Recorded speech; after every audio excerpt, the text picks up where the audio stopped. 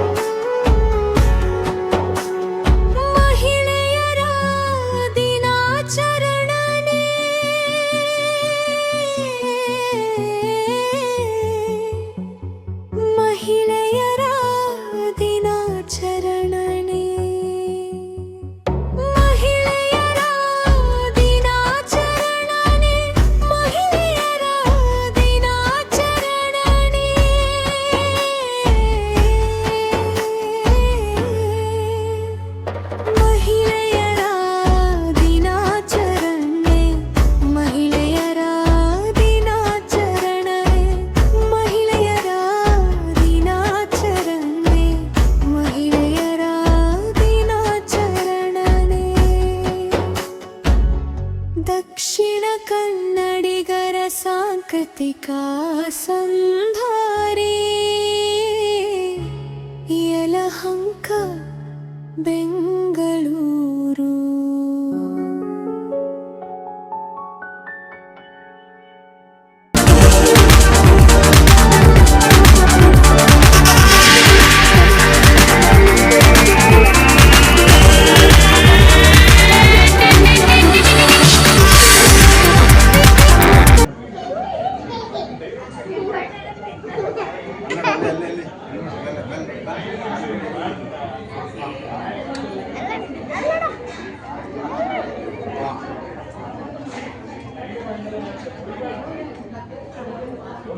ತ್ಯಾಗ ಮತ್ತು ಧೈರ್ಯದ ಪ್ರತೀಕ.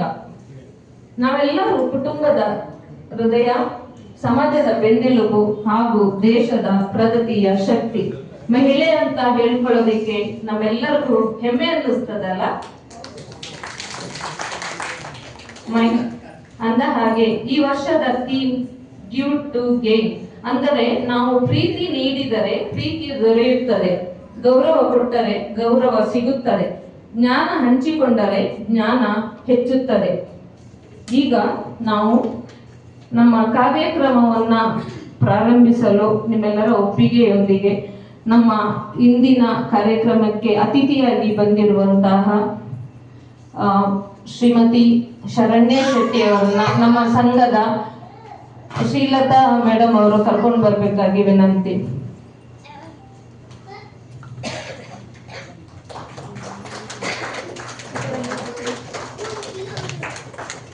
ಹಾಗೂ ಶ್ರೀಲತಾ ಶೆಟ್ಟಿ ಅವರಿಗೂ ಸ್ವಾಗತ. ತಾವು ಕೂಡ ಅಲಂಕರಿಸಬೇಕು ನಿಮ್ಮ ಆಸನವನ್ನಾಗಿ ವಿನಂತಿ.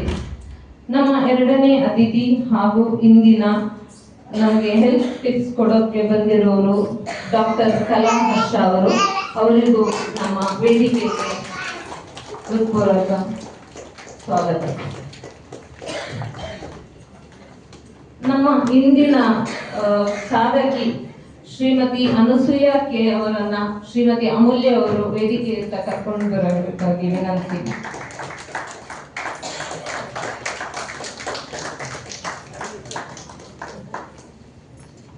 ನಮ್ಮ ಸಂಘದ ಕಲ್ಚರಲ್ ಸೆಕ್ರೆಟರಿ ಶ್ರೀಮತಿ ಪ್ರತಿಮಾ ಆಚಾರ್ಯ ಅವರನ್ನ ಗೌರವಪೂರ್ವಕವಾಗಿ ವೇದಿಕೆಗೆ ಕರೆಸ್ತಾ ಇದ್ದೀವಿ.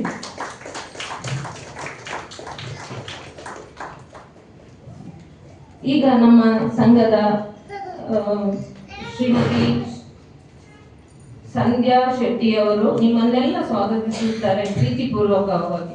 ಎಲ್ಲರಿಗೂ ಶುಭ ಸಂಜೆ.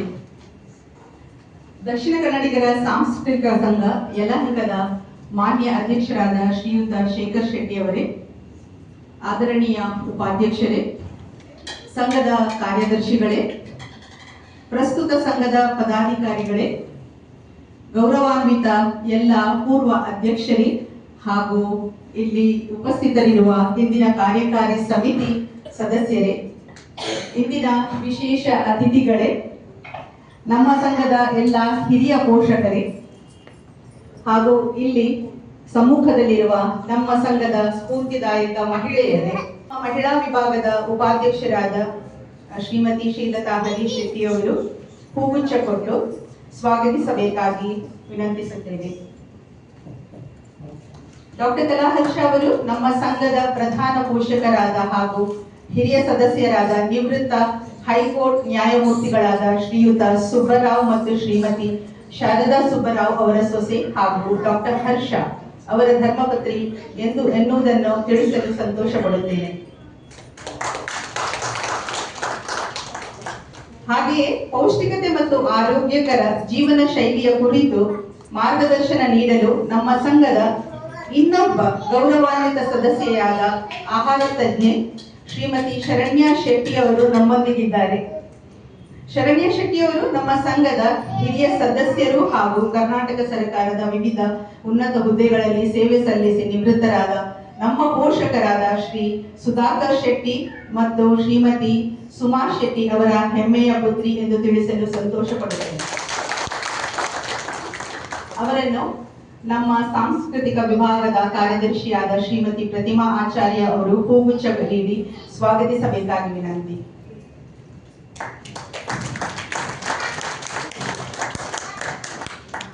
ಇಂದು ನಮ್ಮ ನಡುವೆ ನಮ್ಮದೇ ಸಂಘದ ವಿಶಿಷ್ಟ ಸಾಧಕಿಯಾದ ಜಿಲ್ಲಾ ಅತ್ಯುತ್ತಮ ಶಿಕ್ಷಕ ಪ್ರಶಸ್ತಿ ವಿಜೇತೆ ಶ್ರೀಮತಿ ಅನುಸೂಯ ಕೆ ಅವರು ಉಪಸ್ಥಿತರಿರುವುದು ನಮ್ಮೆಲ್ಲರಿಗೂ ಅಪಾರ ಹೆಮ್ಮೆಯ ಸಂಗತಿ.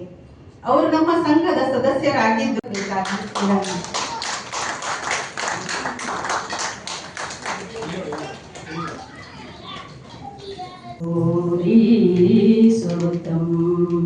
ಪ್ರಣಮಾಮ್ಯಹಂ ಶ್ರೀ ಗೌರೀಸುತಂ ಪ್ರಣಮಾಮ್ಯಹಂ ಶ್ರೀ ಗೌರೀಸುತಂ ಕಣಿಕಲ್ಪ ವಾಸುದೇವ ಭಕ್ತಂ ಸತತಂ ಪ್ರಣಮಾಮ್ಯಹಂ ಶ್ರೀ ಗೌರೀಸುತಂ ಗಣನಾಥ ಮಾಮರ ಭೃಂಗ ಸೇವಿತಂ ಗಣನಾಥ ಮಾಮರ ಭೃಂಗ ಸೇವಿತಂ ಪಣಿಹಾರ ಭೂಷಿತಂ ಮುನಿವರ ವಂದಿತಂ ಪ್ರಣಮಾಮ್ಯಹಂ ಶ್ರೀ ಗೌರೀಸುತಂ ಪಣಿಕಲ್ಪ ವಾಸುದೇವ ಭಕ್ತಂ ಸತತಂ ಪ್ರಣಮಾಮ್ಯಹಂ ಶ್ರೀ ಗೌರೀಸುತಂ ಶ್ರೀ ಗೌರೀಸುತಂ ಗೌರೀಸುತಂ ಗೌರೀಸುತಂ.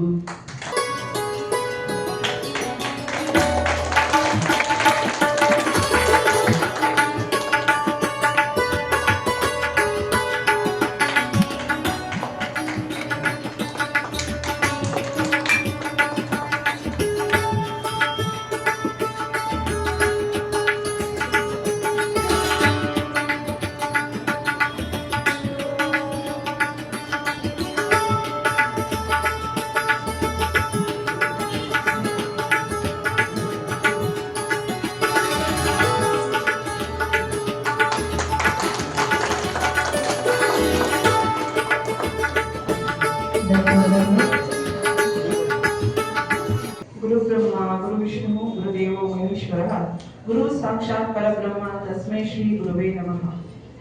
ಅತ್ಯುತ್ತಮ ಶಿಕ್ಷಕಿಯಾಗಿ ಗಮನಾರ್ಹ ಸಾಧನೆ ಮಾಡಿರುವ ನಮ್ಮ ಸಂಘದ ಸದಸ್ಯರಾದ ಶ್ರೀಮತಿ ಅನುಸೂಯ ಕೆ ಅವರನ್ನು ಈ ಅಂತಾರಾಷ್ಟ್ರೀಯ ಮಹಿಳಾ ದಿನಾಚರಣೆಯಂದು ಸನ್ಮಾನಿಸುತ್ತಿರುವುದು ನಮಗೆ ಅತ್ಯಂತ ಹೆಮ್ಮೆಯ ಸಂಗತಿ.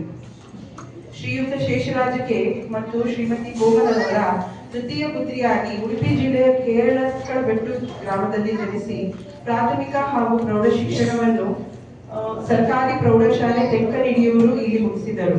ಮಂಗಳೂರು ವಿಶ್ವವಿದ್ಯಾಲಯದಲ್ಲಿ BSc ಪದವಿಯನ್ನು ಸರ್ಕಾರಿ ಪ್ರೌಢಶಾಲೆಯಲ್ಲಿ ತಮ್ಮ ವೃತ್ತಿ ಜೀವನವನ್ನು ಮುಂದುವರಿಸಿದರು. ಇಲ್ಲಿನ 7 ವರ್ಷಗಳ ಸುದೀರ್ಘ ಸೇವೆಯಲ್ಲಿ ವಿದ್ಯಾರ್ಥಿಗಳ ಸರ್ವತೋಮುಖ ಅಭಿವೃದ್ಧಿಗಾಗಿ ಶ್ರಮಿಸಿ ಹಾಗೂ ವಿದ್ಯಾರ್ಥಿಗಳು ಅನೇಕ ಸ್ಪರ್ಧೆಗಳಲ್ಲಿ ಭಾಗವಹಿಸುವಂತೆ ಪ್ರೇರೇಪಣೆ ನೀಡಿ ತಾಲೂಕು, ಜಿಲ್ಲಾ ಮತ್ತು ರಾಜ್ಯ ಮಟ್ಟದ ವಿಜ್ಞಾನ ವಸ್ತು ಪ್ರದರ್ಶನಗಳಲ್ಲಿ ಅನೇಕ ಬಹುಮಾನ ಪಡೆಯುವಂತೆ ಮಾಡಿದರು. ಮಕ್ಕಳು ಸ್ವತಂತ್ರವಾಗಿ ಕಲಿಯಲು ಅನೇಕ ಪಾಠೋಪಕರಣಗಳನ್ನು ಸಿದ್ಧಪಡಿಸಿ ಕಲಿಯುವಿಕೆಗೆ ಅನುಕೂಲವಾಗುವಂತೆ ಮಾಡಿದ್ದಾರೆ. ಇವರ ಸೇವಾವಧಿಯಲ್ಲಿ ಮಕ್ಕಳಲ್ಲಿ ಕಂಪ್ಯೂಟರ್ ಜ್ಞಾನ, ಸಾಮಾನ್ಯ ಜ್ಞಾನ ಮತ್ತು ಓದು ಬರಹ ಎಲ್ಲವೂ ಹೆಚ್ಚಿರುವುದನ್ನು ಗಮನಿಸಿದ ಇಲಾಖೆಯ ಅಧಿಕಾರಿಗಳು ಇವರನ್ನು ಹೊಗಳಿರುವುದು ಅತ್ಯಂತ ಹೆಮ್ಮೆಯ ವಿಷಯ.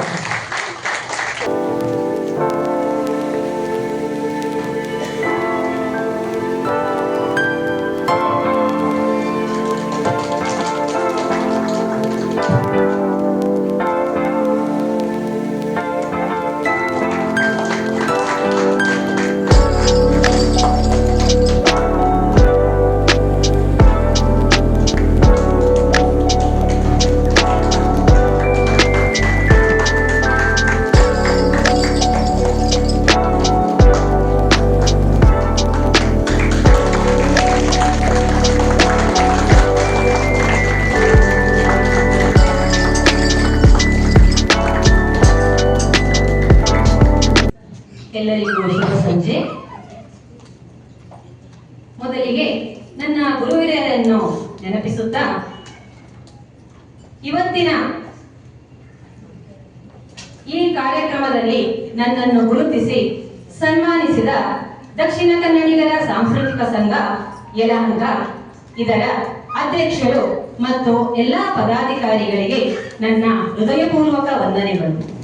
ಅದರಲ್ಲೂ ವಿಶೇಷವಾಗಿ ಮಹಿಳಾ ಪ್ರತಿನಿಧಿಗಳಿಗೆ ಅಂದ್ರೆ ಮಹಿಳಾ ಪದಾಧಿಕಾರಿಗಳಿಗೆ ನನ್ನ ಪ್ರೀತಿಯ ಧನ್ಯವಾದಗಳು.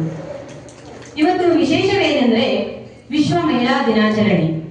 ಯತ್ ನಾರ್ಯಸ್ತು ಪೂಜ್ಯಂತೆ ರಮಂತೆ ತತ್ರ ದೇವತಾಃ ಅನ್ನುವಂತ ಒಂದು ಸಂಸ್ಕೃತ ಶ್ಲೋಕದ ಪ್ರಕಾರ ಮಹಿಳೆಯರನ್ನ ನಾವು ಎಲ್ಲಿ ಪೂಜ್ಯನೀಯ ಭಾವನೆಯಿಂದ ಗೌರವದಿಂದ ಗೌರವಿಸ್ತೇವೆಯೋ ಅಲ್ಲಿ ದೇವತೆಗಳು ಅಂದ್ರೆ ದೇವರು ನೆಲೆಸುತ್ತಾರೆ ಅನ್ನುವಂತ ಒಂದು ಸಂಸ್ಕೃತ ವಾಕ್ಯ. ಸೊ ಹಾಗಾಗಿ ಮಹಿಳೆ ಅಂತ ಹೇಳಿದ್ರೆ ಶಕ್ತಿ, ಮಹಿಳೆ ಅಂತ ಹೇಳಿದ್ರೆ ಒಂದು ಸಹಕಾರ ಭಾವನೆ. ಮಹಿಳೆಯಲ್ಲಿ ಯಾರದ್ದಾದ್ರೂ ಒಂದು ಸ್ವಾರ್ಥ ಭಾವನೆ ಇರಬಹುದು, ನಾವು ಒಂದು ಮಹಿಳೆಯಲ್ಲಿ ನಾವು ಸ್ವಾರ್ಥ ಭಾವನೆಯನ್ನು ಕಾಣಲಿಕ್ಕೆ ಸಾಧ್ಯ ಇಲ್ಲ. ಯಾಕಂದ್ರೆ ತಾಯಿಯಾಗಿ, ತಂಗಿಯಾಗಿ, ಸೊಸೆಯಾಗಿ ಎಲ್ಲಾ ಒಂದು ರೀತಿಯ ಮೆಟ್ಟಲಲ್ಲೂ ಹೆಣ್ಣನ್ನುವಂಥವರು ತುಂಬಾ ಹೆಚ್ಚಿನ ಒಂದು ಸ್ಥಾನದಲ್ಲಿ ನಾವು ಗೌರವಿತವಾಗಿ ಕಾಣ್ತೇವೆ. ಗಂಡನಿಗೆ ಹೆಂಡತಿಯಾಗಿ ಆಗಿರ್ಬೋದು, ಅಣ್ಣನಿಗೆ ತಂಗಿಯಾಗಿರ್ಬೋದು, ಅತ್ತೆಯಾಗಿರ್ಬೋದು, ತಾಯಿಯಾಗಿರ್ಬೋದು. ಸೊ ಹಾಗಾಗಿ ಈ ಒಂದು ವಿಶೇಷ ದಿನದಂದು ನನಗೆ ಈ ಸನ್ಮಾನ ದೊರಕಿರೋದು ನನ್ನ ನಿಜವಾಗಲೂ ಒಂದು ಪುಣ್ಯ ಅಂತ ಹೇಳ್ಬೋದು. ಸೊ ಹಾಗೆಯೇ ಈ ಒಂದು ವಿಶೇಷ ದಿನದ ಅಂದ್ರೆ ವಿಶ್ವ ಮಹಿಳಾ ದಿನಾಚರಣೆಯ ಪರವಾಗಿ ಎಲ್ಲಾ ಮಹಿಳೆಯರಿಗೂ ನನ್ನ ಅನಂತ ಶುಭಾಶಯಗಳು. ಸೊ ಈಗ ನಮ್ಮ ಮೇಡಮ್ ಅವರು ಹೇಳಿದ್ರು, ನನ್ನ ಬಗ್ಗೆ ಇಷ್ಟೊಂದು ಕಿರು ಪರಿಚಯವನ್ನ ನೀಡಿದ್ರು ಅಂತ ಹೇಳಿದ್ರೆ, ನಾನು ಶುರು ಮಾಡಿದ್ದೆ ಶಿಕ್ಷಕ ವೃತ್ತಿ. ಅಂದ್ರೆ ಶಿಕ್ಷಕ ವೃತ್ತಿ ಅನ್ನುವಂಥದ್ದು ಅತಿ ಶ್ರೇಷ್ಠವಾದ ವೃತ್ತಿ. ನಾವು ಎಲ್ಲಾ ಜಾಬ್ ಅನ್ನು ನೋಡ್ತೇವೆ, ಎಲ್ಲಾ ವೃತ್ತಿಯನ್ನು ನೋಡ್ತೇವೆ, ಆದ್ರೆ ಅತಿ ಗೌರವಿತವಾಗಿ ಇರುವಂತ ವೃತ್ತಿ ಅಂತ ಹೇಳಿದ್ರೆ ಶಿಕ್ಷಕ ವೃತ್ತಿ. ಈ ವೃತ್ತಿಯನ್ನ ನಾನು ಶುದ್ಧ ಭಾವನೆಯಿಂದ ಕಳೆದ 19 ವರ್ಷದಿಂದ ಸಲ್ಲಿಸ್ತಾ ಬಂದಿದ್ದೇನೆ. ಈ 19 ವರ್ಷದಲ್ಲಿ ನಾನು ಅನೇಕ ಕಷ್ಟಗಳನ್ನ ಅನುಭವಿಸಿದ್ದೇನೆ ಅಂತ ಹೇಳಿದ್ರೆ, ನಾನು ಸುಮಾರು ಮೊದಲಿಗೆ 45 ಕಿಲೋಮೀಟರ್ ಅಷ್ಟು ಟ್ರಾವೆಲ್ ಮಾಡಿ ಹೋಗ್ತಾ ಇದ್ದೆ. ಅಂದ್ರೆ ದೊಡ್ಡಬಳ್ಳಾಪುರದಿಂದ ಒಂದು ದೂರದಿಂದ 25 ಕಿಲೋಮೀಟರ್ ದೂರದಲ್ಲಿರುವ ಮೆಳಕೋಟೆ ಅನ್ನುವಂತ ಒಂದು ಕುಗ್ರಾಮದಲ್ಲಿ ನಾನು ಮೊದಲ ನನ್ನ ಸೇವೆಯನ್ನ ಪ್ರಾರಂಭಿಸಿದ್ದು. ಅಲ್ಲಿಗೆ ಹೋಗ್ಲಿಕ್ಕೆ ಈಗ ನಮ್ಗೆ ಅನೇಕ ಬಸ್ ಫೆಸಿಲಿಟಿ ಇದೆ, ಬಟ್ ಆಗ ಬಸ್ಸಿನ ವ್ಯವಸ್ಥೆ ಇರಲಿಲ್ಲ. ಸೊ ಅಂತ ಕಷ್ಟದಲ್ಲಿ ನಾನು ಸೇವೆಯನ್ನ ಸಲ್ಲಿಸಿದ್ದೇನೆ. ಕೆಲವೊಂದ್ಸತಿ ಅನಿಸಿತ್ತು, ಈ ಸರ್ಕಾರಿ ಕೆಲಸ ಏನಕ್ಕಪ್ಪ ಬೇಕಿತ್ತು ನನಗೆ ಅಂತ. ಖಾಸಗಿ ಒಂದು ಕೆಲಸ ಮಾಡ್ಕೊಂಡು ಶಿಕ್ಷಣದಲ್ಲಿ ಇದ್ದಿದ್ರೆ ನಾನು ಆರಾಮಾಗಿರ್ತಿದ್ದೇನೋ ಅಂತೇಳಿ. ಬಟ್ ನಾನು ಅದಕ್ಕಿಂತ ಮುಂಚೆ ಖಾಸಗಿ ಶಾಲೆಯಲ್ಲೂ ಕೆಲಸ ಮಾಡಿದ್ದೆ. ಕಾರ್ಕಳದ ಗೋವಿಂದ ರೆಸಿಡೆನ್ಷಿಯಲ್ ಸ್ಕೂಲ್ ಅಲ್ಲಿ ನಾನು ಶಿಕ್ಷಕಿಯಾಗಿ 3 ವರ್ಷ ಸೇವೆ ಸಲ್ಲಿಸಿದ್ದೆ. ಅಲ್ಲಿಯ ವಿದ್ಯಾರ್ಥಿಗಳಿಗೂ ನಾನು ಸರ್ಕಾರಿ ವಿದ್ಯಾರ್ಥಿಗಳನ್ನು ಕಂಡಾಗ ನನಗೆ ಆದ ಅನುಭವ ಏನಂತ ಹೇಳಿದ್ರೆ, ಅಲ್ಲಿಯ ವಿದ್ಯಾರ್ಥಿಗಳು ಹೈಫೈ ಲೆವೆಲ್ ಅಲ್ಲಿ ಬರ್ತಾರೆ, ತಂದೆ ತಾಯಿ ಎಲ್ಲ ಸಪೋರ್ಟ್ ಇರುವಂತ ವಿದ್ಯಾರ್ಥಿಗಳು. ಇಲ್ಲಿ ಸರ್ಕಾರಿ ಶಾಲೆಗೆ ಬಂದಾಗ ಗೊತ್ತಾಯ್ತು ಆ ಮಕ್ಕಳ ಒಂದು ಬ್ಯಾಕ್ ಗ್ರೌಂಡ್, ಅಂದ್ರೆ ಕೆಲವು ಮಕ್ಕಳಿಗೆ ತಂದೆ ತಾಯಿ ಇಲ್ಲ, ಸಿಂಗಲ್ ಪೇರೆಂಟ್. ಆ ಮಕ್ಕಳು ಅಷ್ಟು ಕಷ್ಟದಿಂದ ಶಾಲೆಗೆ ಬಂದಾಗ ಆ ಮಕ್ಕಳು ಏನ್ ಮಾಡ್ತಿದ್ರು ಅಂದ್ರೆ, ಕೆಲವೊಂದು ಮಕ್ಕಳು ನಮ್ಮಲ್ಲೇ ತಾಯ್ತನವನ್ನ ಕಾಣ್ತಾ ಇದ್ರು. ಅಂದ್ರೆ ಅವರ ಎಲ್ಲ ಪ್ರತಿಯೊಂದು ವಿಷಯವನ್ನ ನಮ್ಮ ಹತ್ರ ಶೇರ್ ಮಾಡ್ಕೊಳ್ತಾ ಇದ್ರು. ಸೊ ಹಾಗಾಗಿ ಆಗ ನನ್ಗೆ ಅನಿಸ್ತು ಈ ಕಷ್ಟದಲ್ಲಿಯೂ ಏನೋ ಒಂದು ಸುಖ ಇದೆ ಅನ್ನುವಂಥದ್ದು. ಸೊ ಹಾಗಾಗಿ ಆ ಕೆಲಸವನ್ನು ನಾನು ಪ್ರೀತಿಸ್ಲಿಕ್ಕೆ ಶುರು ಮಾಡಿದೆ. ಪ್ರೀತಿಯಿಂದ ನಾನು ನನ್ನ ಸಹಕಾರ, ನನ್ನ ಸಹ ಶಿಕ್ಷಕರು, ನನ್ನ ಮುಖ್ಯೋಪಾಧ್ಯಾಯರು, ನನ್ನ ಕುಟುಂಬದವರು, ನನ್ನ ಪೋಷಕರು ನೀಡಿದಂತ ಒಂದು ಸಹಕಾರದಿಂದ ನಾನು 19 ವರ್ಷದ ಸುದೀರ್ಘ ಸೇವೆಯನ್ನ ಸಲ್ಲಿಸಲಿಕ್ಕೆ ನನಗೆ ಸಹಕಾರಿಯಾಯಿತು. ಹಾಗೆಯೇ 2025-26ನೇ ಸಾಲಿನ ಉತ್ತಮ ಜಿಲ್ಲಾ ಶಿಕ್ಷಕಿ ಪ್ರಶಸ್ತಿಯೂ ನಾನು ಏನಾದ್ರೆ ಭಾಜನರಾದೆ. ಸೊ ಅದು ನನಗೆ ತುಂಬಾ ಸಂತೋಷವನ್ನ ನೀಡಿದೆ. ಆದರೆ ಆ ದಿನ ಸಿಕ್ಕಿದ ಸಂತೋಷಕ್ಕಿಂತ ನಮಗೆ ಇಲ್ಲಿ ಇವತ್ತು ಇನ್ನೂ ಹೆಚ್ಚಿನ ಸಂತೋಷ ಆಗ್ತಾ ಇದೆ ನಿಮ್ಮ ಪ್ರೀತಿ ಮತ್ತು ಸಹಕಾರದಿಂದ. ಅಂದ್ರೆ ನಮ್ಗೆ ಅಲ್ಲಿ ಶಿಕ್ಷಕ ಬಾಂಧವರ ಮಧ್ಯದಲ್ಲಿ ಪ್ರಶಸ್ತಿ ಪಡೆದಾಗ ಒಂದು ರೀತಿಯ ಸಂತೋಷ, ಆದ್ರೆ ಇಲ್ಲಿ ನಮ್ಮ ಸಂಬಂಧ, ಅವರ ಜೊತೆಗೆ ಒಂದು ನನಗೆ ಪ್ರಶಸ್ತಿ ಸಿಕ್ಕಿ ನನಗೆ ಗುರುತಿಸಿ ಕೊಟ್ಟಿರುವಂತದ್ದು ಇನ್ನೊಂದು ತರದ, ಅದಕ್ಕಿಂತ 2 ಸ್ಟೆಪ್ ಮೇಲಿನ ಸಂತೋಷ ನನಗೆ ಆಗಿದೆ. ಸೊ ಶಿಕ್ಷಣ ಅನ್ನುವಂಥದ್ದು ಅಷ್ಟು ಅಮೂಲ್ಯವಾದಂಥದ್ದು. ಮತ್ತೆ ಅದರಲ್ಲೂ ನಮ್ಮ ಶಾಲೆಯಲ್ಲಿ ಕೆಲವೊಂದು ಮಕ್ಕಳು ಬರ್ತಾರೆ, ಅವರಿಗೆ 8ನೇ ಕ್ಲಾಸಿಗೆ ಬರುವ ಮಕ್ಕಳಿಗೆ ನಾವು ನಿಜವಾಗಿ ಹೇಳಬಾರ್ದು ನಮ್ಮ ಗುಟ್ಟನ್ನ. ಬಟ್ ನಾವು ಹೇಳ್ತಿದ್ದೇವೆ ಏನಕ್ಕೆ ಅಂದ್ರೆ, ಆ ಮಕ್ಕಳಿಗೆ ಹೆಸರು ಸಹ ಬರೀಲಿಕ್ಕೆ ಬರುವುದಿಲ್ಲ. ಅಂತ ಮಕ್ಕಳು ನಮ್ಮ 8ನೇ ಕ್ಲಾಸಿಗೆ ಅಡ್ಮಿಷನ್ ಆಗ್ತಾರೆ. ಸೊ ಆ ಮಕ್ಕಳಿಗೆ ನಾವು ಇಂದ ಹಿಡಿದು, ನಾನಲ್ಲಿ ಮ್ಯಾಥ್ಸ್ ಟೀಚರ್, ನಾವು 1-2 ನಂಬರ್ ಬರೆಯುವುದರಿಂದ ಹಿಡಿದು ಮಗ್ಗಿಯಿಂದ ಹಿಡಿದು ಹೇಳಿಕೊಟ್ಟು ಅವರಿಗೆ 10th ಅಲ್ಲಿ ಜಸ್ಟ್ ಪಾಸ್ ಆಗುವ ಮಟ್ಟಕ್ಕೆ ತಂದು ಅವರ ಮುಂದಿನ ಜೀವನಕ್ಕೆ ನಾವು ಒಂದು ಅಡಿಪಾಯವನ್ನ ಹಾಕಿಕೊಡ್ತೇವೆ. ಸೊ ಹಾಗಾಗಿ ನನ್ನ ಇಷ್ಟು ವರ್ಷದ ಈ ಸರ್ವಿಸ್ ನಲ್ಲಿ ನಾನು ನನ್ನ ವಿಷಯದಲ್ಲಿ, ಗಣಿತದಲ್ಲಿ ಹೆಚ್ಚಿನ ವರ್ಷ ನಾನು 100% ಫಲಿತಾಂಶವನ್ನ ಕೊಟ್ಟಿದ್ದೇನೆ. ಕೆಲವೊಂದು ವರ್ಷದಲ್ಲಿ ನಾವು 90 ಅಂತೂ ನಾನು ನನ್ನ ಗುರಿಯನ್ನ ಸಾಧಿಸಿದ್ದೇನೆ. ಮತ್ತೆ ಈಗ ಏನಾಗಿದೆ ಅಂತ ಹೇಳಿದ್ರೆ, ಹಿಂದೆ ಒಂದು ಟೈಮ್ ಇತ್ತು, ಶಿಕ್ಷಕ ಅಂದ್ರೆ ಸುಲಭ, ಶಿಕ್ಷಕ ಕೆಲಸ ಅಂದ್ರೆ ಎಂತದೂ ಇಲ್ಲ, ಹೋಗುದು ಬೆಳಿಗ್ಗೆ 10 ಗಂಟೆಗೆ 4 ಗಂಟೆಗೆ ಬರುವುದು ಅಂತ ಹೇಳಿ. ಬಟ್ ಆದ್ರೆ ಈಗಿನ ಈ ಶಿಕ್ಷಣ ವ್ಯವಸ್ಥೆಯಲ್ಲಿ ನಾವು ಟೀಚರ್ ಆಗಿ ಕೆಲಸ ಮಾಡುವಂತದ್ದು ತುಂಬಾ ಕಷ್ಟಕರ. ಯಾಕಂತ ಹೇಳಿದ್ರೆ ಈಗೆಲ್ಲ ಟೆಕ್ನಾಲಜಿ ಬೇಸ್ಡ್ ಬಂದಿದೆ. ಅಂದ್ರೆ ಎಲ್ಲದನ್ನು ನಮ್ಮ ಅಟೆಂಡೆನ್ಸ್ ಇಂದ ಹಿಡಿದು ಮಕ್ಕಳ ಪ್ರತಿಯೊಂದು ಪ್ರಗತಿ ಸಹ, ಒಂದೊಂದು ಪಾಠದ ಲೆಸನ್ ಮಾರ್ಕ್ಸ್ ಅನ್ನು ಸಹ ನಾವೇನ್ ಮಾಡ್ಬೇಕು, ಆನ್ಲೈನ್ ಅಲ್ಲಿ ಎಂಟ್ರಿ ಮಾಡುವುದರ ಮುಖಾಂತರ ನಾವು ಈಗ ಟೆಕ್ನಾಲಜಿ ಬೇಸ್ಡ್ ಟೀಚಿಂಗ್, ಮತ್ತೆ ಎಲ್ಲಾ ಗವರ್ಮೆಂಟ್ ಸ್ಕೂಲ್ಗಳಲ್ಲೂ ನಾವು smart classes, technology, computer education ಎಲ್ಲ ಕೊಡುವುದರ ಮುಖಾಂತರ ವಿದ್ಯಾರ್ಥಿಗಳ ಸರ್ವತೋಮುಖ ಅಭಿವೃದ್ಧಿಗೆ ನಾವೇನ್ ಮಾಡ್ತಾ ಇದ್ದೇವೆ, ಈಗ ಶ್ರಮವನ್ನ ವಹಿಸ್ತಾ ಇದ್ದೇವೆ. ಸೊ ಹಾಗಾಗಿ ಇನ್ನು ಮುಂದಿನ ವಿದ್ಯಾರ್ಥಿಗಳು ಏನಾಗ್ತಾ ಇದ್ದಾರೆ ಅಂತ ಹೇಳಿದ್ರೆ, ಟೆಕ್ನಾಲಜಿ ಬೇಸ್ಡ್ ಆಗ್ಬೇಕು ಅನ್ನುವಂಥದ್ದು ಒಂದು ಸರ್ಕಾರದ ಆಶಯವನ್ನ ನಾವೇನ್ ಮಾಡ್ತಾ ಇದ್ದೇವೆ, ಅದನ್ನ ಉನ್ನತ ಸ್ಥಾನಕ್ಕೆ ತರ್ತಾ ಇದ್ದೇವೆ. ವಿದ್ಯಾರ್ಥಿಗಳಿಗೆ ಇಷ್ಟೊಂದು ಸಹಕಾರವನ್ನ ನೀಡ್ತೇವೆ. ಬಟ್ ಆ ವಿದ್ಯಾರ್ಥಿಗಳಲ್ಲೂ ಅಷ್ಟೇನೆ ನಮ್ಮ ಮೇಲೆ ತುಂಬಾ ಒಳ್ಳೆಯ ಭಾವನೆನೂ ಇದೆ. ಹಾಗೆ ನಾವು ನಮ್ಮ ಸ್ಕೂಲಲ್ಲಿ ನಡೆಯುವಂತ ಶೈಕ್ಷಣಿಕವಾದಂತ ಅನೇಕ ಕಾಂಪಿಟಿಷನ್ಗಳಲ್ಲಿ ಮೊನ್ನೆ ಅಷ್ಟೇ ಆಕ್ಚುಲಿ ನಾನು ಹೇಳ್ಬೇಕು ಅಂದ್ರೆ, ನಮ್ಮ 1 ವಾರ ನಮ್ಮ ಗೃಹ ಪ್ರವೇಶ ಇತ್ತು. ಆ ಟೈಮಲ್ಲೇ ನಾನು ಒಂದು ಸೈನ್ಸ್ ಎಕ್ಸಿಬಿಷನ್ ನಮ್ಮ ವಿದ್ಯಾರ್ಥಿಗಳು ತಯಾರಿಸಿದಂತಹ ಒಂದು ಮಾಡೆಲ್ ಇಂಟರ್ ನ್ಯಾಷನಲ್ ಲೆವೆಲ್ಗೆ, ಅಂದ್ರೆ ನ್ಯಾಷನಲ್ ಲೆವೆಲ್ಗೆ ಸೆಲೆಕ್ಟ್ ಆಯ್ತು, ರಾಷ್ಟ್ರ ಮಟ್ಟಕ್ಕೆ ಹೋಗಿದ್ರು. ಅಂದ್ರೆ ಪೂನಾದಲ್ಲಿ ನಡೆದಂತ ಒಂದು ಕಾಂಪಿಟಿಷನ್ಗೆ ನಮ್ಮ ಮಕ್ಕಳನ್ನ ಅವರೇ ಅಂತೇಳಿ ನಮ್ಮ ಶಿಕ್ಷಕರೊಂದಿಗೆ ಅವರೇ ಫುಲ್ ಏನು ಫ್ಲೈಟ್ ಟಿಕೆಟ್ ಹಾಕೊಂಡು ಮತ್ತೆ ಬರ್ತ ಟ್ರೈನ್ ಟಿಕೆಟ್ ಎಲ್ಲ ಸೇರಿಸಿ ನಮ್ಮ ಡಿಪಾರ್ಟ್ಮೆಂಟ್ ಇಂದ ನಾವು ಕಳಿಸಿದ್ದೆವು. ಸೊ ನನ್ನ ಒಂದು ಈ ಕಾರ್ಯಕ್ರಮದಿಂದ ನಾನು ಆ ಒಂದು ಕಾಂಪಿಟಿಷನ್ ಅನ್ನ ರಾಷ್ಟ್ರ ಮಟ್ಟದ ಒಂದು ಕಾಂಪಿಟಿಷನ್ ಗೆ ನಾನು ಪ್ರೆಸೆಂಟ್ ಆಗ್ಲಿಕ್ಕೆ ಆಗ್ಲಿಲ್ಲ. ಸೊ ವಿದ್ಯಾರ್ಥಿಗಳಿಗೆ ಅದು ಒಂದ್ ಸ್ವಲ್ಪ ಹೇಳಿದ್ದೆ ನಾನು. ಸೊ ನನ್ನ ಈ ಒಂದು ಇದರಿಂದ ಬರ್ಲಿಕ್ಕೆ ಆಗ್ಲಿಲ್ಲ ಅಂತ ಹೇಳಿ. ಬಟ್ ಆದ್ರೂ ನಮ್ಮ ಮಕ್ಕಳನ್ನ ನಾನು ಕಳಿಸಿದ್ದೆ, ಅಲ್ಲಿ ಹೋಗಿ ಅವರು ಪಾರ್ಟಿಸಿಪೇಟ್ ಮಾಡಿ ಅಲ್ಲಿ ಸಹ ಬಹುಮಾನವನ್ನ ಕಳಿಸಿ ಬಂದಿದ್ದಾರೆ. ಸೊ ಇನ್ನು NMMS ಆ ಎಕ್ಸಾಮಿಗೆ ಎಲ್ಲ ನಾವು ನಮ್ಮ ಗೌರ್ಮೆಂಟ್ ಇಂದ ಆಗುವಂತ ಎಲ್ಲಾ ಸಹಕಾರಗಳನ್ನ ನಾವು ವಿದ್ಯಾರ್ಥಿಗಳಿಗೆ ಕೊಟ್ಟು ಅವರ ಸರ್ವತೋಮುಖ ಬೆಳವಣಿಗೆಗೆ ನಾವು ಆ ಶ್ರಮವನ್ನ ವಹಿಸ್ತಾ ಇದ್ದೇವೆ. ಇನ್ನು ನನ್ನಿಂದ ಇನ್ನೂ ಹೆಚ್ಚು ಸಾಧನೆ ಮಾಡಿರುವಂತ ಕೆಲವೊಂದು ಜನರು ಈ ಸಂಘದಲ್ಲಿ ಕೂಡ ಇರಬಹುದು. ಬರುವ ದಿನಗಳಲ್ಲಿ ಅವರನ್ನೂ ಸಹ ಗುರುತಿಸಿ ಇನ್ನೂ ಹೆಚ್ಚಿನ ಸಂಖ್ಯೆಯಲ್ಲಿ ಅವರಿಗೂ ಸಹ ಸನ್ಮಾನ ನೀಡುವಂತಾಗಲಿ ಅಂತ ಕೇಳಿಕೊಳ್ಳುತ್ತಾ ಇಂದು ನನ್ನನ್ನು ಆಹ್ವಾನಿಸಿ ಸನ್ಮಾನ ಮಾಡಿದ್ದಕ್ಕೆ ಸಂಘದ ಪದಾಧಿಕಾರಿಗಳಿಗೆ, ಸದಸ್ಯರಿಗೆ ಮತ್ತೊಮ್ಮೆ ನನ್ನ ಪ್ರೀತಿಪೂರ್ವಕ ವಂದನೆಗಳನ್ನು ಕೋರುತ್ತಾ ನನ್ನ ಮಾತಿಗೆ ಪೂರ್ಣ ವಿರಾಮವನ್ನು ನೀಡುತ್ತಿದ್ದೇನೆ. ಧನ್ಯವಾದಗಳು. Thank you. ಈಗ ಡಾಕ್ಟರ್ ಕೆ ಅವರನ್ನ ನಮ್ಮ ಸಮಿತಿಯ ಶ್ರೀಮತಿ ವಿನಯ ವಿಜಯ ಅವರು ಪರಿಚಯಿಸಲು. ಎಲ್ಲರಿಗೂ ನಮಸ್ಕಾರ. ಮಹಿಳಾ ಆರೋಗ್ಯದ ಬಗ್ಗೆ ಮಾಹಿತಿ ನೀಡಲು ಇಂದು ನಮ್ಮೊಂದಿಗಿದ್ದಾರೆ ಡಾಕ್ಟರ್ ಕಲಾಹರ್ಷ ಅವರು. ಇವರು ತಮ್ಮ MBBS OBGಯನ್ನು JJ ಮೆಡಿಕಲ್ ಕಾಲೇಜ್ ದಾವಣಗೆರೆಯಲ್ಲಿ ಮುಗಿಸಿರುತ್ತಾರೆ. 20 ವರ್ಷಕ್ಕೂ ಅಧಿಕ ವರ್ಷಗಳ ವೃತ್ತಿ ಅನುಭವ ಹೊಂದಿರುವ ಇವರು ಪ್ರಸ್ತುತ ದೇವನಹಳ್ಳಿಯ Akash super speciality hospital and medical ಕಾಲೇಜಿನಲ್ಲಿ ಪ್ರೊಫೆಸರ್ ಮತ್ತು ಸೀನಿಯರ್ ಕನ್ಸಲ್ಟೆಂಟ್ ಪ್ರಸೂತಿ ಮತ್ತು ಮಹಿಳಾ ತಜ್ಞರ ವಿಭಾಗದಲ್ಲಿ ಕೆಲಸ ನಿರ್ವಹಿಸುತ್ತಿದ್ದಾರೆ. ಹಾಗೆಯೇ ರಾಜೀವ್ ಗಾಂಧಿ ವಿಶ್ವವಿದ್ಯಾನಿಲಯದ ಆರೋಗ್ಯ ವಿಭಾಗದ ಪ್ರಾಧ್ಯಾಪಕಿಯಾಗಿ ಸೇವೆ ಸಲ್ಲಿಸುತ್ತಿದ್ದಾರೆ. ಇವರು ಅನೇಕ ರಾಷ್ಟ್ರೀಯ ಮತ್ತು ಅಂತಾರಾಷ್ಟ್ರೀಯ ಜರ್ನಲ್ಗಳಲ್ಲಿ ಮತ್ತು ಆರ್ಟಿಕಲ್ಗಳನ್ನು ಬರೆದಿರುತ್ತಾರೆ.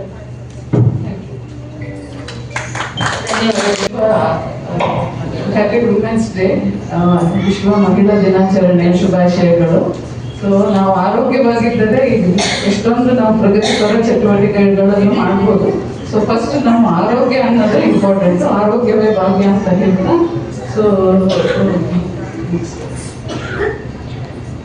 ಸೊ ಶೇರಿಂಗ್ ನಾಲೆಡ್ಜ್ ಅಂದರೆ ನಾವು ಈ ಕ್ಯಾನ್ಸರ್ನ ಹೇಗೆ ತಡೆಗಟ್ಬೋದು ಅಂತಂದರೆ ನಾವು ಅರಿವು ಅಂದರೆ ಬಿ ಅವೇರ್ ಆಫ್ ಈ ಕ್ಯಾನ್ಸರ್ ಹೇಗಾಗುತ್ತೆ, ಏನೇನು ಮಾಡಿದ್ರೆ ತಡೆಗಟ್ಬೋದು ಅನ್ನೋ ಒಂದು ನಾಲೆಜಿಂದನೇ ಇದನ್ನ ನಾವು ತಡೆಗಟ್ಬೋದಾಗಿದೆ. ಸೊ ಈಗ ನಾವು ಯಾವುದೇ ಸಿನಿಮಾಕ್ಕೆ ಹೋದ್ರು, ಥಿಯೇಟ್ರಿಗೆ ಹೋದ್ರು, ಫಸ್ಟ್ ನಾವು ತೋರಿಸೋದು ಅವರು ಈ ಥರ ಚೀಕಲ್ಲಿ ಕ್ಯಾನ್ಸರ್ ಆಗಿತ್ತು, ಇದಾಗಿತ್ತು ಅಂತ ಹೆದರಿಸಿ ಇದು ಮಾಡ್ತಾರೆ. ಸೊ ಇಲ್ಲಿ ನಾನು ಆ ಥರ ಯಾವುದೋ ಚಿತ್ರಗಳು ಹಾಕಿಲ್ಲ, ನಾನು ಇಲ್ಲಿ ನಿಮಗೆ ಹೆದರ್ಸ್ಲಿಕ್ಕಿಲ್ಲ. I am here to just make you aware of the things. So ಇವೆಲ್ಲ ಸೆಲೆಬ್ರಿಟೀಸ್ ನಮಗೆಲ್ಲ ಗೊತ್ತು, ಇವರೆಲ್ಲ ಕ್ಯಾನ್ಸರ್ ಸರ್ವೈವರ್ಸ್. ಇವರೆಲ್ಲ ಕ್ಯಾನ್ಸರ್ ಆಗಿದ್ರು ಅದನ್ನ ಸರ್ವೈವ್ ಆಗಿ ಅವರು ನಾರ್ಮಲ್ ಜೀವನವನ್ನು ನಡೆಸ್ತಾ ಇದ್ದಾರೆ. ಇದರಲ್ಲಿ ನಿಮಗೆ ಗೊತ್ತು, ಮಹಿಮಾ ಚೌಧರಿ ಇರ್ಬೋದು, ಸೋನಾಲಿ ಬೇಂದ್ರೆ ಇರ್ಬೋದು, ಅಥವಾ ಈ TV ಆಕ್ಟ್ರೆಸ್ ಆಗಿರೋ ಹೀನಾ ಖಾನ್, ಬಿಗ್ ಬಾಸ್ ನೋಡಿದ್ರೆ ಅದು ಬಿಟ್ಟಿರ್ಬೋದು, ಛವಿ ಮಿತ್ತಲ್ ಇರ್ಬೋದು. ಸೊ ಇವರೆಲ್ಲ ಏನು ಮಾಡಿದ್ರು, ಇವರಿಗೆಲ್ಲ ಕ್ಯಾನ್ಸರ್ ಆದ್ರೂ ಅದನ್ನ ಕ್ಯಾನ್ಸರ್ ಆಗಿದ್ರು ಅವ್ರು ಅದನ್ನ ಸರ್ವೈವ್ ಆಗಿ ಅದ್ರ ಟ್ರೀಟ್ಮೆಂಟ್ ಎಲ್ಲ ತಗೊಂಡು ಪ್ರತಿಯೊಂದು ಥಿಂಗ್ಸನ್ನು ಅವರು ಸೋಷಿಯಲ್ ಮೀಡಿಯಾದಲ್ಲಿ ಅಪ್ಲೋಡ್ ಮಾಡಿದ್ದಾರೆ. ನೆಕ್ಸ್ಟ್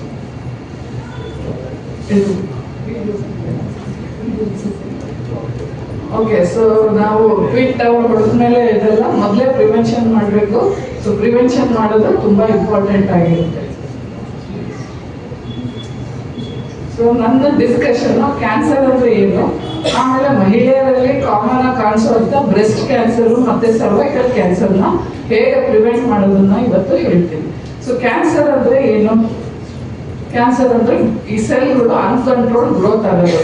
ಸೊ ಏನಾಗುತ್ತೆ ಅಂತಂದ್ರೆ next, so normal cell divide ಆಗಿಬಿಟ್ಟು ಒಂದು ಹೆಲ್ತಿ ಟಿಶ್ಯೂ ಅದ್ರ ಆಕಾರ, ಅದ್ರ ಲಕ್ಷಣಗಳು ಎಲ್ಲ ನಾರ್ಮಲ್ ಸೆಲ್ ತರ ಇರುತ್ತೆ. ಈ ಕೆಳಗಡೆ ನೋಡಿದ್ರೆ ನಾರ್ಮಲ್ ಸೆಲ್ ಏನೋ ಒಂದು ಇನ್ಸಲ್ಟ್ ಆಗಿ ಕ್ಯಾನ್ಸರ್ ಆಗಿರುತ್ತೆ. ಸೊ ಕ್ಯಾನ್ಸರ್ ಆಗಿ ಅದೇನಾಗುತ್ತೆ, ಅದ್ರ ಆಕಾರ ಇರ್ಬೋದು, ಅದು ಅನ್ಕಂಟ್ರೋಲ್ ಗ್ರೋತ್ ಅಂದ್ರೆ ಕಂಟ್ರೋಲ್ ಇಲ್ಲದೆ ಎಷ್ಟೊಂದು ಸೆಲ್ಸ್ ಡಿವೈಡ್ ಆಗಿದೆ. ಸೊ ಇದು ಕ್ಯಾನ್ಸರ್ ಅಂತ ಹೇಳ್ತೀವಿ ನಾವು. ನೋಡ್ಲಿಕ್ಕೂ ಕೂಡ ಕ್ಯಾನ್ಸರ್ ನಾರ್ಮಲ್ ಸೆಲ್ ಅದರ ಆಕಾರ ಇರುತ್ತೆ, ಅದ್ರ ಫಂಕ್ಷನ್ ಅಂದ್ರೆ ಅದ್ರ ಕಾರ್ಯ ಸರಿಯಾಗಿ ಮಾಡ್ತಾ ಇರುತ್ತೆ. ಆದ್ರೆ ಕ್ಯಾನ್ಸರ್ ಸೆಲ್ ನೋಡಕ್ಕೆ ಅದ್ರದ್ದು ಆಕಾರ ಎಲ್ಲ ವಿಲಕ್ಷಣವಾಗಿರುತ್ತೆ, ಫಂಕ್ಷನ್ಗಳು ಅಂದ್ರೆ ಕಾರ್ಯಗಳನ್ನು ಅದು it will not be functioning normally. Next, so ಹೇಗೆ ಸ್ಪ್ರೆಡ್ ಆಗುತ್ತೆ? ಸೊ ಇಲ್ಲೊಂದು ಟಿಶ್ಯೂ ಇದೆ, ಅಲ್ಲೊಂದು ಮೇಲೆ ನೀಲಿ ಕಲರ್ ಕಾಣಿಸ್ತಾ ಇರ್ಬೋದು, ಅದು ಕ್ಯಾನ್ಸರ್ ಸೆಲ್. ಅದು ಏನಾಗುತ್ತೆ, ಡಿವೈಡ್ ಆಗಿ ಆಗಿ ಆಗಿ ಕೊನೆಗೆ ಇಡೀ ಟಿಶ್ಯೂನೇ ಇದು ಮಾಡಿಬಿಟ್ಟು ಕೊನೆಗೆ ಕೆಳಗಡೆ ಲೋಕಲ್, ಈಗ ಸ್ಕಿನ್ನಲ್ಲಿ ಕ್ಯಾನ್ಸರ್ ಆಗಿದ್ರೆ ಅದು ಬೋನಲ್ಲಿ ಕೂಡವರೆಗೂ ಅದು ಲೋಕಲಿ ಇನ್ವೇಟ್ ಮಾಡ್ಬೋದು.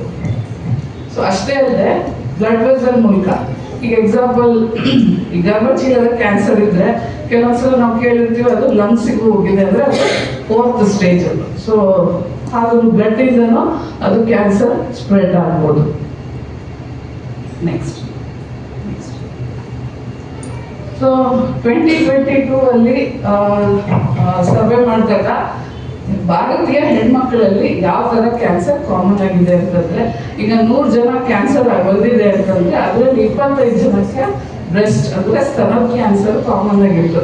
ಅದ್ರ ನಂತರ ಸರ್ವೈಕಲ್ ಕ್ಯಾನ್ಸರ್, ಓವರಿ ಅಂದರೆ ಅಂಡಾಶಯದ ಕ್ಯಾನ್ಸರ್, ಬಾಯಿ ಕ್ಯಾನ್ಸರ್, ಮತ್ತೆ ಕೋಲೋರೆಕ್ಟಲ್ ಅಂತಂದ್ರೆ ಇಂಟೆಸ್ಟೈನ್ ಕ್ಯಾನ್ಸರ್ ಕಾಮನ್ ಆಗಿತ್ತು. ಸೊ ನಾವು ನೋಡ್ಬೋದು ಟೋಟಲ್ ಒಂದು ವರ್ಷದಲ್ಲಿ 7,22,000 ಜನಕ್ಕೆ ಕ್ಯಾನ್ಸರ್ ಬಂದಿತ್ತು ಮಹಿಳೆಯರಲ್ಲಿ. ಅದರಲ್ಲಿ ನಾವು ನೋಡ್ಬೋದು ಕ್ಯಾನ್ಸರ್ ಬ್ರೆಸ್ಟ್ ಆಲ್ಮೋಸ್ಟ್ 2 ಲಕ್ಷ ಜನರಿಗೆ ಅದು ಬಂದಿತ್ತು. ಮತ್ತೆ ಸರ್ವೈಕಲ್ ಕ್ಯಾನ್ಸರ್ 1,27,000 ಜನಕ್ಕೆ ಸರ್ವೈಕಲ್ ಕ್ಯಾನ್ಸರ್ ಪ್ರತಿ ವರ್ಷ ಇದು ಆಗ್ತಾ ಇದೆ. ಸೊ ಈಗ ಸರ್ವೈಕಲ್ ಕ್ಯಾನ್ಸರ್ ಅಂತ ಹೇಳಿದೆ. ಸೆಕೆಂಡ್ ಕಾಮನ್ ಕ್ಯಾನ್ಸರ್ ಸರ್ವಿಕ್ಸ್ ಅಂದ್ರೆ ಏನು ಅಂತ ಹೆಚ್ಚಿನ ಜನಕ್ಕೆ ನಾವು ಬಂದಿರ್ತಾರಲ್ಲ, ಸರ್ವಿಕ್ಸ್ ಅಂದ್ರೆ ಏನು ಮೇಡಮ್ ಅಂತ ಎಲ್ಲ ಕೇಳ್ತಾ ಇರ್ತಾರೆ. ಸರ್ವಿಕ್ಸ್ ಅಂದ್ರೆ ಅದಕ್ಕೆ ಗರ್ಭಚೀಲದ ಕೆಳಗಡೆ ಪಾರ್ಟ್. ಸೊ ನಾವು ಡೆಲಿವರಿ ಹೇಳ್ತೀವಿ, ಇನ್ನೂ ಗರ್ಭಚೀಲ ಓಪನ್ ಆಗಿಲ್ಲ ಅಂದ್ರೆ ಅದು ಸರ್ವಿಕ್ಸ್. ಸೊ ಸರ್ವಿಕ್ಸ್ ನಾವು ಡೆಲಿವರಿಯಲ್ಲಿ ಓಪನ್ ಆಗುತ್ತೆ, ಮೆನ್ಸಸ್ ಆಗ್ಬೇಕಾದ್ರೂ ಅದು ಓಪನ್ ಆಗಿ ಮೆನ್ಸಸ್ ಬರೋದಾಗಲಿ ಮಗು ಬರೋದಾಗಲಿ ಅದೇ ಮೇನ್ ಅದ್ರದ್ದು ಫಂಕ್ಷನ್ ಆಗಿರುತ್ತೆ. ಸೊ ಇದು ಫೀಮೇಲ್ ರಿಪ್ರೊಡಕ್ಟಿವ್ ಟ್ರ್ಯಾಕ್ಟ್ ಅಂತೀವಿ. ಹೆಣ್ಣಿನ ಸಂತಾನೋತ್ಪತ್ತಿ ನಾಳ ಅದ್ರದ್ದು ಚಿತ್ರ ಆಗಿರುತ್ತೆ. ಮೇಲ್ಗಡೆ ಕಾಣ್ತಾ ಇರೋದು ಗರ್ಭಚೀಲ, ಆ ಕಡೆ 2 ಸೈಡ್ ಇರೋದು ಫೆಲೋಪಿಯನ್ ಟ್ಯೂಬ್, ಆ ವೈಟ್ ಕಲರ್ ಇರೋದು ಓವರಿ. ಈ ಕೆಳಗಡೆ ಗರ್ಭಚೀಲದ ಕೆಳಗಡೆ ಪಾರ್ಟ್ ಇದೆಯಲ್ಲ ಇದಕ್ಕೆ ಸರ್ವಿಕ್ಸ್ ಅಂತ ಹೇಳ್ತೀವಿ, ಕೆಳಗಡೆ ಇರೋದು ವಜೈನಾ. ಸೊ ನಾವು ಈ ಗರ್ಭಚೀಲದ ಬಾಯಿ ಅಂತ ಹೇಳ್ತೀವಿ ಅಥವಾ ಗರ್ಭಕಂಠ ಅಂತಾನೂ ಹೇಳ್ತಾರೆ. ಸೊ ಇದನ್ನ ನಾವು ಎಕ್ಸಾಮಿನೇಷನ್ ಮಾಡಿದಾಗ ಕೆಳಗಡೆಯಿಂದ ಇಂಟರ್ನಲ್ ಎಕ್ಸಾಮಿನೇಷನ್ ಅಂತ ಮಾಡ್ತೀವಲ್ಲ ಅವಾಗ ಇದು ನಮಗೆ ಕಾಣಿಸುತ್ತೆ. ಸೊ ಅದು ಈ ತರ ಕಾಣಿಸುತ್ತೆ. ಸೊ ಯಾರಿಗೆ ಇದು ಸರ್ವೈಕಲ್ ಕ್ಯಾನ್ಸರ್ ಬರುತ್ತೆ? ಸೊ HPV ಅಂತ ಒಂದು ವೈರಲ್ ಇನ್ಫೆಕ್ಷನ್. HPV ಅಂತಂದ್ರೆ ಹ್ಯೂಮನ್ ಪ್ಯಾಪಿಲೋಮಾ ವೈರಸ್. ಸೊ ಅದು ಹೇಗೆ ಬರುತ್ತೆ ಅಂತಂದ್ರೆ ಅದು ಇಟ್ ಇಸ್ ಸೆಕ್ಷುಯಲಿ ಟ್ರಾನ್ಸ್ಮಿಟೆಡ್, ಅಂದ್ರೆ ಲೈಂಗಿಕ ಸಂಪರ್ಕ ಅಥವಾ ಜೆನೆಟಲ್ ಸ್ಕಿನ್ ಕಾಂಟ್ಯಾಕ್ಟ್ ಇಂದ ಬರೋಂಥ ಅದು ವೈರಸ್ ಅದು. ಸೊ ಅದರಿಂದ 90% ಅಥವಾ 95% ಹೆಚ್ಚು ಪಟ್ಟು ಕ್ಯಾನ್ಸರ್ ಇನ್ಫೆಕ್ಷನ್ ಇಂದ ಬಂದಿರೋದು.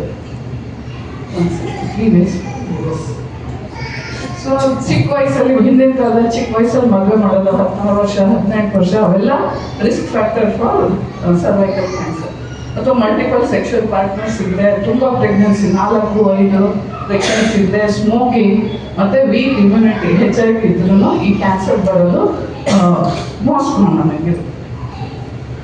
ಸೊ ಇದು ನೋಡೋದು ಕರೋನಾ ವೈರಸ್ ಥರನೇ ಇದೆ.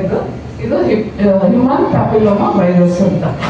ನೆಕ್ಸ್ಟ್, ಸೊ ಇದು ಹೇಗೆ ಸ್ಪ್ರೆಡ್ ಆಗುತ್ತೆ ಅಂತ ಹೇಳಿದ್ದೀನಿ. ಇದು ಲೈಂಗಿಕ ಸಂಪರ್ಕದಿಂದ ಸ್ಪ್ರೆಡ್ ಆಗುತ್ತೆ. ಆಲ್ಮೋಸ್ಟ್ 90% ಎಲ್ಲ ಹೆಣ್ಮಕ್ಳಿಂದ ಇದು HPV ಇನ್ಫೆಕ್ಷನ್ ಆಗೇ ಇರುತ್ತೆ.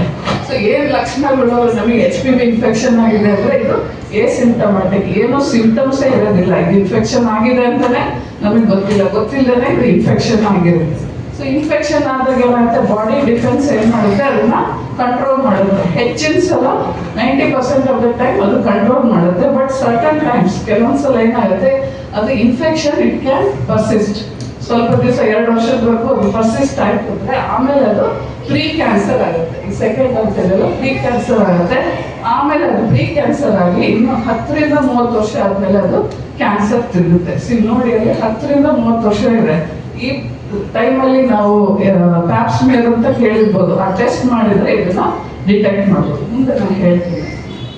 ಸೊ ಇದರಲ್ಲಿ ನಾವು ಟೈಪ್ಸ್ ಇದ್ದಾವೆ. ಸೊ ಹೈ ರಿಸ್ಕ್ ಅಂದ್ರೆ ಹೈ ರಿಸ್ಕ್ ಒಂದು 15 ಥರ ಇದ್ದಾವೆ. ಅದರಲ್ಲಿ 16-18 ಅನ್ನೋದು ತುಂಬ ಇಂಪಾರ್ಟೆಂಟ್. ಯಾಕೆ ನಂಬರ್ ಹೇಳ್ತಾ ಇದ್ದೀನಿ ಅಂದರೆ, ನಾವು ನಾಳೆ ವ್ಯಾಕ್ಸಿನ್ ಅಂತ ಹಾಕ್ಸ್ಕೋಬೇಕಾದ್ರೆ ಇದು ನಿಮಗೆ ಗೊತ್ತಿರಬೇಕು. 16-18 HPV ಟೈಪ್ ಅದು almost 90 to 95% of the cancer is caused by these two virus. ಬರೀ ಸರ್ವೈಕಲ್ ಕ್ಯಾನ್ಸರ್ ಅಂತಂದ್ರೆ ಇಲ್ಲ, ಸರ್ವೈಕಲ್ ಕ್ಯಾನ್ಸರ್ ಅಲ್ಲ. ಹೆಣ್ಮಕ್ಳಲ್ಲಿ ಜೆನೆಟಲ್ ಅಂದ್ರೆ ಸರ್ವಿಕ್ಸ್, ವಜೈನಾ ಅಂದ್ರೆ ಯೋನಿ ಅಂತ ಹೇಳ್ತೀವಿ, ವಲ್ವಾ, ಇವೆಲ್ಲ ಕ್ಯಾನ್ಸರು ಹೆಣ್ಮಕ್ಳಲ್ಲಿ. ಮತ್ತೆ ಗಂಡು ಮಕ್ಕಳಲ್ಲಿನೂ ಪೀನಲ್ ಕ್ಯಾನ್ಸರ್ ಅಂತ ಹೇಳ್ತೀವಿ. ಆಮೇಲೆ ಗಂಡು ಹೆಣ್ಣು ಇಬ್ಬರಲ್ಲಿನೂ ಬಾಯಿ ಕ್ಯಾನ್ಸರ್ ಆಗಿರ್ಬೋದು ಅಥವಾ ಗುದದ್ವಾರದ ಕ್ಯಾನ್ಸರ್ ಆಗಿರ್ಬೋದು, 2 ಆಗೋ ಚಾನ್ಸಸ್ ಇರುತ್ತೆ. So not only cervical cancer, ಆ ಥರ ಅದು ಕ್ಯಾನ್ಸರಿಗೂ ಇದು ರೆಸ್ಪಾನ್ಸಿಬಲ್ ಆಗಿದೆ. ಸೊ ಲೋ ರಿಸ್ಕ್ ಅಂತ ಇರುತ್ತೆ, ಹೈ ರಿಸ್ಕ್ ಅಂದ್ರೆ ಲೋ ರಿಸ್ಕ್. ಇದು ತಪ್ಪಿಂದ 14-18 ಅಂತ ಆಗ್ಬಿಟ್ಟಿದೆ. ಇದು 6 ಮತ್ತು 11 6 ಮತ್ತು 11 ನಂಬರ್ ವೈರಸ್ ಈ ಥರ ಜೆನೆಟಲ್ ಸ್ಕಿನ್ ಮೇಲೆ ಈ ಥರ ವಾಲ್ಟ್ ಆಗೋ ಚಾನ್ಸಸ್ ಇರ್ತದೆ. ನೆಕ್ಸ್ಟ್ ಇದರ ಸಿಂಪ್ಟಮ್ಸ್ ಏನು ಅಂತಂದ್ರೆ ನಮ್ಗೆ ಆಗಿದೆ ಅಂತ ಹೆಂಗೆ ಗೊತ್ತಾಗುತ್ತೆ ಅಂದ್ರೆ ಫೌಲ್ ಸ್ಮೆಲ್ಲಿಂಗ್, ಅಂದ್ರೆ ಇದು ಫಿಶಿ ಓಡರ್, ವಜೈನಲ್ಲಿ ಬಿಳೆ ಬಟ್ಟೆ ಏನಿರುತ್ತಲ್ಲ ಒಂಥರ ಫಿಶ್ ಸ್ಮೆಲ್. ಪರೀಕ್ಷೆ ಮಾಡಿದಾಗ ಬಂದು ಪೇಷಂಟ್ ಬಂದು ಕೂತ್ರೆ ಪಕ್ಕದಲ್ಲಿ ಗೊತ್ತಾಗುತ್ತೆ ಇವ್ರಿಗೆ ಎಷ್ಟು ಇರ್ಬೋದು ಅಂತ, ಸರ್ವೈಕಲ್ ಕ್ಯಾನ್ಸರ್ ಇರ್ಬೋದು. ಆಮೇಲೆ ಬ್ಲೀಡಿಂಗ್ ಆಫ್ಟರ್ ಇಂಟರ್ಕೋರ್ಸ್ ಅಥವಾ ಇಂಟರ್ಮೆನ್ಸ್ಟ್ರಲ್ ಬ್ಲೀಡಿಂಗ್, ಅಂದ್ರೆ 2 ಮೆನ್ಸಸ್ ಮಧ್ಯೆ ಬ್ಲೀಡಿಂಗ್ ಆಗೋದು, 15ನೇ ದಿನ ಬ್ಲೀಡಿಂಗ್ ಕಾಣೋದು, ಗಂಡ ಹೆಂಡತಿ ಸೇರಿದ ಮೇಲೆ ಬ್ಲೀಡಿಂಗ್ ಆಗೋದು, ಪೆಲ್ವಿಕ್ ಪೇನ್ ಕೆಳಗಡೆ ಪೇನ್ ಇರ್ಬೋದು, ಅಥವಾ ಲಾಸ್ಟ್ ಸ್ಟೇಜಲ್ಲಿ ಎಲ್ಲ ಕ್ಯಾನ್ಸರ್ಗೂ ಗೊತ್ತು ವೇಟ್ ಲಾಸ್, ಮತ್ತೆ ಊಟ ಮಾಡೋದಕ್ಕೆ ಸೇರ್ತಾರಲ್ಲ ಅನೋರೆಕ್ಸಿಯಾ ಅಂತ ಹೇಳ್ತೀವಿ. ಸೊ ಇದ್ರದ್ದು ಏನಂತಂದ್ರೆ ಇದು ಆಲ್ಮೋಸ್ಟ್ 90% ಪ್ರಿವೆಂಟ್ ಮಾಡುವಂಥ ಕ್ಯಾನ್ಸರ್, ಸರ್ವೈಕಲ್ ಕ್ಯಾನ್ಸರ್. ನಾವು ನೋಡಿದ್ರೆ 17% ಹೆಣ್ಮಕ್ಳಲ್ಲಿ ಇದು ಕಾಮನ್ ಇದು ಇರುತ್ತೆ ಅಂತ ಹೇಳಿದ್ವಿ. ಸೊ ಇದೇನಂದ್ರೆ 90% of it can be prevented. ಹೇಗೆ ಅಂತಂದ್ರೆ HPV ವ್ಯಾಕ್ಸಿನೇಷನ್, ಆಮೇಲೆ ರೆಗ್ಯುಲರ್ ಸ್ಕ್ರೀನಿಂಗ್. ಏನಂತ ನಾನು ಹೇಳ್ತೀನಿ, safe sexual practice, avoid smoking and pre cancer stage. Next so ನಾವು ಪ್ರಿವೆನ್ಷನ್ ಅಂತ ಬಂದಾಗ 3 ಥರ ಇರುತ್ತೆ. ಪ್ರೈಮರಿ ಪ್ರಿವೆನ್ಷನ್ ಆಗಿರ್ಬೋದು. ಪ್ರೈಮರಿ ಪ್ರಿವೆನ್ಷನ್ ಅಂದರೆ ಕ್ಯಾನ್ಸರ್ ಆಗೋಕ್ಕಿಂತ ಮೊದಲೇ, ಪ್ರೀ ಕ್ಯಾನ್ಸರ್ ಆಗೋಕ್ಕಿಂತ ಮೊದಲೇ ತಡೆಗಟ್ಟೋದನ್ನ ಪ್ರೈಮರಿ ಪ್ರಿವೆನ್ಷನ್ ಅಂತೀವಿ. ಅದರಲ್ಲಿ ನಮ್ಮದು ವ್ಯಾಕ್ಸಿನೇಷನ್ ಆಗಿರ್ಬೋದು, ಡಯಟ್ ಆಗಿರ್ಬೋದು, ಎಕ್ಸಸೈಸ್ ಆಗಿರ್ಬೋದು, ಸ್ಮೋಕಿಂಗ್ ಅವಾಯ್ಡ್ ಮಾಡಿರೋದು ಅದೆಲ್ಲ ಬರುತ್ತೆ. ಸೆಕೆಂಡರಿ ಪ್ರಿವೆನ್ಷನ್ ಅಂದರೆ ಪ್ರೀ ಕ್ಯಾನ್ಸರಿಂದ ಕ್ಯಾನ್ಸರ್ ಹೋಗೋಕ್ಕಿಂತ ಮೊದಲೇ ತಡೆಗಟ್ಟೋದು. ಅದು ನಾವು ಕೇಳಿರ್ಬೋದು, ಪ್ಯಾಪ್ಸ್ಮಿಯರ್ ಅಂತ ಒಂದು ಟೆಸ್ಟ್ ಇರುತ್ತೆ, ಇನ್ನೊಂದು HPV ಟೆಸ್ಟ್ ಅಂತ ಇರುತ್ತೆ. ಸೊ ಅವೆರಡು ಈ ಸ್ಟೇಜಲ್ಲಿ ಮಾಡೋದು. ಟರ್ಷರಿ ಅಂತಂದರೆ ಕ್ಯಾನ್ಸರ್ ಆಗಿ ಬೇರೆ ಕಡೆ ಎಲ್ಲ ಹರಡೋದು. ಆದಷ್ಟು ನಾವು ಪೇಷಂಟ್ಗೆ ತೊಂದರೆ ಕಮ್ಮಿ ಮಾಡೋದು ಥರ್ಡ್ ಸ್ಟೇಜ್. ಅದರಲ್ಲಿ ನಾವು ಕೀಮೋಥೆರಪಿ, ರೇಡಿಯೋಥೆರಪಿ, ಸರ್ಜರಿ ಅವೆಲ್ಲ ಅದರಲ್ಲಿ ಬರುತ್ತೆ. ಸೊ ನಾನು ಇವತ್ತು ಮಾತಾಡ್ತಿರೋದು ಪ್ರೈಮರಿ ಮತ್ತು ಸೆಕೆಂಡರಿ ಪ್ರಿವೆನ್ಷನ್. ಸೊ ನಾವೆಲ್ಲ ಗೊತ್ತು ವ್ಯಾಕ್ಸಿನ್ಗಳೆಲ್ಲ ನಮಗೆ DPT ಆಗಿರ್ಬೋದು, OPV ಆಗಿರ್ಬೋದು, ಅದೆಲ್ಲ ಇನ್ಫೆಕ್ಷನ್ಗಿತ್ತು, ಕೋವಿಡ್ ಆಗಿರ್ಬೋದು. ಬಟ್ ಈಗ ಫಸ್ಟ್ ವ್ಯಾಕ್ಸಿನ್ ಫಾರ್ ಸರ್ವೈಕಲ್ ಕ್ಯಾನ್ಸರ್ಗೆ ಮಾಡಿದಂತ ಇದು ಫಸ್ಟ್ ಕ್ಯಾನ್ಸರ್. ಸೊ ಇದು ಇನ್ನೂ ಗೌರ್ಮೆಂಟಲ್ಲಿ ಇದರಲ್ಲಿ ಅವೈಲಬಲ್ ಇಲ್ಲ, ಫ್ರೀ ಆಫ್ ಕಾಸ್ಟು, ಬಟ್ ಮಾಡಬೇಕು ಅಂತ ಇದ್ದಾರೆ. ಸೊ ಇವೆಲ್ಲ ಮಾರ್ಕೆಟಲ್ಲಿ ಈ 3 ಥರ ವ್ಯಾಕ್ಸಿನ್ ಅವೈಲಬಲ್ ಇದೆ. ಸೊ ನೀವು ನೋಡಿರ್ಬೋದು, ಒಂದು ಸರ್ವೈಕ್ ಇಲ್ಲಿ ನಿಮಗೆ ಕೆಳಗಡೆ ಕಾಣ್ತಾ ಇದೆ ಅಂದರೆ ಅದರಲ್ಲಿ ಯಾವ್ಯಾವ ವೇರಿಯಂಟ್ ಇರುತ್ತೆ ಅಂತ ಹಾಕಿದ್ದಾರೆ. 4 ಥರ ವೇರಿಯಂಟ್ ಇದೆ. ಸೊ ಸರ್ವೈಕಲ್ಲಿ 4 ಥರ ವೇರಿಯಂಟ್ ಇದೆ. 16, 18 ನಾನು ಹೇಳಿದ್ನಲ್ಲ ಹೈ ರಿಸ್ಕ್, ಅದು ಆಲ್ಮೋಸ್ಟ್ 90% ಆಫ್ ದ ಕ್ಯಾನ್ಸರ್ಗೆ ಕಾರಣ ಆಗಿರುತ್ತೆ. ಆಮೇಲೆ ಗ್ಯಾರ್ಡಸಿಲ್ 4 ಅನ್ನೋದು ಅದರಲ್ಲೂ 4 ಥರ ಇರುತ್ತೆ. ಸೊ ಇದು ಸರ್ವೈಕ್ ಅರೌಂಡ್ 1,500-2,000 ಕಾಸ್ಟ್. ಗಾರ್ಡಸಿಲ್ ಅರೌಂಡ್ 3,000, ಅದು ಒಂದು ಡೋಸಿಗೆ 3,000 ಇರುತ್ತೆ. ಈ ಗಾರ್ಡಸಿಲ್ 9 ಅನ್ನೋದು ಮೇಲೆ ಏನು ಕಾಣ್ತಾ ಇದೆಯಲ್ಲ, ಅದು 9 ಥರದ HPV ವ್ಯಾಕ್ಸಿನ್ ಮೇಲೆ ಆ್ಯಕ್ಟ್ ಆಗುತ್ತೆ ಅದು. ಸೊ ಅದು ಆಲ್ಮೋಸ್ಟ್ ಒಂದು 8,000-9,000 1 ಡೋಸಿಗೆ.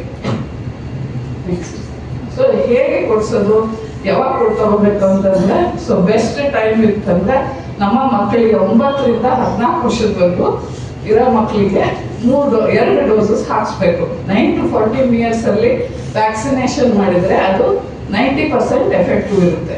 ಸೊ ಎಷ್ಟು ಡೋಸ್ ಹಾಕ್ಬೇಕಂದ್ರೆ 2 ಡೋಸ್. ಇವತ್ತು ಹಾಕ್ಸಿದ್ರೆ ಇನ್ನೊಂದು 6 ತಿಂಗಳು ಬಿಟ್ಟು ಹಾಕ್ಸ್ಬೇಕು. ಈಗ 15 ವರ್ಷ ಮೇಲ್ಪಟ್ಟು 45 ವರ್ಷದವರೆಗೂ ಹೆಣ್ಮಕ್ಳಿಗೆ ಹಾಕಿಸ್ಬೋದು. ಅದರಲ್ಲಿ 3 ಡೋಸ್ ಬರುತ್ತೆ. 0 ಅಂದರೆ ಇವತ್ತು ಕೊಟ್ಟರೆ 2 ತಿಂಗಳ ನಂತರ, ಮತ್ತೆ ಇವತ್ತಿಂದ 6 ತಿಂಗಳ ನಂತರ. ಸೊ 3 ಡೋಸಸ್ 15 ವರ್ಷ ಮೇಲ್ಪಟ್ಟವರಿಗೆ. 15 ವರ್ಷ ಒಳಗಡೆ ಇರೋರಿಗೆ 2 ಡೋಸ್. ಆ್ಯಂಡ್ ಮೊದಲೇ ಹಾಕ್ಸಿದ್ರೆ 9 to 14 ಇಯರ್ಸಲ್ಲಿ ಹಾಕ್ಸಿದ್ರೆ ಅದ್ರದ್ದು ಎಫೆಕ್ಟಿವ್ನೆಸ್ ಜಾಸ್ತಿ ಇರುತ್ತೆ. ಆಮೇಲೆ ಇದು ಗಂಡು ಮಕ್ಕಳಲ್ಲಿ ಕೂಡ ಹಾಕಿಸ್ಬೋದು. ಗಂಡು ಮಕ್ಕಳಲ್ಲಿ ನಾನು ಹೇಳಿದ್ನಲ್ಲ, ಓರಲ್ ಗುದದ್ವಾರದ ಕ್ಯಾನ್ಸರು, ಪೀನೈಲ್ ಕ್ಯಾನ್ಸರ್ನ ಪ್ರಿವೆಂಟ್ ಮಾಡುತ್ತೆ. ಸೊ ಗಂಡಸರಲ್ಲಿ ಬಾಯ್ಸಲ್ಲಿನೂ 9 to 26, ಇಲ್ಲಿ 45 ಬರೋದಿಲ್ಲ, ಈ ಮ್ಯಾಕ್ಸಿಮಮ್ ಏಜ್ ಇಲ್ಲಿ 26. ಸೊ ಇಲ್ಲಿ ಅದನ್ನು ಸೇಮ್ 14 ಇಯರ್ಸ್ ಒಳಗಾದರೆ 2 ಡೋಸು, 14 ಇಯರ್ಸ್ ಮೇಲಾದರೆ 3 dose ಹಾಕಿಸ್ಬೇಕು.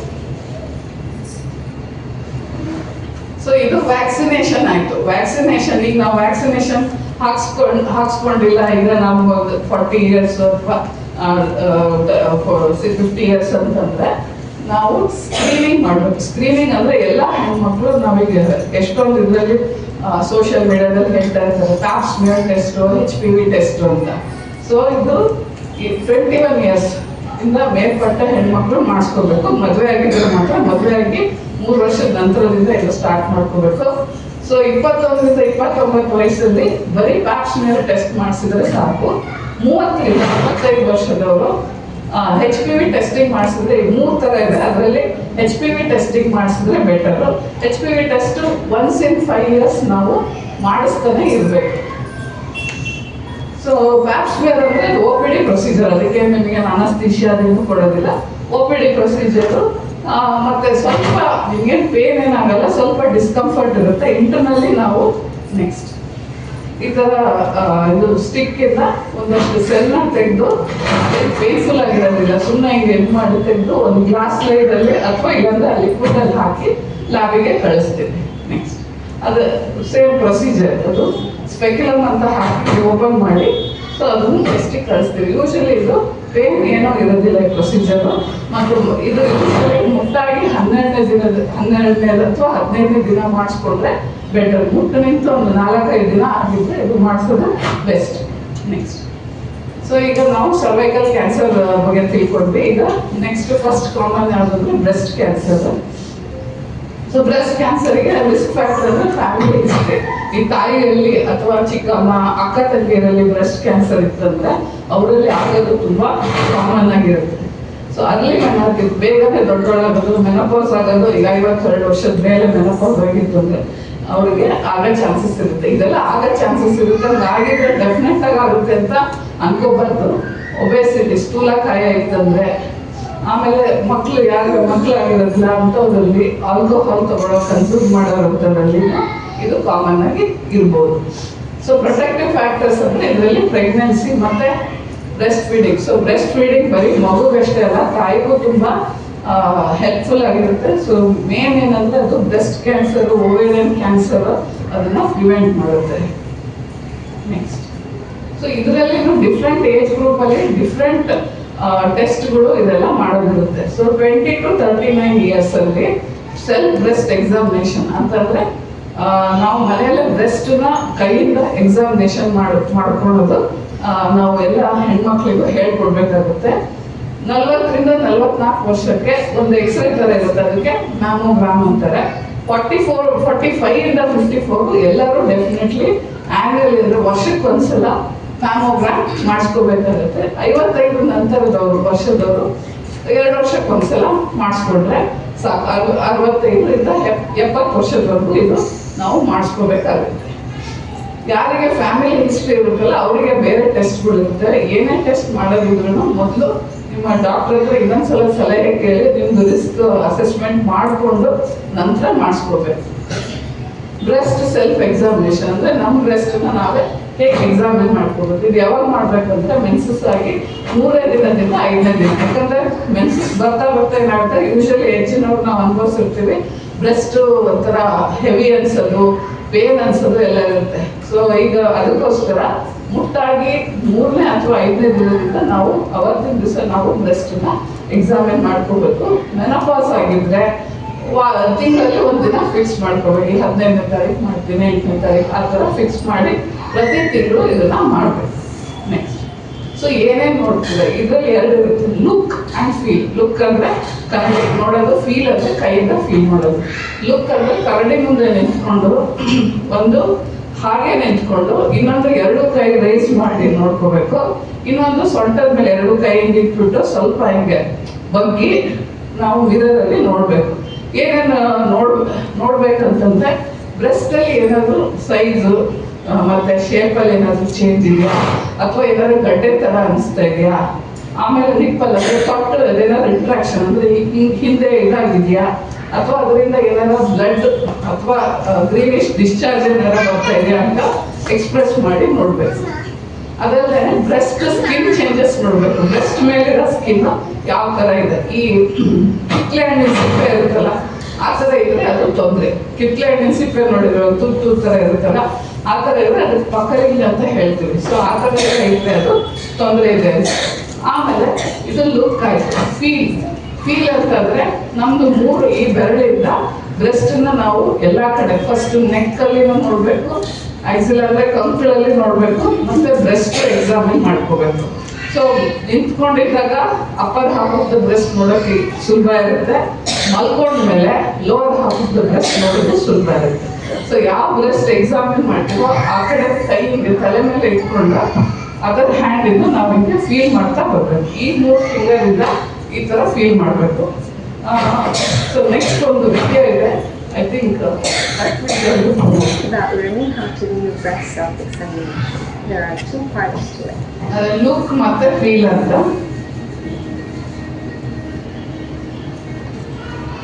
You start by going to the mirror, removing your clothes. So ಕನ್ನಡಿ ಮುಂದೆ ನಿಂತ್ಕೊಂಡು ಈ ತರ ಕೈ ಮೇಲೆ ಎತ್ತಿ You put your hand in your ಅಥವಾ ಸೊಂಟದ ಮೇಲೆ ಕೈ ಎತ್ತಿ ಹಿಂಗೆ ಸ್ವಲ್ಪ ಬಗ್ಗೆ side ಇಂದನೂ ನೋಡ್ಕೋಬೇಕಾಗುತ್ತೆ. and at your breast. And always looking at your breast. What you're looking for is to see if the nipples retract. Nipple ತೊಟ್ಟು ರಿಟ್ರಾಕ್ಟ್ ಆಗಿದೆ ಅಂದ್ರೆ ಹಿಂದ್ಗಡೆ ಹೋಗಿದ್ಯಾ ಅಂತ ನೋಡ್ಬೇಕು, ಏನಾದ್ರೂ ಸ್ವೆಲ್ಲಿಂಗ್ ಇದೆಯಾ, ಡಿಂಪ್ಲಿಂಗ್ ಇದೆಯಾ ಅಂತ ನೋಡ್ಬೇಕಾಗುತ್ತೆ. You start touching your neck. So ಕತ್ತಿಂದ ಹಿಡಿದು ಕಂಕಳು ಎಲ್ಲಾನು ಎಕ್ಸಾಮಿನ್ ಮಾಡ್ಬೇಕಾಗುತ್ತೆ. Behind your arm and in the axillary area, and then you continue with your breast. Feel your breast down. So ಈ ತರ 3 ಬೆರಳಿಂದ ಬ್ರೆಸ್ಟಿನ ಎಲ್ಲಾ ಕಡೆನೂ ನಾವು ಫೀಲ್ ಮಾಡ್ತಾ ಬರ್ಬೇಕಾಗುತ್ತೆ. Touch the nipple areola. ಮತ್ತೆ ನಿಪ್ಪಲ್ ಕೆಳಗಡೆನೂ ನಾವು ಫೀಲ್ ಮಾಡಿ ನೋಡ್ಬೇಕಾಗುತ್ತೆ. ಏನಾದ್ರೂ ಗಡ್ಡೆ ಇದೆಯಾ, ಡಿಂಪಲ್ಸ್ ಇದೆಯಾ, ಅಥವಾ ಎನಿಥಿಂಗ್ ಅಬ್ನಾರ್ಮಲ್ ಇದ್ರೆ ಆದಷ್ಟು ಅಬ್ನಾರ್ಮಲ್ ಇದ್ರೆ ಕ್ಯಾನ್ಸರ್ ಅಂತಲ್ಲ, ಹೋಗಿ ನಿಮ್ ಡಾಕ್ಟರ್ಗೆ ತೋರಿಸಿ. If you find any abnormality, you can always go to your doctor. Remember, you can always mark any part where you feel any pain or any masses. ಎಲ್ಲರೂ mark feel ಮಾಡಿದ್ರೆ ನೀವು ಅದನ್ನ mark ಗೊತ್ತಾಗ್ತಿಲ್ಲ ಅಂದ್ರೆ ಮಾರ್ಕ್ ಮಾಡ್ಕೊಂಡು doctor ಹತ್ರ ಹೋಗಿ ತೋರಿಸ್ಬೇಕಾಗುತ್ತೆ. And then you feel the back. So ಮಲ್ಲಿಗೆ ಹೇಳಿದ್ನಲ್ಲ, ಮಲ್ಲಿಗೆ ನೋಡಿದ್ರೆ ಕೆಳಗಡೆ lower half of the breast examine ಮಾಡ್ಕೊಳ್ಳೋದಕ್ಕೆ ಈಸಿ ಇರುತ್ತೆ. ನೀರಲ್ಲಿ ಮಾಡಿದಾಗ ಸ್ವಲ್ಪ ಕಷ್ಟ ಆಗ್ಬೋದು. So lower half of the ಬ್ರೆಸ್ಟ್ಗೆ ಮಲ್ಕೊಂಡಲ್ಲಿ ಮಾಡಬೇಕು, 2 ಕಡೆ ಮಾಡಬೇಕಾಗುತ್ತೆ. So remember, if you feel anything abnormal, you can go visit your doctor.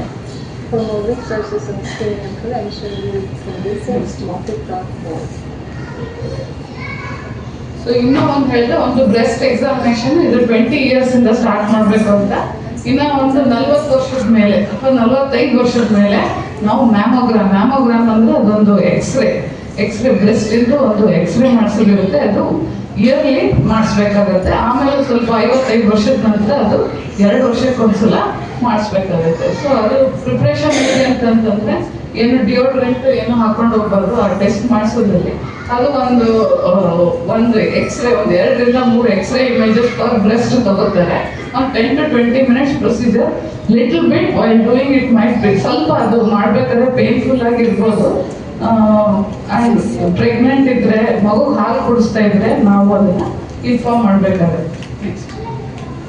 ಈ ತರ ಎಕ್ಸ್ರೇ ಮಷೀನ್ ಇರುತ್ತೆ. ಅದರಲ್ಲಿ ನಾವು ಬ್ರೆಸ್ಟ್ ಇಟ್ಬಿಟ್ಟು ಮೇಲ್ಗಡೆ ಒಂದು ಪ್ಲೇಟು ಎಕ್ಸ್ರೇ ಪ್ಲೇಟು, ಕೆಳಗಡೆ ಒಂದು ಎಕ್ಸ್ರೇ ಪ್ಲೇಟ್ ಇಟ್ಬಿಟ್ಟು ಎಕ್ಸ್ರೇ ತೆಗೆದು ಅದನ್ನ ನೋಡ್ತಾರೆ. ಸ್ವಲ್ಪ ಅದು ಮಾಡಬೇಕಾದ್ರೆ ಸ್ವಲ್ಪ ಡಿಸ್ಕಂಫರ್ಟ್ ಇರ್ಬೋದು. ಸೊ ಏನಂತಂದ್ರೆ ಆಲ್ವೇಸ್ ನಾವು ಎಲ್ಲರಿಗೂ ಹೇಳ್ತೀವಿ, prevention is always better then cure. ಯಾಕಂದ್ರೆ ಒಬ್ರಿಗೆ ಕ್ಯಾನ್ಸರ್ ಅಂತ ಮನೇಲಾದ್ರೆ ಒಂದು ಎಮೋಷನಲಿ ಇರ್ಬೋದು, ಫೈನಾನ್ಷಿಯಲಿ, ಫಿಸಿಕಲಿ, ಪೇಷಂಟ್ ಆಗೋದಂತೂ ಫಿಸಿಕಲಿ ಎಷ್ಟೊಂದು ತೊಂದರೆಗಳಿರ್ತವೆ. ಸೊ ಅದಕ್ಕೋಸ್ಕರ always prevention is better than cure. ಆಮೇಲೆ ಹೆಲ್ತಿ ಹ್ಯಾಬಿಟ್ಸ್ ಲೈಕ್ ಅದೇ ಒಂದು ಡಯಟ್ ಆಗಿರಲಿ, ಎಕ್ಸಸೈಸ್ ಆಗಿರಲಿ, ಅವೆಲ್ಲ ಬರೀ ಕ್ಯಾನ್ಸರ್ ಒಂದೆಲ್ಲ ಬೇರೆ ಇದು BP, ಶುಗರು ಇದನ್ನೆಲ್ಲನೂ ಪ್ರಿವೆಂಟ್ ಮಾಡುತ್ತೆ. ಮತ್ತೆ ಕ್ಯಾನ್ಸರ್ ಸರ್ವಿಸ್ಗೆ ವ್ಯಾಕ್ಸಿನೇಷನ್ ಇದೆ, ನಾನು ಹೇಳಿದ್ದೀನಿ. ಇನ್ನೂ ಒಂದು ಸ್ಕ್ರೀನಿಂಗ್ ಅಂದ್ರೆ ಪ್ಯಾಪ್ಸ್ಮಿಯರ್ ಟೆಸ್ಟ್, ಇದು ಇಲ್ಲ ಅಂದ್ರೆ HPV ಟೆಸ್ಟ್, ಅವೆರಡರಲ್ಲಿ ಯಾವ್ದಾದ್ರು ಒಂದು ಮಾಡಿಸ್ಬೋದು. ಬ್ರೆಸ್ಟಿಗೆ ಸೆಲ್ಫ್ ನಮ್ದೇ ಬ್ರೆಸ್ಟ್ ಎಕ್ಸಾಮಿನೇಷನ್ ಮಾಡ್ಕೊಳ್ಳೋದು, ಮತ್ತೆ ಮ್ಯಾಮೋಗ್ರಫಿ ಅಂದ್ರೆ ಅದು ಎಕ್ಸ್ರೇ ತೆಗೆದು, ಇವೆರಡು ಮಾಡಿಕೊಂಡು ನಾವು ಪ್ರಿವೆಂಟ್ ಮಾಡ್ಬೋದು. ಒಂದು ಸ್ಮಾಲ್ ಚೇಂಜ್ ಬಿಡ್ಬೇಕು. ನಾವು ಈ ವಯಸ್ಸಿನ ಮಕ್ಕಳಿಗೆ ನಾವು ವ್ಯಾಕ್ಸಿನೇಷನ್ ಕೊಡಿಸಿದ್ರೆ ಆಲ್ಮೋಸ್ಟ್ ಅವರಲ್ಲಿ ನಾವು 17% ಅಂತ ಓದಿದ್ವಿ ಸರ್ವೈಕಲ್ ಕ್ಯಾನ್ಸರ್. ಆಲ್ಮೋಸ್ಟ್ 90% ನಾವು ಕಮ್ಮಿ ಮಾಡ್ಬೋದು. ಸೊ ಈಗ ನಾವು ಆ್ಯಕ್ಷನ್ ತಗೊಂಡ್ರೆ ನಮಗೆ ತುಂಬ ನಮ್ಮ ಮಕ್ಕಳಿಗೆ ಅದೊಂಥರ ನಾವು ಗಿಫ್ಟ್ ಕೊಟ್ಟಂಗೆ. ಮಕ್ಕಳಿಗೆ ವ್ಯಾಕ್ಸಿನೇಷನ್ ಹಾಕ್ಸಿದ್ರೆ ಅವರ ಮುಂದಿನ ಆರೋಗ್ಯಕ್ಕೆ, ಫ್ಯೂಚರ್ಗೆಲ್ಲ ತುಂಬ ಇಂಪಾರ್ಟೆಂಟ್. ಇಷ್ಟು ಹೇಳಿ ನನಗೆ ಅವಕಾಶ ಮಾಡಿಕೊಟ್ಟ ದಕ್ಷಿಣ ಕನ್ನಡ ಸಂಘದವರಿಗೆ ಧನ್ಯವಾದಗಳು.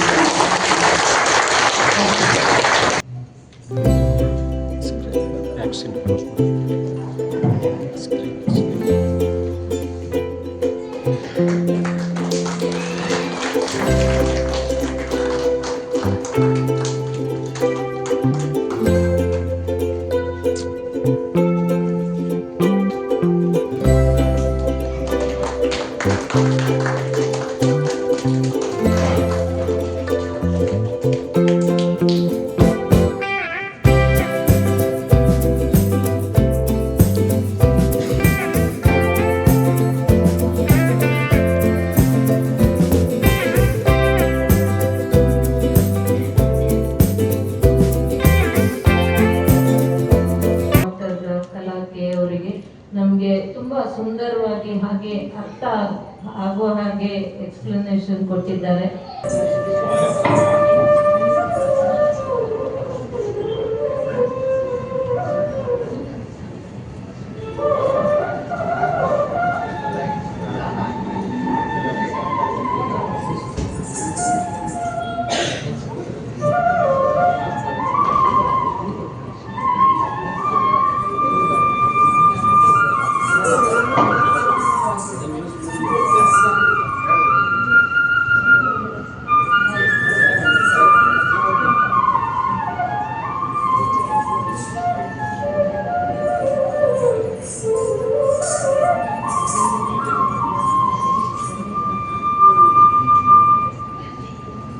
ಈಶನೇ ಕೈಲಾಸನಾದರೆ ಕೃಪಾಕರನೆ ಭಯಹರನೆ ಸರವು. ಈಶನೇ ಕೈಲಾಸನಾದರೆ ಕೃಪಾಕರನೆ ಭಯಹರನೆ ಸರವು. ಈಶನೇ ಕೈಲಾಸನಾದರೆ ಕೃಪಾಕರನೆ ಭಯಹರನೆ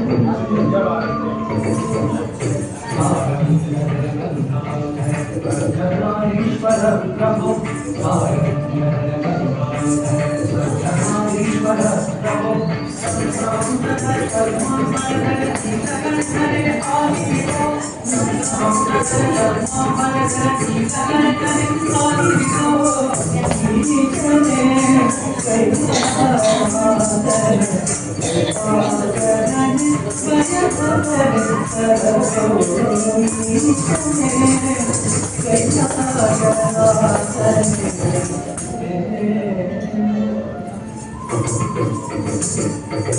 ಭಯಹರನೆ ಪಾಪಗಳ ನೀಗಿಸು.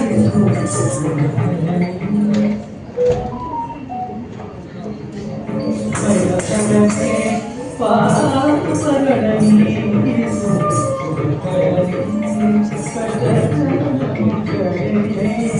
ಭಯಹರನೆ ಶಶಿಧರನೆ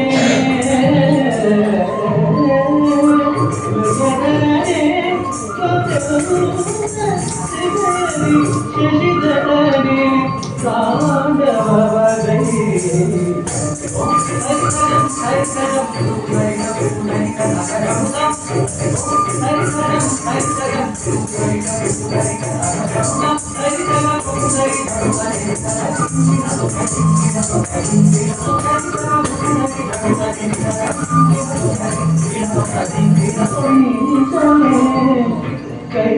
ಕೈಲಾಸನಾದನೆ ಕೃಪಾಕರನೆ ಭಯಹರನೆ ಸರವು.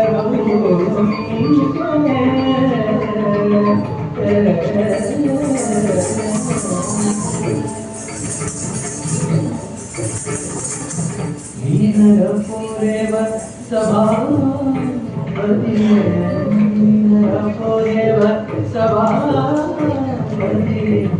ಕೈನಗೆ ಬೇರು ಮಹಿಪಾ ಪೋರೆವ ಸಭಾಪತಿಯೇ ಧನ್ಯರಿಗೆ ತಾಯು ಮಾನವನಾಗಿ ಕೂಸಲು ಪೋರೆವೆ ತಾಯು ಮಾನವನಾಗಿ ಕೂಸಲು ಪೋರೆವೆ ಎನ್ನಡಿ ವಾಲಿತೆಯ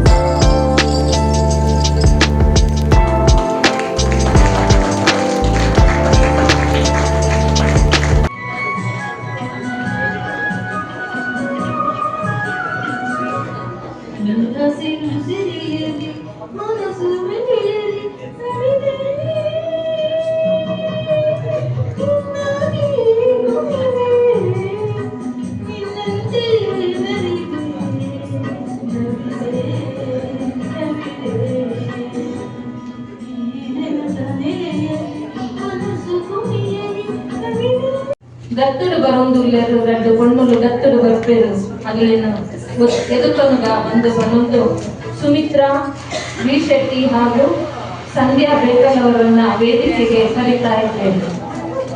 ದತ್ತು ತಗೊಂಡು ಮಟ್ಟು ತಗೊಂಡು ಬರಲಿದ್ದೆ.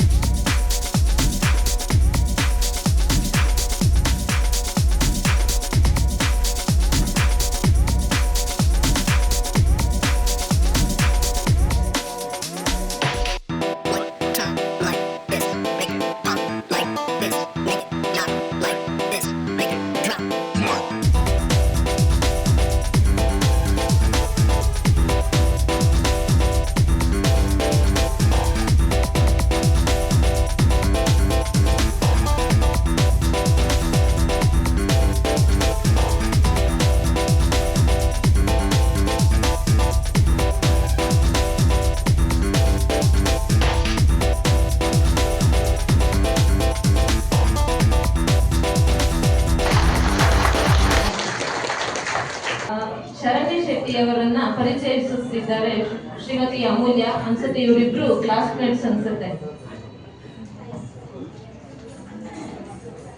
ಎಲ್ಲರಿಗೂ ಹ್ಯಾಪಿ ವಿಮೆನ್ಸ್ ಡೇ. ಇಂದಿನ ಅಂತಾರಾಷ್ಟ್ರೀಯ ಮಹಿಳಾ ದಿನಾಚರಣೆಯ ಅಂಗವಾಗಿ ಸಂಘದ ಸದಸ್ಯರಿಗೆ ಆಹಾರ ಪದ್ಧತಿ ಬಗ್ಗೆ ಮಾಹಿತಿ ನೀಡಬೇಕಾಗಿ ಕೋರಿದಾಗ ಸಂತೋಷದಿಂದ ಒಪ್ಪಿ ನಮ್ಮ ಜೊತೆ ಇರುವವರು ಶ್ರೀಮತಿ ಶರಣ್ಯ ಶೆಟ್ಟಿ, ಆಹಾರ ತಜ್ಞೆ. ಇವರು ತಮ್ಮ ಪ್ರಾಥಮಿಕ ಶಿಕ್ಷಣವನ್ನು ಪೂರ್ಣಪ್ರಜ್ಞಾ ಯಲಹಂಕದಲ್ಲಿ ಪಡೆದಿದ್ದು, ಪ್ರೌಢಶಾಲೆ ಶಿಕ್ಷಣವನ್ನು ಕ್ಲೂನಿ ಕಾನ್ವೆಂಟ್ ಹೈಸ್ಕೂಲ್ ಜಾಡಹಳ್ಳಿ ಹಾಗೂ PU ಶಿಕ್ಷಣವನ್ನು ಮೌಂಟ್ ಕಾರ್ಮೆಲ್ ಕಾಲೇಜ್ ಬ್ಯಾಂಗ್ಳೂರಿನಲ್ಲಿ 2011ರಲ್ಲಿ ಮುಗಿಸಿರುತ್ತಾರೆ. ಇವರು 2009ರಂದು ಜನವರಿ 26ರ ಗಣರಾಜ್ಯೋತ್ಸವದಲ್ಲಿ ಕರ್ನಾಟಕ ಮತ್ತು ಗೋವಾದ NCC ಪರೇಡ್ನಲ್ಲಿ ಭಾಗವಹಿಸಿರುತ್ತಾರೆ ಹಾಗೂ ಆ ವರ್ಷದ NCC Karnataka chapter best cadet ಶ್ರೇಣಿ ಪಡೆದಿರುತ್ತಾರೆ. MSc ಕೋರ್ಸ್ನಲ್ಲಿ ಇವರು ಮಂಡಿಸಿದ ಪ್ರಬಂಧಕ್ಕೆ ಚಿನ್ನದ ಪದಕದೊಂದಿಗೆ ಫಸ್ಟ್ ರ್ಯಾಂಕ್ ಪಡೆದಿರುತ್ತಾರೆ. ಇಂಟರ್ನ್ಶಿಪ್ ಅನ್ನು Jayadeva institute of cardiology and research ನಲ್ಲಿ ಮಾಡಿರುತ್ತಾರೆ. ಪ್ರಸ್ತುತ ಇವರು Karnataka institute of endocrinology research ನಲ್ಲಿ 2014ರಿಂದ ಹಿರಿಯ dietitian and certified paediatric and adolescent diabetics educator ಹಾಗೂ ಸರ್ಟಿಫೈಡ್ ಸ್ಪೋರ್ಟ್ ನ್ಯೂಟ್ರಿಷನ್ ಆಗಿ ಕಾರ್ಯನಿರ್ವಹಿಸುತ್ತಿದ್ದಾರೆ. ಇದರೊಂದಿಗೆ core faculty of ISPAE in educating teachers and institutions ಗಳಲ್ಲಿ ಟೈಪ್ 1 ಡಯಾಬಿಟಿಕ್ಸ್ ಮ್ಯಾನೇಜ್ಮೆಂಟ್ ಮೇಲೆ ಕಾಲೇಜ್ ಹಾಗೂ ಗ್ರಾಮಾಂತರಗಳಲ್ಲಿ ಅನೇಕ ಕಾರ್ಯಕ್ರಮಗಳನ್ನು ನಡೆಸಿರುತ್ತಿದ್ದಾರೆ. ಇದಲ್ಲದೆ RSSDI ಪ್ರಬಂಧವನ್ನು ಮಂಡಿಸಿರುತ್ತಾರೆ ಹಾಗೂ ಪೀಡಿಯಾಟ್ರಿಕ್ ಅಂಡ್ ಅಡೋಲೆಸೆಂಟ್ ನ್ಯೂಟ್ರಿಷನ್ ಸೊಸೈಟಿನಲ್ಲಿ ಮುಖ್ಯ ಬೋಧಕಿಯಾಗಿ ಕಾರ್ಯನಿರ್ವಹಿಸುತ್ತಿದ್ದಾರೆ ಹಾಗೂ ಸಾಮಾಜಿಕ ಜಾಲತಾಣಗಳಲ್ಲಿ ಆಹಾರ ಪದ್ಧತಿಯ ಬಗ್ಗೆ ತಿಳುವಳಿಕೆಯನ್ನು ನೀಡುತ್ತಾ ಬಂದಿರುತ್ತಾರೆ. ಅದಲ್ಲದೆ ಇವರು ಉತ್ತಮ ಹಾಡುಗಾರರು ಹಾಗೂ ಕರ್ನಾಟಕ ಜೂನಿಯರ್ ಭರತನಾಟ್ಯದಲ್ಲಿ ಜೂನಿಯರ್ ಪರೀಕ್ಷೆ ಮಾಡಿರುತ್ತಾರೆ. ಇವರನ್ನು ಕಾರ್ಯಕ್ರಮಕ್ಕೆ ಇನ್ನೊಮ್ಮೆ ಸ್ವಾಗತಿಸುತ್ತಿದ್ದೇನೆ. ವೇದಿಕೆಗೆ ಸ್ವಾಗತಿಸುತ್ತೇನೆ. ಇಲ್ಲಿರುವ ಸ್ತ್ರೀ ಶಕ್ತಿಯರಿಗೆ ಮಹಿಳಾ ದಿನದ ಶುಭಾಶಯಗಳು. ಒಂದು ಜೊತೆ ಎಲ್ಲರೂ ಹೇಳ್ತೀರಾ?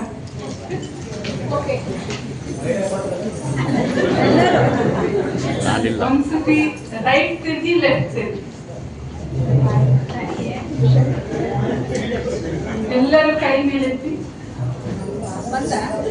ಕೈಗಳನ್ನು ಮಾಡಿ ಕೂತ್ಕೊಂಡು. ಅರ್ಧ ಗಂಟೆ ಮೇಲೆ ಕೂತ್ಕೊಂಡ್ರೆ ಸ್ಮೋಕ್ ಮಾಡಿದಾಗ ಎಷ್ಟು ಪರಿಣಾಮ ಬೀಳುತ್ತೆ ಅದೇ ತರ ಸೆಟ್ಟಿಂಗ್ ಕೂಡ. ಪ್ರತಿಯೊಂದು ಅರ್ಧ ಗಂಟೆಗೆ ಎದ್ದು ಕೂತ್ಕೋಬೇಕು ಅಂತ ಅಷ್ಟೇ.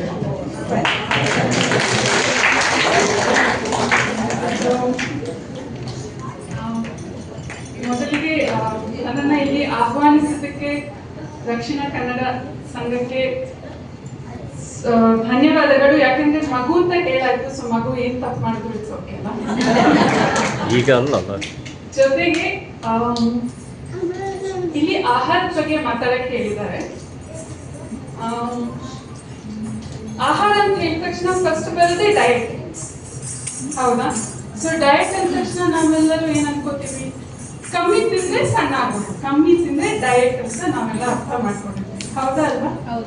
ಹೌದು. ಅಂಡ್ ನಮ್ಮ ಮನಸ್ಸಲ್ಲಿ ಎಲ್ಲೋ ಒಂದ್ ಕಡೆ ಒಂದು ಆಸೆ ಇರುತ್ತೆ. ಯಾವ ತರ ಆಸೆ?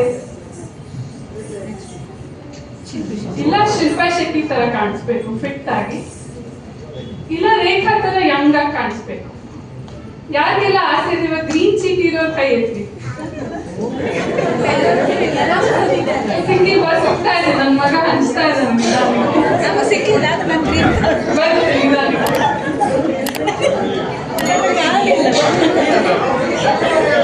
ಸೊ ಇಲ್ಲ ಶಿಲ್ಪಾ ಶೆಟ್ಟಿ ತರ ಇರೋ ಕೈ ಎತ್ತಿ. ಶಿಲ್ಪಾ ಶೆಟ್ಟಿ ತರ ಆಗ್ಬೇಕು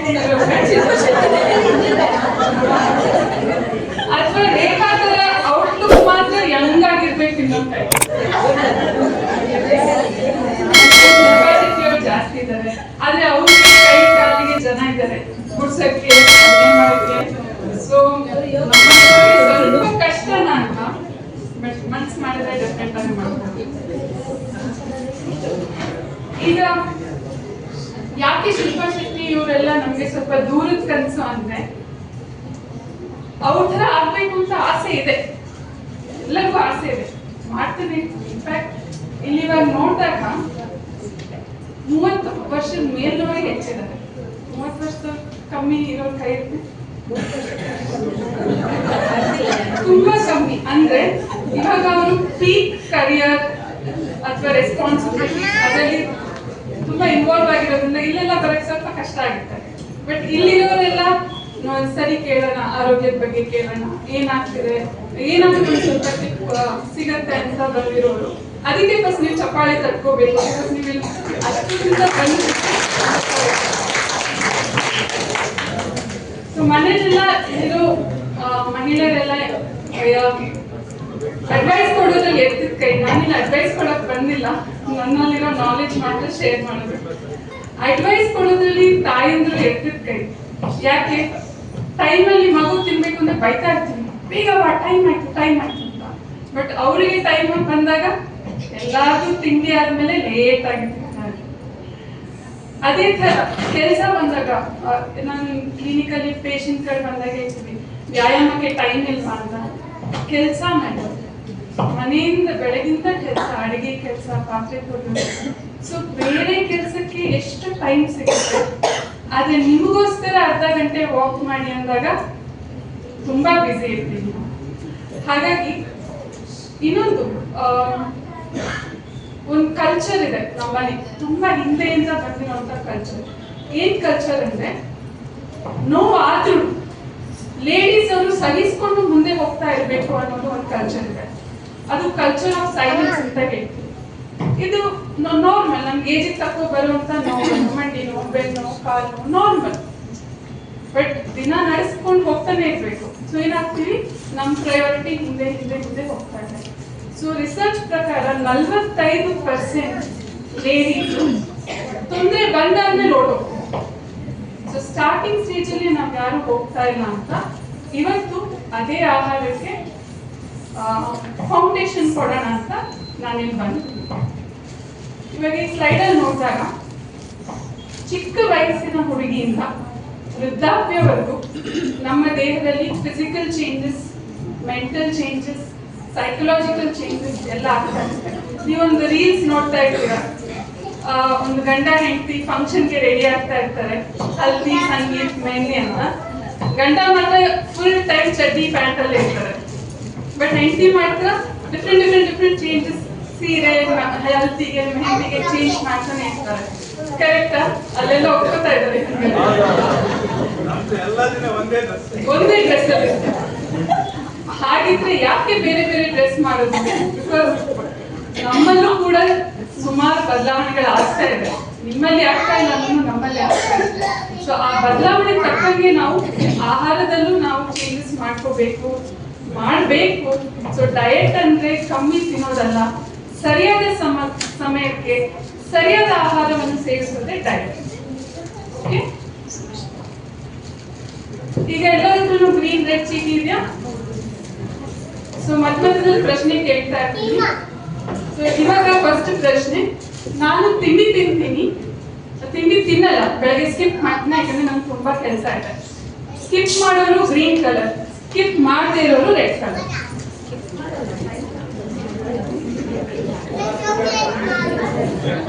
ಇಷ್ಟರಲ್ಲಿ 4 ಗ್ರೀನ್ ಇವೆ, ಅಂದ್ರೆ ವೆರಿ ಗುಡ್, ಸ್ಕಿಪ್ ಮಾಡ್ತಾ ಇಲ್ಲ. ಬಟ್ ಈ 4 ಜನ ಇನ್ನ ಸ್ಕಿಪ್ ಮಾಡ್ತಾ ಇದ್ದಾರೆ. ಮುಂದಿನ ಪ್ರಶ್ನೆ ನೆಕ್ಸ್ಟ್. ದಿನಾನ ಟೀ ಮತ್ತೆ ಬಿಸ್ಕೆಟ್ ಇಂದ ಶುರು ಮಾಡ್ತೀವಿ. ಹೌದು ಗ್ರೀನ್ ಕಲರ್, ಇಲ್ಲ ರೆಡ್ ಕಲರ್. ನಮ್ಮ ಸಂಘದವರು ಬಾರಿ ಫಿಟ್ನೆಸ್ ಕಾನ್ಶಿಯಸ್ ಅನ್ಸುತ್ತೆ. Very good, very good. ಏನಾಗುತ್ತೆ ಬ್ರೇಕ್ಫಾಸ್ಟ್ ಸ್ಕಿಪ್ ಮಾಡಿದಾಗ? Gastric acidity. ಆಮೇಲೆ ಸ್ಟಾರ್ಟಿಂಗ್ ಟೀ ಕುಡಿದಾಗ ಜೋಶಲ್ಲಿ ಇರ್ತೀವಿ, ಬಟ್ ಸಂಜೆ ಆಗ್ತಾ ನಮಗೆ ಸುಸ್ತು ಜಾಸ್ತಿ ಆಗ್ತಾ ಇರ್ತದೆ. ಓಕೆ, ಸೊ ಮಹಿಳೆಯರಲ್ಲಿ ಚಿಕ್ಕ ಮಗುವಿನಿಂದ ವೃದ್ಧಾಪ್ಯವರೆಗೂ ಕಾಮನ್ ಪ್ರಾಬ್ಲಮ್ಸ್ ಯಾವ್ದ್ಯಾವ್ದು ಬರುತ್ತೆ ಅಂತ ಅದ್ರ ಬಗ್ಗೆ ಆಹಾರ ಹೇಳ್ತಾ ಇರ್ತೀನಿ. ಸೊ ಫಸ್ಟ್ ಪ್ರಾಬ್ಲಮ್ ಬರ್ತಾ ಇರೋದೇ ಅನೀಮಿಯಾ, ಅಂದ್ರೆ ಹಿಮೋಗ್ಲೋಬಿನ್ ಕಮ್ಮಿ ಇರುವ ಸಂದರ್ಭ ಅನಿಮಿಯಾ ಅಂತ ಹೇಳ್ತೀವಿ. ಸೊ ಏನಾಗುತ್ತೆ ಅನಿಮಿಯಾದಲ್ಲಿ, ಯೂಶಲಿ ಮಂತ್ಲಿ ಪೀರಿಯಡ್ಸ್ ಆದಾಗ ಬ್ಲಡ್ ಲಾಸ್ ಆಗ್ತಾ ಇರುತ್ತೆ. ಸೊ ಅಲ್ಲಿ ನಮಗೆ ಹಿಮೋಗ್ಲೋಬಿನ್ ಹೋಗ್ತಾ ಇರುತ್ತೆ. ಸೆಕೆಂಡು ಗ್ಯಾಸ್ಟ್ರೈಟಿಸ್, ಅಲ್ಸರ್ಸ್, ಇನ್ಫೆಕ್ಷನ್ ಇದ್ದಾಗ ಐರನ್ ಅಬ್ಸಾರ್ಪ್ಷನ್ ಕಮ್ಮಿ ಆಗ್ತಾ ಇರುತ್ತೆ. ಮೂರನೇದು, ನಮ್ಮ ಆಹಾರದಿಂದ ನಾವು ಸರಿಯಾಗಿ ಐರನ್ ರಿಚ್ ಫುಡ್ ತಿಂದಿಲ್ಲ ಅಂದ್ರೆ ನಮಗೆ ಹಿಮೋಗ್ಲೋಬಿನ್ ಐರನ್ ಡೆಫಿಷಿಯನ್ಸಿ ಬರ್ತಾ ಇರುತ್ತೆ. ಸೊ ಏನೆಲ್ಲ ಸಿಂಪ್ಟಮ್? ತಲೆ ಸುತ್ತು, ಚರ್ಮ ಯೆಲ್ಲೋಯಿಶ್ ತರ ಕಾಣೋದು, ಸುಸ್ತು, ಕೈ ಕಾಲೆಲ್ಲ ತಣ್ಣಗಿರುತ್ತೆ, ನಿದ್ದೆ ಬರಲ್ಲ, ತಲೆನೋವು, ಉಗುರುಗಳು ಚೇಂಜ್ ಆಗ್ತಾ ಇರುತ್ತೆ, ಕೂದಲು ಉದುರೋದು, ಡ್ರೈ ಸ್ಕಿನ್, ಹಾರ್ಟ್ ಬೀಟ್ ಸ್ವಲ್ಪ ಜಾಸ್ತಿ ಆಗೋದಿಲ್ಲ, ಶಾರ್ಟ್ನೆಸ್ ಆಫ್ ಬ್ರೆತ್. ಇದೆಲ್ಲ ಕೇಳಿದಾಗ ಎಲ್ಲರಿಗೂ ಇದೆ ಅಂತ ಅನ್ಸುತ್ತಲ್ಲ, ಇದೆಲ್ಲ ಸಿಂಪ್ಟಮು ನನಗಿದೆ ಅಂತ ಅನ್ಸುತ್ತೆ. ಹೌದು. ಸೊ ನಾರ್ಮಲ್ ಆಗಿ ಮಹಿಳೆಯರಿಗೆ ಬಿಟ್ವೀನ್ 12 to 14 ಇರಬೇಕು ಹಿಮೋಗ್ಲೋಬಿನ್. ಸೊ 10ಗಿಂತ ಕಮ್ಮಿ ಆದಾಗ mild, moderate, severe and very severe ಅಂದ್ರೆ 4ರಿಂದ ಕಮ್ಮಿ ಅಂತ ಹೇಳ್ತೀವಿ. ಸೊ ಇವಾಗ ಅಯಾನ್ ರಿಚ್ ಫುಡ್ ಯಾವ್ದ್ಯಾವ್ದ್ರಲ್ಲಿ ಇರುತ್ತೆ? 2 ರೀತಿಯಲ್ಲಿ ಇರುತ್ತೆ. ಒಂದು ಹೀಮ್ ಅಯಾನ್ ರಿಚ್ ಅಂತ. ಹೀಮ್ ಅಂದ್ರೆ ನೀವು ಅದನ್ನ ತಿಂದಾಗ ಡೈರೆಕ್ಟ್ ಆಗಿ ನಿಮ್ಮ ಹಿಮೋಗ್ಲೋಬಿನ್ ಹೆಚ್ಚಾಗುವಂತ ಪದಾರ್ಥಗಳು. ಸೊ ಇದು ಮ್ಯಾಕ್ಸಿಮಮ್ ನಾನ್ ವೆಜ್ ಫುಡ್ ಅಲ್ಲಿ ಇರುತ್ತೆ. ನಾನ್ ವೆಜ್ ಅದರಲ್ಲೂ ರೆಡ್ ಕಾಯ್ದಿರ್ತಿ, ನಾನ್ ವೆಜ್ ಇರೋದು. ಸೊ ಮೆಜಾರಿಟಿ ನಾವು ನಾನ್ ವೆಜಿಟೇರಿಯನ್ಸ್. ಬಟ್ ಡೈಲಿ ತಿಂತೀವ? ಇಲ್ಲ. Weekly once, twice, thrice, weekly once. Maximum ಎಲ್ಲರೂ ವೀಕ್ಲಿ ಒನ್ಸೇ ತಗೋತಾ ಇರ್ತಾರೆ. So weekly once non veg ತಿಂದಾಗ ನಮ್ಮ ಹಿಮೋಗ್ಲೋಬಿನ್ ಸಾಕಷ್ಟು ಸಾಲಲ್ಲ. ಓಕೆ, ಬಟ್ ಇದು ತುಂಬಾ ಕಮ್ಮಿ ಹಿಮೋಗ್ಲೋಬಿನ್ ಅವರಿಗೆ ಡೈರೆಕ್ಟ್ ಆಗುವಂತ ಹಿಮೋಗ್ಲೋಬಿನ್ ಹೆಚ್ಚು ತಗೊಳ್ಳುವಂತ ಆಹಾರ. ಸೊ ಫಸ್ಟ್ ಬರೋದು ಮಟನ್. ನಮ್ಮಲ್ಲಿ ಮಟನ್ ತಿನ್ನೋರು ಎಷ್ಟು ಜನ ನನಗೆ ಗೊತ್ತಿಲ್ಲ, ಬಟ್ ಮಟನ್ ಅಲ್ಲಿರೋ organ meets, liver, kidney, spleen ತುಂಬಾನೇ ಬೇಗ ಅಯಾನ್ ಇಂಪ್ರೂವ್ ಮಾಡುತ್ತೆ. ಸೆಕೆಂಡ್ ಬರೋದು ನಮ್ಮೂರ್ ಕಡೆ ಇರೋ ಮರವಾಯಿ. ಇದು ಕೂಡ ಅಯಾನ್ ರಿಚ್. ನಾವು ಲೋಕಲ್ ಚಿಕನ್ ಲಿವರ್ ಅಥವಾ ಚಿಕನ್ ಮೀಟ್ ತಗೊಂಡಾಗ ಅಯಾನ್ ಇಂಪ್ರೂವ್ ಆಗುತ್ತೆ. ಕೂತಾಯಿ, ಬಂಗುಡೆ, ಬೊಳಿಂಜಿದು ಊರ್ ಕಡೆ ಮೀನುಗಳೆಲ್ಲ ಅಯಾನ್ ರಿಚ್ ಮಾಡುತ್ತೆ. So first source ion improve ಮಾಡೋದೇ ನಾನ್ ವೆಜಿಟೇರಿಯನ್ ಫುಡ್, ವೆಜಿಟೇರಿಯನ್ ಅಲ್ಲ. ನೆಕ್ಸ್ಟ್ ಬರೋದು ನಾನ್ ಹೀಮ್ ರಿಚ್ ಫುಡ್. ಇದು ವೆಜಿಟೇರಿಯನ್ ಸೋರ್ಸಸ್. ಸೊ ಯಾವ್ಯಾವ್ದ್ರಲ್ಲಿ ಇರುತ್ತೆ? ಕಾಳುಗಳು, ಹೆಸರು ಕಾಳು, ಕಡಲೆಕಾಳು, ಕಾಬು ಚೆನ್ನ, ರಾಜ್ಮಾ, ಸೋಯಾಬೀನ್. ಸೊಪ್ಪುಗಳಲ್ಲಿ ನುಗ್ಗೆ ಸೊಪ್ಪು, ಪಾಲಕ್ಕು, ಹಲ್ವೆ ಸೊಪ್ಪು, ಮೆಂತ್ಯ ಸೊಪ್ಪಲ್ಲಿ ಇರುತ್ತೆ. ಡ್ರೈ ಫ್ರೂಟ್ಸ್, ಖರ್ಜೂರ, ದ್ರಾಕ್ಷಿ, ಅಂಜೂರ, ಫ್ರೂಟ್ಸ್ ಅಲ್ಲಿ ಇರುತ್ತೆ. ಬೀಜಗಳು, ಅಡವೆ ಬೀಜ, ಕುಂಬಳಕಾಯಿ ಬೀಜ, ಎಳ್ಳು, ಅಗಸೆ ಬೀಜ, ನಮ್ಮ ಮೇನ್ ಗ್ರೇನ್ಸ್ ರಾಗಿ, ಬಾಜ್ರಾ, ನಾವು ತಿನ್ನುವ ಕೆಂಪಕ್ಕಿ, ಅವಲಕ್ಕಿ ಇದರಲ್ಲಿ ಜಾಸ್ತಿ ಇರುತ್ತೆ. ಮತ್ತು ಹಣ್ಣುಗಳಲ್ಲಿ ಪೊಮೊಗ್ರಾನೇಟ್, ನೆಲ್ಲಿಕಾಯಿ, ಆರೆಂಜ್, ಸೀಬೆಹಣ್ಣು ಇದರಲ್ಲೆಲ್ಲ ಇರುತ್ತೆ. ಬಟ್ ಇದು ನಮಗೆ ಡೈರೆಕ್ಟ್ ಆಗಿ ಹೋಗಲ್ಲ. ಸೊ ಏನ್ ಆಡ್ ಮಾಡಬೇಕು? ನಿಂಬೆ ರಸ ಅಂದ್ರೆ ವೈಟಮಿನ್ ಸಿ ರಿಚ್ ಆಡ್ ಮಾಡಿದ್ರೆ ಮಾತ್ರ ಇದರಲ್ಲಿರೋ ಐರನ್ ಶಕ್ತಿ ನಮ್ಮ ದೇಹಕ್ಕೆ ಹೋಗ್ತದೆ. ಇಲ್ಲಾಂದ್ರೆ ಇದು ತಿಂದು ಪ್ರಯೋಜನ ಅಷ್ಟು ಇರೋದು. ಓಕೆ, ಸೊ ಇದನ್ನ ನೆನ್ಪಿಟ್ಕೊಳ್ಳಿ. ವೆಜಿಟೇರಿಯನ್ ಸೋರ್ಸ್ ಅಲ್ಲಿ ನಿಮ್ಗೆ ಐರನ್ ಬೇಕು ಅಂದ್ರೆ ನಿಂಬೆ ರಸ ಸೇರಿಸಿ. ಫಾರ್ ಎಕ್ಸಾಂಪಲ್ ಬೇಳೆ ಸಾರು ಮಾಡ್ತೀರಾ ಅಂದ್ರೆ 1 ಟೊಮ್ಯಾಟೊ ಹಾಕೋದು. ಸೊಪ್ಪು ಪಲ್ಯ ಮಾಡ್ತೀರಾ ಅಂದ್ರೆ 1 ನಿಂಬೆ ರಸ ಸೇರಿಸ್ಕೊಳ್ಳೋದ್ರಿಂದ ಅದರಲ್ಲಿರೋ ಐರನ್ ಕಂಟೆಂಟ್ ನಮ್ಮ ದೇಹಕ್ಕೆ ಹೋಗ್ತದೆ. ಸೊ ಇದು ಹೇಳಿದ್ರೆ ಇನ್ನೊಂದು ಅಮೃತ ಬಳ್ಳಿ ನಮ್ಮ ಕಡೆ ಚಟ್ನಿ ಮಾಡ್ತಾರಲ್ಲ ದೋಸೆಗೆ, ಸೊ ಅದು ತಗೊಳ್ಳೋದ್ರಿಂದ ಕೂಡ ನಮ್ಮ ಐರನ್ ಬೇಗ ಇಂಪ್ರೂವ್ ಆಗುತ್ತೆ.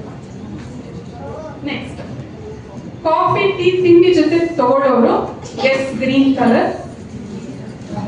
ಇದು ಸಾಕಷ್ಟು ಜನ ತಗೋತಾರೆ, ಇಲ್ಲ ಅಂತ ಹೇಳಿಕ್ಕಾಗಲ್ಲ. ಹೌದು, ನಾವೆಲ್ಲರೂ ತಿಂಡಿ ಆದ ತಕ್ಷಣ 1 ಟೀ ಕಾಫಿ ಕೊಡ್ತೀವಿ, ಕರೆಕ್ಟಾ? ಸೊ ನೆಕ್ಸ್ಟ್ ಟೀ ಕಾಫಿ ಕುಡಿಯೋದ್ರಿಂದ ಏನಾಗುತ್ತೆ, ಇವಾಗ ಇಷ್ಟೆಲ್ಲ ಐರನ್ ರಿಚ್ ಫುಡ್ ತಿಂತಾ ಇರ್ತೀವಲ್ಲ, ಅದು ನಮ್ಮ ದೇಹಕ್ಕೆ ಬರಲ್ಲ. ಬಿಕಾಸ್ ಕಾಫಿ ಟೀಯಲ್ಲಿ ಟ್ಯಾನಿನ್ಸ್ ಅಂತ ಆಗುತ್ತೆ.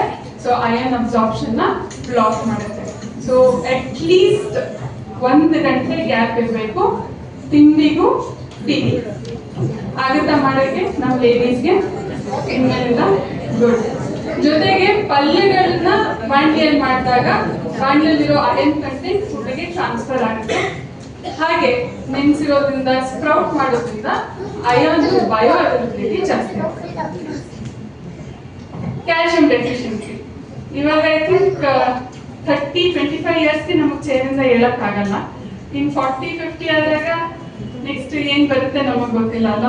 So calcium deficiency one of the most common deficiency. ಇವಾಗ ಎಲ್ಲ ಹೋದ್ರೂ ಒಂದು ಶೆಲ್ ಕ್ಯಾಲ್ ಕೊಟ್ಬಿಡ್ತಾರೆ ಅಥವಾ ವಿಟಮಿನ್ ಡಿ ತಗೋತಾರೆ ಅಂತ ಹೇಳ್ತಾರೆ. ಇದು ಮೋಸ್ಟ್ ಕಾಮನ್. ಸೊ ಏನಾಗುತ್ತೆ ಇದರಲ್ಲಿ, ಒಂದು ಡಿಪ್ರೆಷನ್ ಲೈಕ್ ಸಿಂಪ್ಟಮ್ಸ್ ಬರ್ತಾ ಇರುತ್ತೆ ಕ್ಯಾಲ್ಸಿಯಂ ಡೆಫಿಷಿಯನ್ಸಿ ಕಮ್ಮಿ ಆದಾಗ. ಹಲ್ಲುಗಳು ಹುಡುಕಾಗೋದು, ಹಾರ್ಟ್ ಪ್ರಾಬ್ಲಮ್ಸ್, ಮೂಳೆ ಸವಿತ, ನೇಲ್ಸ್ಗಳು ಕ್ರ್ಯಾಕ್ ಆಗೋದು, ಚರ್ಮ ಡ್ರೈ ಆಗೋದು, ಮತ್ತೆ ಮೋಸ್ಟ್ ಆಫ್ ದ ಲೇಡೀಸ್ಗೆ ಮಸಲ್ ಕ್ರ್ಯಾಂಪ್, ರಾತ್ರಿ ಕಪ್ಪೆ ಬರುತ್ತೆ ಅಂತ ಹೇಳ್ತೀವಲ್ಲ, ಸೊ ಅವಾಗಲೂ ಕೂಡ ಕ್ಯಾಲ್ಸಿಯಂ ಡೆಫಿಷಿಯನ್ಸಿ ಇದ್ದಾಗ ಆಗುತ್ತೆ. ಸೊ ಕ್ಯಾಲ್ಸಿಯಂ ರಿಚ್ ಫುಡ್ ಚಿಕ್ಕ ವಯಸ್ಸಿಂದ ಏನ್ ಕೊಡೋದು ಫಸ್ಟ್? ಹಾಲು. ಇವಾಗ ಹಾಲು ಏನಾಗಿದೆ, ಹಾಲು ತಗೊಳ್ಳೋದ ಬೇಡ ಅನ್ನೋ ಕನ್ಫ್ಯೂಷನ್ ಇದೀವಿ ಬಿಕಾಸ್ ಅದು ಹಾರ್ಮೋನ್ ಇಂಜೆಕ್ಟೆಡ್ ಆ ಥರ. ಬಟ್ ನಮ್ಮ ಸೋರ್ಸ್ ಅಲ್ಲಿ ಬೇರೆ ಸೋರ್ಸಸ್ ಕೂಡ ಇದೆ. ಮೊಸರು, ನುಗ್ಗೆ ಸೊಪ್ಪು, ಅಗೇನ್ ಬಾಣಂತನ ಟೈಮಲ್ಲಿ ಕೊಡ್ತಾರೆ. ಎಳ್ಳು 2 ಸ್ಪೂನ್ ಎಳ್ಳು ತಿಂದ್ರೆ ಇಡೀ ದಿನದ ಕ್ಯಾಲ್ಸಿಯಂ ಮುಗೀತು. ನೀವು ಅದಕ್ಕೆ ಸಪ್ಲಿಮೆಂಟ್ ತಗೋಬೇಕು ಅಂತಿಲ್ಲ. ಸೊ ಅಷ್ಟು ಕ್ಯಾಲ್ಸಿಯಂ ಎಳ್ಳಲ್ಲಿದೆ, ಬಿಳಿ ಅಥವಾ ಬ್ಲ್ಯಾಕ್ ಯಾವ್ದಾದ್ರು. ರಾಗಿ ಮತ್ತೆ ರಾಜಗಿರ, ಹುರುಳಿಕಾಳು, ಸೋಯಾಬೀನ್, ಡ್ರೈ ಫಿಶಸ್ ನಮ್ಮ ಕಡೆ ಸಿಗುತ್ತಲ್ಲ ಅದು. ಪತ್ರೊಡೆ ಎಲೆಯಲ್ಲಿ ಹೈಯೆಸ್ಟ್ ಕ್ಯಾಲ್ಸಿಯಂ ಸೋರ್ಸ್ ಇದೆ. ಆಮೇಲೆ ನೈಗರ್ ಸೀಡ್ಸ್ ಅಲ್ಲಿ ಹುಚ್ಚೆಳ್ಳು, ಈ ಉತ್ತರ ಕರ್ನಾಟಕದಲ್ಲಿ ಮೊಸರಲ್ಲಿ ಹಾಕಿ ತಿಂತಾರಲ್ಲ, ಸೊ ಅದು ಕೂಡ ಹೈಯೆಸ್ಟ್ ಕ್ಯಾಲ್ಸಿಯಂ ಸೋರ್ಸ್. ಮತ್ತೆ ನಮ್ಮ ಭೂತಾಯಿ ಬಂದ್ಬಿಡಿ ಎವ್ರಿ ಸ್ಲೈಡ್ ಅಲ್ಲಿ ಇರುತ್ತೆ ಬಿಕಾಸ್ ಅದ್ರಲ್ಲಿ ಲಿಟ್ರಲಿ ಎಲ್ಲ ಅಂಶನೂ. ಆಮೇಲೆ ಇವಾಗ ಸೀಸನ್ ಬರೋ ಹಲಸಿನ ಹಣ್ಣ ಬೀಜ, ಅದರಲ್ಲೂ ಕೂಡ ಕ್ಯಾಲ್ಸಿಯಂ ತುಂಬಾ ಹೆಚ್ಚಾಗಿದೆ. ಸೊ ತಿಂದಿರೋ ಕ್ಯಾಲ್ಸಿಯಂ ದೇಹಕ್ಕೆ ಹೋಗ್ಬೇಕು ಅಂದ್ರೆ ಏನ್ ಬೇಕು? Vitamin D. And 90% of the population vitamin D deficient. ಯಾಕೆ? Even farmers ಅವರು ಕೂಡ ವೈಟಮಿನ್ ಡಿ ಡೆಫಿಷಿಯಂಟ್. ಯಾಕೆ? ಒಂದು, ಸೂರ್ಯನ ಕಿರಣ ತಲುಪಲಿಕ್ಕೆ ಟೈಮ್ ತಗೊಳ್ತಾ ಇದೆ because of multiple air pollution ಇದು. ಎರಡನೇದು, ಎಲ್ಲರೂ ಫುಲ್ ಸ್ಲೀವ್ ಶರ್ಟ್ಸ್, ಬಿಸಿಲು ಅಂತ ಸನ್ ಟ್ಯಾನ್ ಆಗಬಾರ್ದು ಅಂತ ಜಾಕೆಟ್ಸ್ ಹಾಕೋತೀವಿ. ಮೂರನೇದು, ಸ್ಕಿನ್ ಚೆನ್ನಾಗಿರ್ಬೇಕು ಅಂತ ಸನ್ಸ್ಕ್ರೀನ್ ಹಚ್ಕೋತೀವಿ. ಸೊ ಸ್ಕಿನ್ ಎಕ್ಸ್ಪೋಜರೇ ಇಲ್ಲ ಸನ್ಲೈಟ್ಗೆ. ಸೊ ಹಾಗಾಗಿ ಇವಾಗ most of the time vitamin D supplement ಅವಶ್ಯಕತೆ ಅಂತ ಹೇಳ್ತಾರೆ.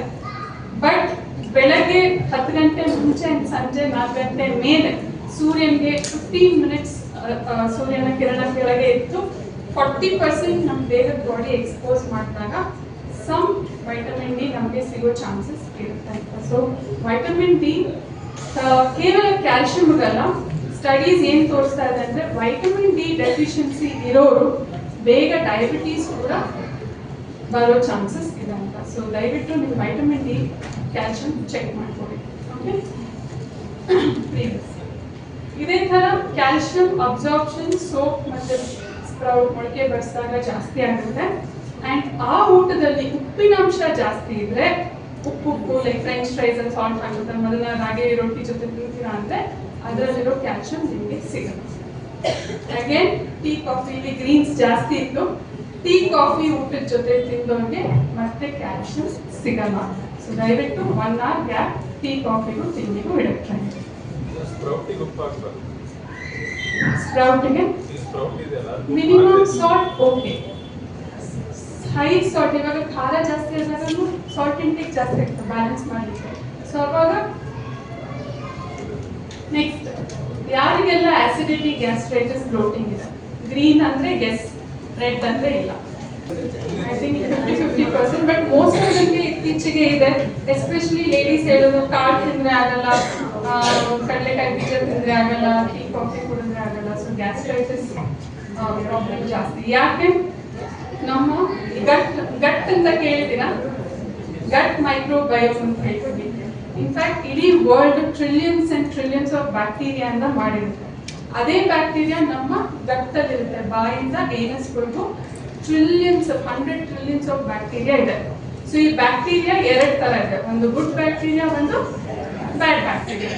ಸೊ ಗುಡ್ ಬ್ಯಾಕ್ಟೀರಿಯಾ ಏನ್ ಮಾಡ್ತಾ ಇರುತ್ತೆ, ನಮ್ಮ ಮೂಡ್ಸ್ ಅನ್ನ ಮೇಂಟೈನ್ ಮಾಡ್ತಾ ಇರುತ್ತೆ, ವೆಯ್ಟ್ ಮೇಂಟೈನ್ ಮಾಡ್ತಾ ಇರುತ್ತೆ, ಒಳ್ಳೆ ವಿಟಮಿನ್ B12 ಐರನ್ ಎಲ್ಲ ಅಬ್ಸಾರ್ಬ್ ಮಾಡಕ್ಕೆ ಹೆಲ್ಪ್ ಮಾಡುತ್ತೆ, ಅಂಡ್ ಗಟ್ ಫೀಲಿಂಗ್ ಕೊಡುತ್ತೆ. ನಿಮ್ಗೊಂದು ಹೇಳ್ತಾರಲ್ಲ ಗಟ್ ಫೀಲಿಂಗ್ ಇದೆ, ಏನೋ ಆಗುತ್ತೆ ಅಂತ ಒಂದು ಫೀಲಿಂಗ್ ಇರುತ್ತೆ. ಸೊ ಸೆಕೆಂಡ್ ಬ್ರೈನ್ ಅಂತ ಯಾಕೆ ಹೇಳೋದು ಅಂದ್ರೆ, ಫಸ್ಟ್ ಬ್ರೈನ್ ವರ್ಕ್ ಆಗಿಲ್ಲ ಅಂದ್ರೆ ಸೆಕೆಂಡ್ ಬ್ರೈನ್ ವರ್ಕ್ ಮಾಡುತ್ತೆ. ಸೊ ಸೆಕೆಂಡ್ ಬ್ರೈನ್ ಹೆಲ್ತಿಯಾಗಿ ಇರಬೇಕು ಅಂದ್ರೆ ಅದರಲ್ಲಿ ಅಂದ್ರೆ ಗುಡ್ ಬ್ಯಾಕ್ಟೀರಿಯಾಗೆ ಒಳ್ಳೆ ಆಹಾರನ ನಾವು ಕೊಡಬೇಕಾಗುತ್ತೆ. ಸೊ ಯಾವ ತರ ಇದೆ, ಅದಕ್ಕೆ ಪ್ರೀಬಯೋಟಿಕ್ಸ್ ಅಂಡ್ ಪ್ರೋಬಯೋಟಿಕ್ಸ್ ಅಂತ ಹೇಳ್ತೀವಿ. ಪ್ರೀ ಅಂದ್ರೆ ಆಲ್ರೆಡಿ ಬ್ಯಾಕ್ಟೀರಿಯಾ ದೇಹದಲ್ಲಿದೆ, ಅದಕ್ಕೆ ನಾವು ಫುಡ್ ಕೊಡ್ತಾ ಇದ್ದೀವಿ. ಸೊ ಯಾವ್ಯಾವ ಫುಡ್ ಕೊಡ್ಬೇಕು ಅದಕ್ಕೆ, ಆನಿಯನ್, ಬೆಳ್ಳುಳ್ಳಿ, ಬಾಳೆಕಾಯಿ, ಆಮೇಲೆ ತೆಂಗಿನಕಾಯಿ, ನಮ್ಮ ಚಟ್ನಿಗಳು, ಮೆಂತ್ಯ, ಸೊಪ್ಪು, ಗೆಡ್ಡೆ ಗೆಣಸುಗಳು, ಇದು ಪ್ರೀಬಯೋಟಿಕ್ಸ್ ಅಂತ. ಸೊ ಆಲ್ರೆಡಿ ದೇಹದಲ್ಲಿ ಒಳಗಿರುವ ಬ್ಯಾಕ್ಟೀರಿಯಾಗೆ ಊಟ ಕೊಡ್ತಾರೆ, ಸೊ ದಟ್ ಅದ್ರ ಫಂಕ್ಷನಿಂಗ್ ಚೆನ್ನಾಗಿ ಮಾಡಿ. ನೆಕ್ಸ್ಟ್ ಪ್ರೋಬಯೋಟಿಕ್ಸ್ ಅಂದ್ರೆ ಆಚೆಗಡೆ ಮಾಡಿರೋ ಲೈಫ್ ಬ್ಯಾಕ್ಟೀರಿಯಾನ ನಾವು ತಗೋತಾ ಇರ್ತೀವಿ. ಸೊ ಅದರಲ್ಲಿ ಮೊಸರು ಬರುತ್ತೆ, ಮಜ್ಜಿಗೆ, ಇವಾಗ ಫರ್ಮೆಂಟೆಡ್ ರೈಸ್ ವಾಟರ್ ಅಂತ ಎಲ್ಲ ಕಡೆ ಕೇಳಿರ್ತೀವಿ. ಅಮ್ಮನ್ಗೆ ಹೇಳಿದ್ರೆ ಅವರು ಇದೇನಿದು ಹಿಂದ ತಂಗ್ಳದ ಮುಂಚೆಲ್ಲ ನಾವು ಬೆಳಗ್ಗೆ ಗಂಜಿ ಊಟ ಮಾಡಿ ಹೋಗ್ತಾ ಇದ್ವಿ, ಅದಕ್ಕೆ ಒಂದು ಫ್ಯಾನ್ಸಿ ನೇಮ್ ಕೊಡ್ತಿದಾರ ಫರ್ಮೆಂಟೆಡ್ ರೈಸ್ ವಾಟರ್ ಅಂತ.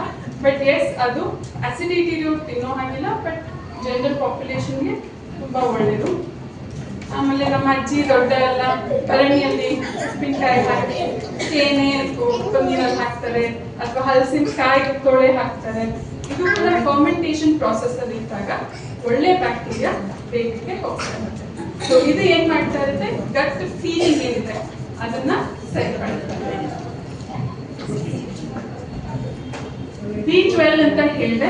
ಸೊ ಈ ಒಳಗಿರೋ ಬ್ಯಾಕ್ಟೀರಿಯಾಸ್ಗಳು B12 third most common deficiency. First calcium ladies ಅಲ್ಲಿ, second vitamin D, third B12 most of the ಇರುತ್ತೆ. ಯಾಕೆ B12 ಡೆಫಿಷಿಯನ್ಸಿ ಇರುತ್ತೆ ಅಂದ್ರೆ, B12 ಸಿಗೋದೇ ನಾನ್ ವೆಜ್ ಫುಡ್ ಇಂದ, ಅಂಡ್ ನಾವು ಮತ್ತೆ ನಾನ್ ವೆಜ್ ಡೈಲಿ ತಿನ್ನೋರಲ್ಲ, ರೈಟ್? ಸೊ ವೆಜಿಟೇರಿಯನ್ ಸೋರ್ಸಸ್ ಏನ್ ಮಾಡುತ್ತೆ, B12 ಅಬ್ಸಾರ್ಬ್ ಮಾಡೋ ಬ್ಯಾಕ್ಟೀರಿಯಾಗೆ ಒಂದು ಊಟ ಕೊಡ್ತಾ ಇರುತ್ತೆ. ಸೊ ಹಾಗಾಗಿ ಮೊಸರು, ಆರ್ಗನ್ ಮೀಟ್ಸ್, ಕೇಳಿರೋ ಉಪ್ಪಲ್ಲಿ ಉಪ್ಪುನೀರಲ್ಲಿ ನೆನೆಸಿರೋ ವೆಜಿಟೇಬಲ್ಸ್, ಬಾಳೆಕಾಯಿ ಎಲ್ಲ ಇದಕ್ಕೆ ಹೆಲ್ಪ್ ಮಾಡುತ್ತೆ. ನೆಕ್ಸ್ಟ್, ನಿಮ್ಗೆ ಸಡನ್ ಆಗಿ ಸಿಟ್ಟು, ಸಡನ್ ಆಗಿ ಕೋಪ, ಸಡನ್ ಆಗಿ ಅಳು ಬರುತ್ತಾ? ಎಸ್ ಅಂದ್ರೆ ಗ್ರೀನ್, ಇಲ್ಲ ಅಂದ್ರೆ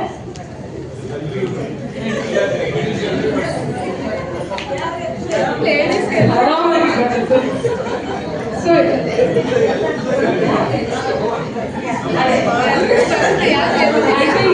ಮೆನ್ನು ಫುಲ್ ಹೇಳ್ತಾ ಇದ್ದಾರೆ, ಹೌದು ಹೌದು ಒಂದೇ ಬರುತ್ತೆ. ಸೊ ಯಾಕೆ ಬರುತ್ತೆ? ಹ್ಯಾಪಿ ಆಗಲ್ಲ ಮೇಡಮ್, ಸಡನ್ ಕೋಪ ಬರ್ತದೆ, ಅಳು ಬರ್ತದೆ.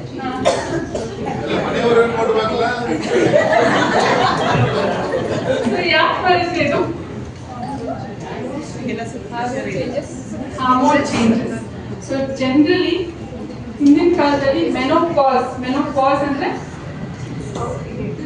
12 months ಕಂಟಿನ್ಯೂಸ್ ಆಗಿ ಪೀರಿಯಡ್ಸ್ ಬಂದಿಲ್ಲ ಅಂದ್ರೆ ಅದು ಮೆನೋಪಾಸ್ ಅಂತ ಹೇಳ್ತೀವಿ. ಸೊ ಹಳೆ ಕಾಲದಲ್ಲಿ ಮೆನೋಪಾಸ್ 45-50 ಏಜ್ ಆ ಟೈಮಲ್ಲಿ ಆಗ್ತದೆ. ಇವಾಗ ಅರ್ಲಿ ಮೆನೋಪಾಸ್ ಆಗ್ತದೆ. ಅದ್ರ ಮೇಲೆ ಮೆನೋಪಾಸ್ಗೆ 10 years ಮುಂಚೆನೆ ಮೆನೋಪಾಸ್ ಸಿಂಪ್ಟಮ್ಸ್ ಕಾಣ್ತಾರೆ.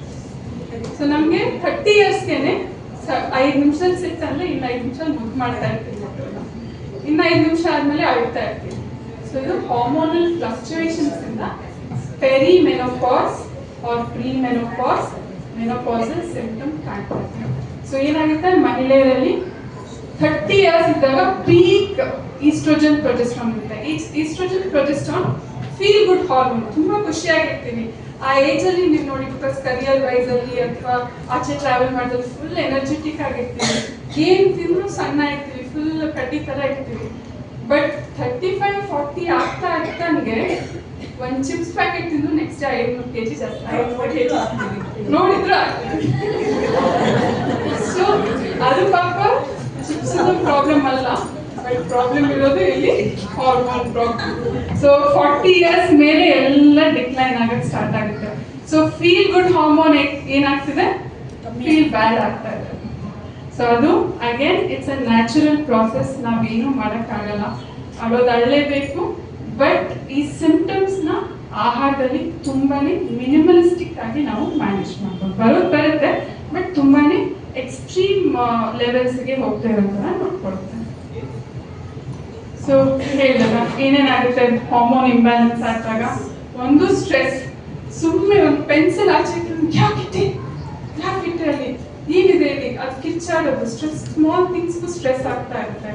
ಮೊಡವೆ ಬೆಳೆಯೋದು, ಸಮ್ ಲೇಡೀಸ್ಗೆ 40 years ಮೇಲೆ ಪಿಂಪಲ್ಸ್ ಬರೋಕ್ಕೆ ಸ್ಟಾರ್ಟ್ ಆಗ್ತಾ ಇರುತ್ತೆ. ಆಮೇಲೆ ಹೇರ್ ಲಾಸ್ ಅಂತೂ ಇವಾಗ ಕೇಳಲೇಬೇಡಿ, ಯಾರು ಕೇಳೋದು ಕೂದಲೇ ಇಲ್ಲ ಅಂತ ಹೇಳ್ತಾ ಇರ್ತೀವಿ. So hair loss, constipation, diarrhoea, ಆಮೇಲೆ ವೆಯ್ಟ್ ಗೇನ್ ಹೇಳಿದಂಗೆ, ಇರೆಗ್ಯುಲರ್ ಪೀರಿಯಡ್ಸ್, ನಿದ್ದೆ ಇಶ್ಯೂಸ್, ಸ್ಲೀಪ್ ಇಶ್ಯೂಸ್ ಯಾರ್ಯಾರಿಗಿದೆ? ಗ್ರೀನ್ ಅಂದ್ರೆ ಎಸ್, ರೆಡ್ ಅಂದ್ರೆ ನೋ. ರಾತ್ರಿ ನಿದ್ದೆ ಬರಲ್ಲ,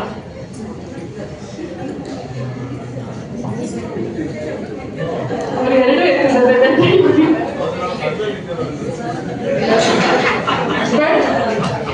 ಸ್ಲೀಪ್ ಇಶ್ಯೂಸ್ ಆಕ್ಚುಲಿ ಸರಿ ನಿದ್ದೆ ಮಾಡಲಿಲ್ಲ ಅಂದ್ರೆ ವೆಯ್ಟ್ ಗೇನ್ ಡಬಲ್. ನೀವೇನು ಮಾಡಲಿಲ್ಲ ಅಂದ್ರೂ weight gain double because of cortisol hormone. Cortisol ಏನ್ ಮಾಡ್ತಾ ಇರುತ್ತೆ ಅಂದ್ರೆ, ಇವ್ರಿಗೆ ಎಚ್ಚರ ಇದ್ದಾರೆ, ಸೊ ನಾನು ಇವ್ರನ್ನ ಪ್ರೊಟೆಕ್ಟ್ ಮಾಡಬೇಕು. ಸೊ ಅದಕ್ಕೆ ಪ್ರೊಟೆಕ್ಟ್ ಮಾಡಕ್ಕೆ ಏನ್ ಮಾಡ್ತೀನಿ, ಫ್ಯಾಟ್ ಅನ್ನ ಸ್ಟೋರ್ ಮಾಡಕ್ಕೆ ಸ್ಟಾರ್ಟ್ ಮಾಡ್ತೀನಿ ಅಂತ ಕಾರ್ಟಿಸಾಲ್ ಫ್ಯಾಟ್ ಸ್ಟೋರೇಜ್ಗೆ ಹೋಗ್ತಾ ಇರುತ್ತೆ. So more than men, women requires, ನಾಳೆಯಿಂದ ಕೇಳಬೇಕು ಎಕ್ಸ್ಟ್ರಾ ಮಲ್ಕೊಳ್ಳೋಣ ಅಂತ. ಓಕೆ, ಆಮೇಲೆ ಡಿಪ್ರೆಷನ್, ಹೆಡ್ಏಕ್, ವಜೈನಲ್ ಡ್ರೈನೆಸ್, ಇದೆಲ್ಲ ಹಾರ್ಮೋನಲ್ ಚೇಂಜಸ್. ನೆಕ್ಸ್ಟ್, ಸೊ ಈ ಹಾರ್ಮೋನಲ್ ಶಿಫ್ಟ್ ಆದಾಗ ಎಲ್ಲಿಗೆ ಲೀಡ್ ಆಗುತ್ತೆ ಅಂದ್ರೆ, ಇವಾಗಿರೋ metabolic problems, most common diabetes, hypertension, cholesterol, fatty liver, PCOD, PCOS, insulin resistance, ಕೆಲವರು ಕತ್ತಲ್ಲಿ ಇಲ್ಲೆಲ್ಲ ಬ್ಲ್ಯಾಕ್ ಆಗ್ತಾ ಇರ್ತವೆ, ಇನ್ಸುಲಿನ್ ರೆಸಿಸ್ಟೆನ್ಸ್. ಸೊ ಹಾರ್ಮೋನಲ್ ಚೇಂಜಸ್ನ ನಾವು ಕರೆಕ್ಟ್ ಟೈಮಲ್ಲಿ ಇಂಟರ್ಫಿಯರ್ ಮಾಡಲಿಲ್ಲ ಅಂದ್ರೆ ಇದಕ್ಕೆ ಹೋಗೋ ಚಾನ್ಸಸ್ ಜಾಸ್ತಿ. ಸೊ ಕೆಲವೊಬ್ಬರಿಗೆ ಮೆನೋಪಾಸ್ ಆಗಿರುತ್ತೆ, ಕೆಲವೊಬ್ರು ಪೆರಿಮೆನೋಪಾಸಲ್ಲಿ ಇರ್ತಾರೆ. ಬಟ್ ಎನಿ ಡೇ ಸ್ಟಾರ್ಟ್ ಮಾಡ್ಬೋದು, ಇವತ್ತಿಂದನೇ ಸ್ಟಾರ್ಟ್ ಮಾಡ್ಬೋದು. That means start as early as you can in changing your diet. So ಏನ್ ಮಾಡ್ಬೋದು, ಸ್ಮಾರ್ಟ್ ಪ್ಲೇಟ್. ಅಯ್ಯೋ ಇಷ್ಟೆಲ್ಲ ಕ್ಯಾಲ್ಸಿಯಂ ರಿಚ್, ಐರನ್ ರಿಚ್, ಅದು ಇದು ಹೆಂಗೆ ಒಂದು ತಟ್ಟೆಲಿ ಹೆಂಗೆ ತುಂಬಿಸೋದು, ಇದನ್ನೆಲ್ಲ ಕಷ್ಟ ಆಗುತ್ತಲ್ಲ. ಸೊ ಇದಕ್ಕೆ ಈಸಿ ಮೆಥಡ್. ಫಸ್ಟ್ ಅರ್ಧ ಪ್ಲೇಟ್ ತರಕಾರಿ ಇರಬೇಕು, ಕಷ್ಟ ಅಲ್ಲ. ಅರ್ಧ ಪ್ಲೇಟ್ ನಾನ್ ಸ್ಟಾರ್ಚಿ ವೆಜಿಟೇಬಲ್ಸ್. ಸ್ಟಾರ್ಚಿ ವೆಜಿಟೇಬಲ್ಸ್ ಅಂದ್ರೆ ಯಾವುದು? ಪೊಟ್ಯಾಟೊ, ಕ್ಯಾರೆಟ್, ಗೆಣಸು, ಇದೆಲ್ಲ ಸ್ಟಾರ್ಚಿ ವೆಜಿಟೇಬಲ್ಸ್. ಸೊ ಇದರಲ್ಲಿ ಫೈಬರ್ ಕಮ್ಮಿ ಅಂಡ್ ಊಟದಷ್ಟೇ ಶಕ್ತಿ ಕೊಡ್ತಾ ಇರುತ್ತೆ ಅಂತ ಇದು ಸ್ಟಾರ್ಚಿ ವೆಜಿಟೇಬಲ್ಸ್ ಅಂತ ಹೇಳ್ತೀವಿ. ಇನ್ಫ್ಯಾಕ್ಟ್ ನಿಮ್ ಯಾರಿಗಾದ್ರೂ ಕೇಳಿ ಏನ್ ತರಕಾರಿ ಮಾಡಿ, ಬೀನ್ಸ್, ಕ್ಯಾರೆಟ್, ಆಲೂಗಡ್ಡೆ ಇಷ್ಟೇ ಬರ್ತಾ ಇರುತ್ತೆ ಹೊತ್ತು ಬೇರೆ ತರಕಾರಿ ಹೆಸರುಗಳೇ ಬರ್ತಾ ಇರಲ್ಲ. ಸೊ ಅಷ್ಟು ಬಳಸ್ತಾ ಇದ್ದೀವಿ ನಾವು ಸ್ಟಾರ್ಚಿ ಫುಡ್ನ. ಸೊ ಹಾಫ್ ಪ್ಲೇಟ್ ಏನ್ ತುಂಬಿಸ್ಬೇಕು, ಗ್ರೀನ್ ಕಲರ್ ವೆಜಿಟೇಬಲ್ಸ್. ಕಾಲ್ ಭಾಗ ಪ್ರೋಟೀನ್ ಅಲ್ಲಿ ಏನೇನು ಬರುತ್ತೆ, ಫಿಶ್, ಚಿಕನ್. ಮಂಗಳೂರಲ್ಲಿ ತುಂಬಾ ಖುಷಿ ಈ ಪಾರ್ಟ್ ಇದ್ದಾರೆ, ಫಿಶ್, ಚಿಕನ್ ಇದ್ರೆ ಸಾಕು, ಬೇರೆ ಏನು ಬೇಡ. ಸೊ ಕಾಲ್ ಭಾಗ non veg. First class protein is always non veg. Second ಬರೋದು ಪನ್ನೀರ್, ಸೋಯಾ ಚಂಕ್, ಆಮೇಲೆ ಬೇಳೆ. ಮಿಕ್ಕಿರೋ ಕಾಲ್ ಭಾಗ ಮಾತ್ರ ಊಟ. ನನ್ನ ಪೇಷಂಟ್ಸ್ ಎಲ್ಲ ನೋಡಿ ಇದೇ ಆಡ್ತಾರೆ, ಕಾಲ್ ಭಾಗದಲ್ಲಿ ಏನ್ ಮೇಡಮ್ ಹೊಟ್ಟೆ ತುಂಬಿಸ್ಕೊಳ್ಳೋದು ನಾವು ಅಂತ. ಬಟ್ ನಮ್ಮ ರಿಕ್ವೈರ್ಮೆಂಟ್ ಅಷ್ಟೇ, ಬಿಕಾಸ್ ನಾವು ಯಾರು ಗದ್ದೆ ಕೆಲಸ ಮಾಡೋರಲ್ಲ, ತೋಟ ಕೆಲಸ ಮಾಡೋರಲ್ಲ. ಇದೇ ತರ 1 ಗಂಟೆ ಕೂತ್ಕೋತಾ ಇರ್ತೀವಿ, ಮೊಬೈಲ್ ಇಟ್ಕೊಂಡು ಕೆಳಗೆ ಮಾಡಿ ಕೂತ್ಕೋತಾ ಇರ್ತೀವಿ. ಸೊ ಎನರ್ಜಿ ಎಕ್ಸ್ಪೆಂಡಿಚರ್ ಕಮ್ಮಿ. ಬಟ್ ಹೌದು, ಇದು ಒಬ್ಬೊಬ್ರು ಇಂಡಿವಿಜುವಲ್ ಮೇಲೆ ಚೇಂಜ್ ಆಗ್ತಾ ಇರುತ್ತೆ. ಆಕ್ಟಿವಿಟಿ ಜಾಸ್ತಿ ಆದರೆ ಆಬ್ವಿಯಸ್ಲಿ ಊಟನೂ ಜಾಸ್ತಿ. ಫ್ರೂಟ್ಸ್ ಆ್ಯಂಡ್ ನಟ್ಸ್, ಇದು ಕೂಡ ಮೆನಿ ಆಫ್ ಅಸ್ ಇನ್ಕ್ಲೂಡಿಂಗ್ ನಮ್ಮ ಬೈತಾ ಇರ್ತಾರೆ ಹಣ್ಣು ತಿನ್ನಲ್ಲ ಅಂತ. ಬಟ್ ಹಣ್ಣು ಕೆಲವುದನ್ನ ಮಿಸ್ ಆಗ್ತಾ ಇರುತ್ತೆ, ಕೆಲವುದನ್ನ ನಾವು ಹಣ್ಣುಗಳೇ ತಿನ್ನೋದಿಲ್ಲ, ಬಟ್ ಕೆಲವುದನ್ನ ಇರುತ್ತೆ. So most of the vitamins and minerals ಹಣ್ಣುಗಳಲ್ಲೇ ಇರೋದು. ಸೊ ಹಾಗಾಗಿ ಹಣ್ಣು ಇಂಪಾರ್ಟೆಂಟ್. ಎಸ್ಪೆಷಲಿ ಡಯಾಬಿಟೀಸ್ ಇರೋರು ಫಸ್ಟ್ ಏನ್ ಅನ್ಕೋತಾರೆ ಅಂದ್ರೆ, ಶುಗರ್ ಬಂತು, ಹಣ್ಣೆಲ್ಲ ತುಂಬಾ ಹೈ ಮಾಡುತ್ತೆ, ಸೊ ಹಣ್ಣೇ ನಿಲ್ಲಿಸ್ಬಿಡೋಣ ಅಂತ. ಇಲ್ಲ, ಅನ್ನ ತುಂಬಾ ಕೆಟ್ಟಿತ್ತು, ಅನ್ನ ಒಳ್ಳೇದಲ್ಲ ಅಂತ ಪೂರ್ತಿ ಅನ್ನನೇ ಬಿಟ್ಬಿಟ್ಟು ಚಪಾತಿ ಮಾತ್ರ 5-6 ಕರೆಕ್ಟಾ? So quantity and quality of plate is very important. Next tailor to your needs, ಅಂದರೆ ನಿಮ್ಮ ಆಕ್ಟಿವಿಟಿ ಪ್ರಕಾರ ಇದು ಚೇಂಜ್ ಆಗುತ್ತೆ. ಇದು ಮಂಗಳೂರು, ಟಿಪಿಕಲ್ ಮಂಗಳೂರಿನ ತರಕಾರಿ ಇದು. ಸೊ ಅಲ್ಲಿ ತರಕಾರಿನೇ ಇರಲ್ಲ. ಆ್ಯಂಡ್ ನವರಾತ್ರಿ ಟೈಮ್ ಬಂದರೆ ಅಂತೂ ರೀಲ್ಸಲ್ಲಿ ನೋಡ್ತಾ ಇರ್ತೀವಿ, ನೀರಿನ ಪೇಪರಲ್ಲಿ ಕಟ್ಬಿಟ್ಟು ಆಸೆಗೋಸ್ಕರ ಪ್ಲೇಟಲ್ಲಿ ಇಟ್ಟು ತರಕಾರಿ ತಿಂತಾರೆ. ಸೊ ಅಷ್ಟು ಹಿಂದೆ ಆ್ಯಕ್ಚುಲಿ ಮ್ಯಾಂಗ್ಳೂರಿಯನ್ ಫುಡ್ಸ್ ತುಂಬ ನ್ಯೂಟ್ರಿಷಿಯಸ್ ಫುಡ್, ಬಟ್ ಬ್ಯಾಲೆನ್ಸಿಂಗ್ ಇಲ್ಲ ಅಷ್ಟೇ. ಒಂದ್ಸತಿ ಈ ವೆಜಿಟೇಬಲ್ ಪ್ಯಾಕ್ನ ಕಂಪ್ಲೀಟ್ ಮಾಡಿದ್ರೆ I think Mangaluru cuisine is the best, or Dakshina Kannada cuisine is the best. ಈ ಕಡೆ ಎಕ್ಸ್ಟ್ರೀಮ್ ಡಯಟ್, ಫ್ರೂಟ್. ನಾನು ಹಣ್ಣೇ ತಿನ್ನೋದು, ನಾನು ಫುಲ್ ಡಯಟಲ್ಲಿ ಇದ್ದೀನಿ ಅಂತ ದೊಡ್ಡ ಬೋಲ್ ಹಣ್ಣು ತಿಂತಾರೆ, ಅದರಲ್ಲಿ ಒಂದು 10 ವೆರೈಟಿ ಹಣ್ಣು ಇರುತ್ತೆ. ಸೊ ಅಷ್ಟು ಹಣ್ಣು ತಿಂದಾಗಲೂ ಕೂಡ ಇನ್ಸುಲಿನ್ ರೆಸಿಸ್ಟೆನ್ಸ್ ಜಾಸ್ತಿ ಆಗುತ್ತೆ, ಡಯಾಬಿಟೀಸ್ ಜಾಸ್ತಿ ಆಗುತ್ತೆ. ಮೋಸ್ಟ್ ಇಂಪಾರ್ಟೆಂಟ್ಲಿ ಹಣ್ಣಲ್ಲಿರೋ ಪೌಷ್ಟಿಕಾಂಶತೆ ಸಿಗಲ್ಲ, ಬಿಕಾಸ್ ಪ್ರತಿಯೊಂದು ಹಣ್ಣಲ್ಲೂ ಡಿಫ್ರೆಂಟ್ pH ಇರುತ್ತೆ. ಸೊ ಕೆಲವು ಆಲ್ಕಲೈನ್ ಇರುತ್ತೆ, ಕೆಲವು ಆಸಿಡಿಕ್ ಇರುತ್ತೆ. ಸೊ ಯಾವಾಗಲೂ ಹಣ್ಣು ತಿಂದಾಗ ಒಂದು ಹಣ್ಣು ತಿನ್ನಿ, ಬಟ್ ಇನ್ ಅ ಡೇ ಬೇರೆ ಬೇರೆ ಟೈಮಲ್ಲಿ ಡಿಫ್ರೆಂಟ್ ಹಣ್ಣು. ಸೊ ಹಣ್ಣುಗಳನ್ನ ಮಿಕ್ಸ್ ಮಾಡಕ್ಕೆ ಹೋಗ್ತೀವಿ. ಸೊ ಬೀಟ್ರೂಟ್, ಕ್ಯಾರೆಟ್, ಆಲೂಗಡ್ಡೆ ಬಿಟ್ಟು ಈ ವೆಜಿಟೇಬಲ್ಸ್ ಎಸ್ಪೆಷಲಿ ಲೇಡೀಸ್ಗೆ ಪೆರಿಮೆನೋಪಾಸ್, ಮೆನೋಪಾಸ್ ಅವರಿಗೂ ಅಟ್ಲೀಸ್ಟ್ ವಾರದಲ್ಲಿ ಈ ವೆಜಿಟೇಬಲ್ಸ್ 5 days ಇರಬೇಕು. ಮೇನ್ ಆಗಿ ಗೋಡಿಕಾಯಿ, ಅದರಲ್ಲಿ ಗುವಾದಮ್ ಅಂತ ಇರುತ್ತೆ. ಸೊ ಮೆನೋಪಾಸಲ್ ಸಿಂಪ್ಟಮ್ಸ್ನ ತುಂಬ ಕಮ್ಮಿ ಮಾಡುತ್ತೆ. ಸೀಮೆ ಬದನೆಕಾಯಿ, ಸೋರೆಕಾಯಿ, ಇದನ್ನ ದಯವಿಟ್ಟು make it a part of your daily life. So ಬೆಲ್ಲ, ಪಾಮ್ ಜಾಗ್ರಿ, ಶಾಟಿ ಬೆಲ್ಲ, ಜೋನಿ ಬೆಲ್ಲ, ಎಲ್ಲ ಬೆಲ್ಲ ವೈಟ್ ಶುಗರ್ಗಿಂತ ಒಳ್ಳೆಯದು, ಎಸ್ಪೆಷಲಿ ಡಯಾಬಿಟೀಸ್ ಅವ್ರಿಗೆ ಆ್ಯಂಡ್ ವೆಯ್ಟ್ ಕಂಟ್ರೋಲ್ ಮಾಡೋಕ್ಕೆ. ಗ್ರೀನ್ ಅಂದರೆ ಒಳ್ಳೆಯದು, ರೆಡ್ ಅಂದರೆ ಒಳ್ಳೆಯದು. ಐ ಥಿಂಕ್ ಇನ್ನ ಎತ್ಬೇಕು, ಎಲ್ಲ ಚೀಟಿ ಕೆಳಗೆ ಇಟ್ಕೊಂಡಿದ್ದೀನ. ಗ್ರೀನ್ ಒಳ್ಳೆಯದು, ರಿಸೈಕಲ್ ಗ್ರೀನು ಅಮೂಲ್ಯದು ಬೇಕು. ಸೊ ಡಯಾಬಿಟೀಸ್ ನೋಡಿದ್ರೆ ಬೆಲ್ಲ, ಶಾಟಿ ಬೆಲ್ಲ, ಜೋನಿ ಬೆಲ್ಲ, ಎಲ್ಲ ಬೆಲ್ಲ ಸಕ್ಕರೆ. ಸೊ ಡಯಾಬಿಟೀಸ್ ಇರೋರಿಗೆ ಬೆಲ್ಲ ಅಂತಲ್ಲ, ಇವಾಗ ಹೊಸದಾಗಿ ಬಂದಿದೆ. ನಾನು ಬರೀ ಆರ್ಗ್ಯಾನಿಕ್ ಬೆಲ್ಲ ಯೂಸ್ ಮಾಡೋದು, ಟೀ ಕಾಫಿ ಬೇರೆ ಯಾವುದು ಯೂಸ್ ಮಾಡಲ್ಲ. ಬಟ್ ಆರ್ಗ್ಯಾನಿಕ್ ಅಂದರೆ ಏನು ಅಂತ ಕೇಳಿದಾಗ ಅದೇ ಅದರಲ್ಲಿ ಶುಗರ್ ಇಲ್ಲ. ಶುಗರ್ ಇಲ್ಲ ಅಂತ ಅಲ್ಲ, ಫರ್ಟಿಲೈಸರ್ಸ್, ಕೆಮಿಕಲ್ ಇಲ್ಲದೆ ಬೆಳೆಸಿದ್ದಾರೆ, ಸಕ್ಕರೆ ತೆಗೆದು ಕೊಟ್ಟಿದ್ದಾರೆ ಅಂತ ಅಲ್ಲ. ಸೊ ಬೆಲ್ಲ, ಸಕ್ಕರೆ, ಜೇನುತುಪ್ಪ ಡಯಾಬಿಟೀಸ್ ಅವ್ರಿಗೆ ಸೇಮ್. ವೆಯ್ಟ್ ಮ್ಯಾನೇಜ್ಮೆಂಟ್ಗೂ ಯಾಕೆ ಸೇಮ್ ಅಂದರೆ ಅಲ್ಟಿಮೇಟ್ಲಿ ಏನು ತಿಂದು ಅದು ಕ್ಯಾಲರೀಸ್, ವೆಯ್ಟ್ ಜಾಸ್ತಿ ಆಗ್ತಾನೆ ಹೋಗ್ತಾ ಇರುತ್ತೆ.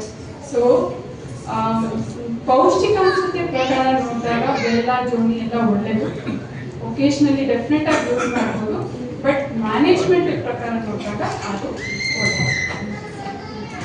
ರಾಗಿ ಗಂಜಿ, ಮಿಲೆಟ್ ಗಂಜಿ ಡಯಾಬಿಟೀಸ್ ಅವ್ರಿಗೆ ಒಳ್ಳೆಯದು. ಗ್ರೀನ್ ಅಂದರೆ ಎಸ್, ರೆಡ್ ಅಂದರೆ ಇಲ್ಲ. ಸ್ವಲ್ಪ ಮೇಲೆ ಕೈ ರಾಗಿ ಗಂಜಿ, ಇದು ಮೋಸ್ಟ್ ಎಕ್ಸ್ಪೆಕ್ಟೆಡ್ ಆನ್ಸರು. ಹೌದು, ಇತ್ತೀಚೆಗೆ ಮಿಲೆಟ್ಸ್ ಬಗ್ಗೆ ತುಂಬಾನೇ ಇನ್ಫಾರ್ಮೇಶನ್ ಬರ್ತಾ ಇದೆ. ಮಿಲೆಟ್ಸ್ ತುಂಬಾ ಒಳ್ಳೇದು. ಸೊ ಏನ್ ಮಾಡ್ತಾರೆ, ಎಲ್ಲ ಸಿರಿಧಾನ್ಯಗಳೆಲ್ಲ ಪೌಡರ್ ಮಾಡಿ ಈಸಿ ಆಗ್ಬೇಕು ಅಂತ ನಾವು ನೀರಲ್ಲಿ ಹಾಕ್ಬಿಟ್ಟು ಕುಡಿದು ಬಿಡ್ತೀವಿ. ಬಟ್ ಡಯಾಬಿಟೀಸ್ ಇರೋರಿಗೆ ಗಂಜಿ, ಅಂಬ್ಲಿ, ಮಾಲ್ಟ್ಗಳು ಒಳ್ಳೇದಲ್ಲ. ಯಾಕೆ?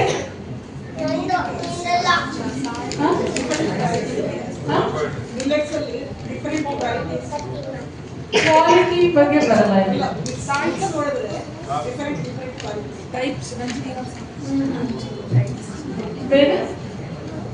ಬೇಸಿಕಲಿ ಅನ್ನದಲ್ಲಿ ಎಷ್ಟು ಶುಗರ್ ಇದೆ, ಸೇಮ್ ರಾಗಿಯಲ್ಲಿದೆ, ಸೇಮ್ ಗೋಧಿಯಲ್ಲಿದೆ, ಸೇಮ್ ಜೋಳದಲ್ಲಿದೆ, ಸೇಮ್ ಸಿರಿಧಾನ್ಯದಲ್ಲಿ. ಬಟ್ ಅದನ್ನ ನಾವು ಲಿಕ್ವಿಡ್ ಫಾರ್ಮ್ ಅಲ್ಲಿ ತಗೊಂಡಾಗ ಬೇಗ ಡೈಜೆಸ್ಟ್ ಆಗಿ ಅದರಲ್ಲಿರೋ ಗ್ಲೂಕೋಸ್ ಬೇಗ ರಕ್ತಕ್ಕೆ ಸೇರುತ್ತೆ. ಸೊ ಡಯಾಬಿಟೀಸ್ ಅವ್ರಿಗೆ ಬೇಗ ಬ್ಲಡ್ ಗ್ಲೂಕೋಸ್ ರೇಸ್ ಆಗಬಾರ್ದು ಅಂತ ಗಂಜಿಗಳು ಇಲ್ಲ. ಸೊ ಯಾರಾದ್ರೂ ಇಲ್ಲಿ ಡಯಾಬಿಟೀಸ್ ಇರೋ ಗಂಜಿಗಳು ಕುಡಿತಾ ಇದ್ರೆ ಅದನ್ನ ಸಾಲಿಡ್ ಫಾರ್ಮ್ಗೆ ಶಿಫ್ಟ್ ಮಾಡ್ಕೊಳ್ಳಿ. ರೊಟ್ಟಿ, ದೋಸೆ, ಇಡ್ಲಿ ತರ ತಿನ್ನಿ, ಈಸಿ ಮಾಡಬೇಡಿ. ಬಿಕಾಸ್ 10 ತಿಂಗಳು ಮಗುಗೆ ನಾವು ಗಂಜಿ ಮಾಡಿ ಕೊಡೋದೇ ಅದೇ ರೀಸನ್ಗೆ. ಅವ್ರಿಗೆ ಡೈಜೆಷನ್ ಪವರ್ ಸ್ಲೋ ಇದೆ, ಸೊ ಬೇಗ ಎನರ್ಜಿ ಬೇಕು ಅಂತ. ಎನರ್ಜಿ ಅಂದ್ರೆ ಗ್ಲೂಕೋಸ್. ಸೊ ಲಿಕ್ವಿಡ್ ಫಾರ್ಮ್ ಅಲ್ಲಿ ಕೊಡೋದು. ಬಟ್ ಗಂಜಿ ಯಾರಿಗೆ ಒಳ್ಳೇದು ಅಂದ್ರೆ ಡೈಜೆಸ್ಟಿವ್ ಪ್ರಾಬ್ಲಮ್ಸ್ ಇರೋರಿಗೆ, ಬೇಗ ಡೈಜೆಷನ್ ಆಗಲ್ಲ ಅಥವಾ ಇಂಡೈಜೆಷನ್ ಪ್ರಾಬ್ಲಮ್ ಆ ಥರ ಇರೋರಿಗೆ ಗಂಜಿಗಳು ಒಳ್ಳೇದು. ಬಟ್ ಡಯಾಬಿಟೀಸ್ ನೋಡಿದಾಗ So the simple techniques, ಯಾರ್ಯಾರಿಗೂ ಡಯಾಬಿಟೀಸ್ ಇದ್ರೆ ಅಥವಾ ವೆಯ್ಟ್ ಮ್ಯಾನೇಜ್ಮೆಂಟ್ ಪ್ಲಾನ್ ಅಲ್ಲಿ ಯಾವ್ಯಾವ ತರ ವೆಯ್ಟ್ ಮ್ಯಾನೇಜ್ಮೆಂಟ್ ಮಾಡ್ಬೋದು. First meal order. ಯಾವಾಗ ಉಲ್ಟಾ ತಿನ್ನಕ್ಕೆ ಸ್ಟಾರ್ಟ್ ಮಾಡಿದಾಗ ಹೊಟ್ಟೆ ಬೇಗ ಫುಲ್ ಆಗುತ್ತೆ ಅಂತ. ಅಂದ್ರೆ ಫಸ್ಟ್ ಮಜ್ಜಿಗೆ ಕುಡಿದು ಪಲ್ಯ ತಿಂದು ನಾನ್ವೆಜ್ ತಿಂದು ಆಮೇಲೆ ಅನ್ನಕ್ಕೆ ಬಂದಾಗ ಕಾಲು ಹೊಟ್ಟೆ ತುಂಬಿತು, ಸೊ ಮಿಕ್ಕಿದಲ್ಲಿ ಹೊಟ್ಟೆ ತುಂಬಿಸ್ಕೋಬಹುದು ಅಂತ ಮೀಲ್ ಆರ್ಡರ್ ಉಲ್ಟಾ ಮಾಡಿದಾಗ ಹೊಟ್ಟೆ ಫುಲ್ ಆಗುತ್ತೆ ಅಂತ. ನೆಕ್ಸ್ಟ್ ಸಣ್ಣ ಅಕ್ಕಿಗಿಂತ ದೊಡ್ಡ ದೊಡ್ಡ ಅಕ್ಕಿಗಳು ಬೇಗ ಹೊಟ್ಟೆ ಫುಲ್ ಮಾಡಿಸುತ್ತೆ and post meal glucose spikes ಅಥವಾ ವೆಯ್ಟ್ ಗೇನ್ ಮಿನಿಮೈಸ್ ಮಾಡುತ್ತೆ. ಫಾರ್ ಎಕ್ಸಾಂಪಲ್ ಬಾಸ್ಮತಿ ರೈಸ್ ಇಂದ ಪುಲಾವ್ ಮಾಡೋದು is more better than smaller rice ಅಂತ ಹೇಳ್ತೀವಿ. ನೆಕ್ಸ್ಟ್ ನಿಂಬೆ ರಸ ಹಾಕೋದ್ರಿಂದ ಒಂದು ಅಯನ್ ಅಬ್ಸಾರ್ಪ್ಷನ್ ಇಂಪ್ರೂವ್ ಆಗ್ತಾ ಇರುತ್ತೆ, ಮಿನರಲ್ ಅಬ್ಸಾರ್ಪ್ಷನ್ ಇಂಪ್ರೂವ್ ಆಗುತ್ತೆ. ಅಗೇನ್ ಡಯಾಬಿಟೀಸ್ ಇರೋರಿಗೆ ಪೋಸ್ಟ್ ಮೀಲ್ ಶುಗರ್ಸ್ ಕಮ್ಮಿ ಆಗ್ತಾ ಇರುತ್ತೆ. ಮೂರನೇದು ರೆಸಿಸ್ಟೆಂಟ್ ಸ್ಟಾರ್ಚ್ ಅಂತ. ಸೊ ಇವಾಗ ಡಯಾಬಿಟೀಸ್ ಬಂದ ತಕ್ಷಣ ಹೇಳ್ತೀವಿ ಆಲೂಗಡ್ಡೆ ಬೀಟ್ರೂಟ್ ಕ್ಯಾರೆಟ್ ಒಳ್ಳೇದಲ್ಲ ಅಂತ. ಬಟ್ ಆಲೂಗಡ್ಡೆನ ಬೇಯಿಸಿ ಕೂಲ್ ಮಾಡಿ ಮತ್ತೆ ಯೂಸ್ ಮಾಡಿದಾಗ ಅದರಲ್ಲಿರೋ ಕಾರ್ಬೋಹೈಡ್ರೇಟ್ ಗ್ಲೂಕೋಸ್ ಸ್ಪೈಕ್ ಮಾಡಲ್ಲ. ಸೊ ಅದು ರೆಸಿಸ್ಟೆಂಟ್ ಸ್ಟಾರ್ಚ್ ಅಂತ ಹೇಳ್ತೀವಿ. ಸೊ ಈ ರೆಸಿಸ್ಟೆಂಟ್ ಸ್ಟಾರ್ಚ್ ಹೊಟ್ಟೆಲಿರುವ ಒಳ್ಳೆ ಬ್ಯಾಕ್ಟೀರಿಯಾಗೆ ಒಂದು ಊಟ. ಸೊ ಈ ಕಡೆ ಶುಗರ್ ಸ್ಪೈಕ್ ಆಗಲ್ಲ, ಬಟ್ ಹೊಟ್ಟೆಯಲ್ಲಿರೋ ಬ್ಯಾಕ್ಟೀರಿಯಾಗೆ ಊಟ. ಸೊ ಈ ಟೆಕ್ನಿಕ್ನ ನಾವು ಗೆಣಸ್ಗೆ ಹೇಳ್ತೀವಿ, ರೈಸ್ಗೆ ಹೇಳ್ತೀವಿ. ನೀವು ಕೇಳಿರ್ತೀರ ಅನ್ಸುತ್ತೆ, ಓವರ್ ನೈಟ್ ಕೂಲ್ಡ್ ರೈಸ್ ತಗೊಂಡಾಗ ಶುಗರ್ ಸ್ಪೈಕ್ಸ್ ಆಗಲ್ಲ, ವೆಯ್ಟ್ ಗೇನ್ ಆಗಲ್ಲ ಅಂತ. ಸೊ ಕೂಲಿಂಗ್ ಟೆಕ್ನಿಕ್ಸ್ ಏನಾಗುತ್ತೆ, ರೆಸಿಸ್ಟೆಂಟ್ ಸ್ಟಾರ್ಚ್ ಡೆವಲಪ್ ಆಗ್ತದೆ. ಇದು ಬೇಸಿಕ್ಲಿ ಡಯಾಬಿಟೀಸ್ ಅವ್ರಿಗೆ ಇಡ್ಲಿ ದೋಸೆ ತಿನ್ನಕ್ಕೆ ಬೇಗ ಸ್ಪೈಕ್ ಆಗುತ್ತೆ, ಬಟ್ ರೊಟ್ಟಿಗಳು ಸ್ಪೈಕ್ ಮಾಡಲ್ಲ ಬಿಕಾಸ್ ಆಫ್ ಫರ್ಮೆಂಟೇಷನ್ ಅಂತ. ಹಣ್ಣುಗಳು ತೀರಾ ಹಣ್ಣಾದಾಗ ಗ್ಲೂಕೋಸ್ ಸ್ಪೈಕ್ಸ್ ಜಾಸ್ತಿ ಇರುತ್ತೆ, ವೆಯ್ಟ್ ಗೇನ್ ಜಾಸ್ತಿ ಇರುತ್ತೆ. ಸೊ ಹಣ್ಣುಗಳು ಕೆಲವು ಟೈಮ್ ಹಣ್ಣು ಕಾಯಿ ಸ್ಟೇಜ್ ಮಧ್ಯೆ ಎಸ್ಪೆಷಲಿ ಬಾಳೆಹಣ್ಣು, ಮಾವಿನ ಹಣ್ಣು, ಈ ಥರ ಸಪೋಟ ಸೀಸನಲ್ ಹಣ್ಣು ಬರ್ತಾ ಇರಲ್ಲ. ಸೊ ಹಣ್ಣು ಕಾಯಿ ಸ್ಟೇಜ್ ಮಧ್ಯೆ ತಿಂದಾಗ ನಿಮಗೆ ಅಷ್ಟು ಸ್ಪೈಕ್ಗಳು ಬರ್ತವೆ. ಇದು ಹೇಳಿ ಪಾರ್ಟಿಕಲ್ ಸೈಜ್ ಹೇಳ್ದಂಗೆ ಗಂಜಿಗಳು ಸಾಲಿಡ್ ಫಾರ್ಮ್ ತೊಗೊಳೋದು ಬೆಟರು, ಹಣ್ಣುಗಳು ತಿನ್ನೋದು ಬೆಟರು, ಫ್ರೂಟ್ ಜ್ಯೂಸಸ್ ಬದಲು ಫ್ರೂಟ್ ಕೊಟ್ಟರೆ ಬೆಟರು ಬಿಕಾಸ್ ಹೊಟ್ಟೆನಲ್ಲಿ ಜಾಸ್ತಿ ಇರ್ತದೆ. ಮೆನೋಪಾಸಲ್ ಲೇಡೀಸ್ಗೆ ಅಗೇನ್ ಇಮ್ಯುನಿಟಿ ಕೂಡ ತುಂಬ ಲೋ ಇರುತ್ತೆ. ಸೊ ಇಮ್ಯುನಿಟಿ ಇಂಪ್ರೂವ್ ಮಾಡುವಂಥ ಫುಡ್ಗಳು ನಾರ್ಮಲ್ ನೀರು ದೋಸೆನ ದೊಡ್ಡ ಪತ್ರೆ ಎಲೆ ಹಾಕಿ ಅಥವಾ ಅಮೃತ ಬಳ್ಳಿ ಎಲೆ ಹಾಕಿ ನೀರು ದೋಸೆ ಮಾಡೋದ್ರಿಂದ, ಎಳ್ಳಿನ ಉಂಡೆ ನಮ್ಮ ಊರ್ ಕಡೆದು, ಕಡಲೆಕಾಯಿ ಬೀಜ, ಫ್ಲಾಕ್ ಸೀಡ್ಸ್ ಅಲ್ಲಿ ಬರುವಂಥ ಲಿಗ್ನೆನ್ಸ್, ಈ night time hot flashes sudden ಆಗಿ ಬೆವರು ಬರುತ್ತೆ, ಆಮೇಲೆ ನಿಂತು ಹೋಗುತ್ತೆ. ಸಡನ್ ಆಗಿ ಫ್ಯಾನ್ ಹಾಕ್ತೀವಿ, ಆಮೇಲೆ ನಿಂತು ಹೋಗುತ್ತೆ. ಸೊ ಇದಕ್ಕೆ ಹಾಟ್ ಫ್ಲಾಶಸ್ ಅಂತ ಹೇಳ್ತೀವಿ. Most of the perimenopause and menopausal ವಿಮೆನ್ಗೆ ಇದು ಬರುತ್ತೆ. ಸೊ ಫ್ಲಾಕ್ ಸೀಡ್ ರೋಸ್ಟೆಡ್, ಅಕ್ಸೆ ಬೀಜ ರೋಸ್ಟ್ ಮಾಡಿ ತಿನ್ನೋದ್ರಿಂದ ಇದು ಕಮ್ಮಿ ಆಗುತ್ತೆ. And touch me not plant, ನಾಚಿಕೆ ಮಾಡೋ ಇದ್ರದ್ದು ಪಲ್ಯ ಹಾರ್ಮೋನಲ್ ಇಂಬ್ಯಾಲೆನ್ಸ್ ಮ್ಯಾನೇಜ್ ಮಾಡುತ್ತೆ. At the same time vaginal ಡ್ರೈನೆಸ್ಗೆ, UTI ರೆಕರೆಂಟ್ ಆಗಿ ಯೂರಿನರಿ ಟ್ರ್ಯಾಕ್ಟ್ ಇನ್ಫೆಕ್ಷನ್ ಆಗೋರಿಗೆ touch me not plant help ಆಗುತ್ತೆ. ಅಳವಿ ಬೀಜದ ಪಾಯಸ ಹಾಲಲ್ಲಿ ಹಾಕೊಂಡು ತಗೊಂಡಾಗ ಹಾರ್ಮೋನಲ್ ಗೇನ್ ಇಂಪ್ರೂವ್. ಎಳ್ಳು ಜ್ಯೂಸು ಮತ್ತು ಬಾಳೆಹಣ್ಣಿಂದು ಹೂವೊಂದು ಪಲ್ಯ, ಇದೆಲ್ಲ ಬಾಣಂತನ ಟೈಮಲ್ಲಿ ಕೊಡ್ತಾರೆ ಅಂತ ಯೂಶ್ವಲಿ ಎಲ್ಲರಿಗೂ ಗೊತ್ತಿರುತ್ತೆ. ಇವಾಗ ನಿದ್ದೆ ಬರಲ್ಲ ಅಂತ ಸುಮಾರು ಜನಕ್ಕೆ ಹೇಳ್ತಾ ಇರ್ತಾರೆ.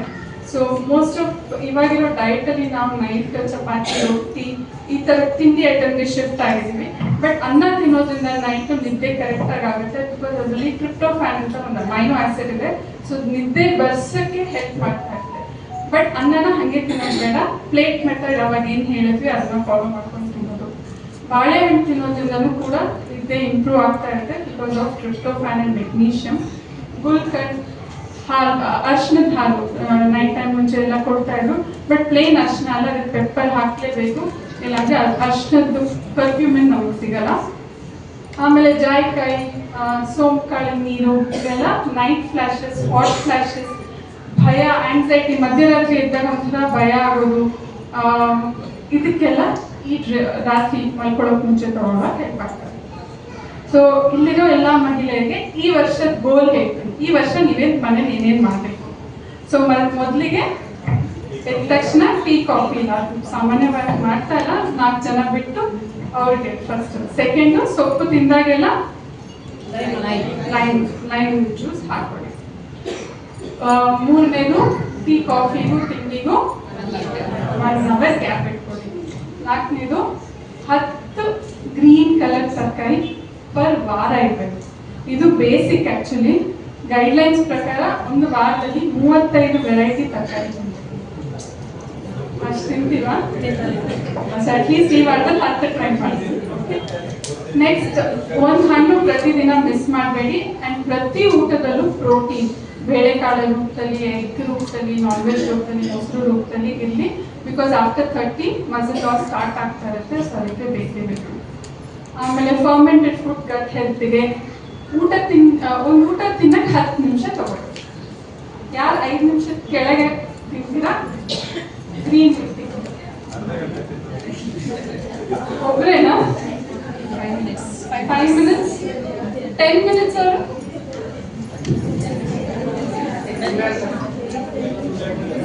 10 ವೆರಿ ಗುಡ್. 15 ಮಿನಿಟ್ಸ್ ಅವರು ಸ್ಲೋ ಈಟರ್ಸ್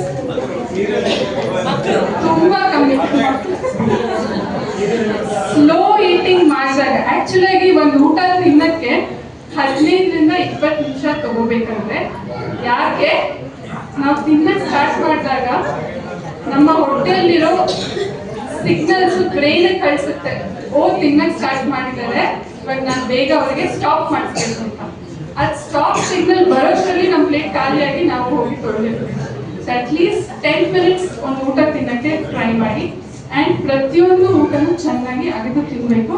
ಬಿಕಾಸ್ ಏನು ಆಸಿಡಿಟಿ, ಗ್ಯಾಸ್ಟ್ರೈಟಿಸ್ ಎಲ್ಲ ಹೇಳ್ತಾ ಇದ್ದಿಲ್ಲ, ಸರಿಯಾಗಿ ಚೂ ಮಾಡಿಲ್ಲ ಅಂದ್ರೂ ಬೋಲ್ ಪಾರ್ಟಿಕಲ್ಸ್ ಹೊಟ್ಟೆ ಒಳಗೆ ಹೋದಾಗ HCl ಪ್ರೊಡಕ್ಷನ್ ಜಾಸ್ತಿ ಆದಾಗ ನಿಮಗೆ ಗ್ಯಾಸ್ಟ್ರೈಟಿಸ್ ಆಗುತ್ತೆ ಪ್ರಾಬ್ಲಮ್. ಚೆನ್ನಾಗಿ ಚೂ ಮಾಡಿ. ಆಮೇಲೆ ಪ್ಲಾಸ್ಟಿಕ್ ಕಟ್ಟಿಂಗ್ ಬೋರ್ಡ್ನ ಸ್ಟಾಪ್ ಮಾಡಿ. ಬಿಕಾಸ್ ಇವಾಗಿರೋ ರಿಸರ್ಚ್ ಏನಂದ್ರೆ, ತರಕಾರಿ ಹೆಚ್ಚು ಪ್ಲಾಸ್ಟಿಕ್ ಬೋರ್ಡ್ ಇದೆಲ್ಲ, ಸೊ ಸಣ್ಣ ಸಣ್ಣ ಪ್ಲಾಸ್ಟಿಕ್ ಪಾರ್ಟಿಕಲ್ಸ್ ನಮ್ಮ ದೇಹದ ಒಳಗೆ ಹೋಗ್ತಾ ಇದೆ. ಸೊ ಇದು ಅಯರ್ನ್ ಅಬ್ಸಾರ್ಪ್ಷನ್, ಕ್ಯಾಲ್ಸಿಯಂ ಅಬ್ಸಾರ್ಪ್ಷನ್ನ ಫುಲ್ ಸ್ಟಾಪ್ ಮಾಡ್ತಾ ಇದೆ. ಆ್ಯಂಡ್ ಇದರಿಂದ ನಮಗೆ ಡಾಕ್ಟರ್ ಆಶಾ ಅವ್ರು ಹೇಳಿದ್ರೆ ಕ್ಯಾನ್ಸರ್ ಪ್ರಾಬ್ಲಮ್ಸ್ ಕೂಡ ಬರ್ತಾ ಇದೆ. ಸೊ ಮನೆಯಲ್ಲಿ ಇದರ ಸ್ಟೇನ್ಲೆಸ್ ಸ್ಟೀಲ್ ಬೋರ್ಡ್ಸ್ ಬರ್ತಾ ಇದೆ, ಇಲ್ಲ ಕಲ್ ಮೇಲೆ ಲಾಸ್ಟ್ ಫುಡ್ ಲೇಬಲ್ ಓದಬೇಕು. ಫುಡ್ ಲೇಬಲ್ ಯಾರಾದ್ರೂ ಓದ್ತೀರಾ ಪರ್ಚೇಸ್ ಮಾಡಿದಾಗ? ಯಾರ್ಯಾರು ಓದ್ತೀರಾ? ಕೈ ಎತ್ತಿ. ಇಂಗ್ರೀಡಿಯೆಂಟ್ಸ್ ಎಲ್ಲ ಓದ್ತೀರಾ? Very good.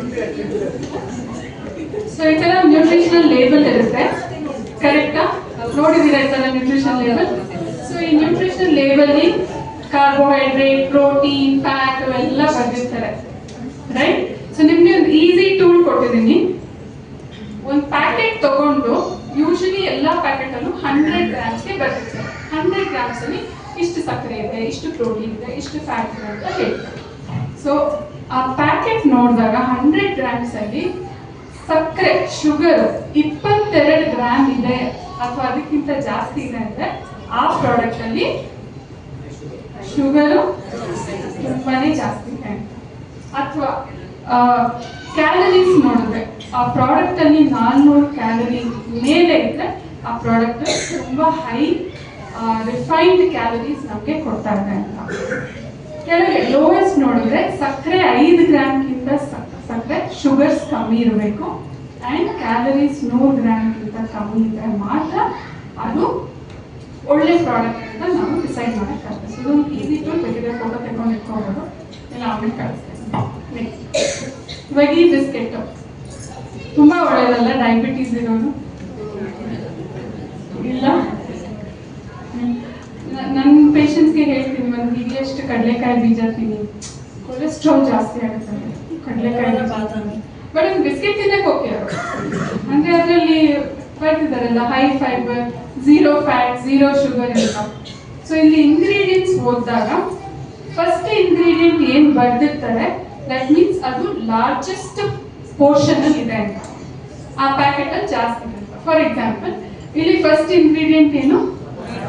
ರಿಫೈನ್ಡ್ ವೀಟ್ ಫ್ಲಾರ್ ಅಂದ್ರೆ ಮೈದಾ. ಸೊ ಮೈದಾ ಹೈಯೆಸ್ಟ್ ಪ್ರಪೋರ್ಷನ್ ಅಲ್ಲಿ ಇದೆ.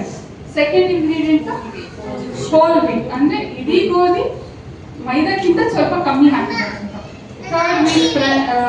Third oil, fourth sugar, fifth wheat brand ಹಾಕಿ.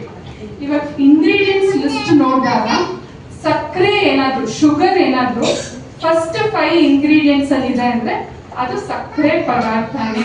ಅದನ್ನ ನಾವು ತಗೊಳ್ಳೋ ಹಂಗೆ ಇಲ್ಲ, ಅದನ್ನ ನೋಡ್ಬೋದು. ಸೊ ಇಲ್ಲಿ ನೋಡಿ, ಶುಗರು 4th ಇಂಗ್ರೀಡಿಯೆಂಟ್.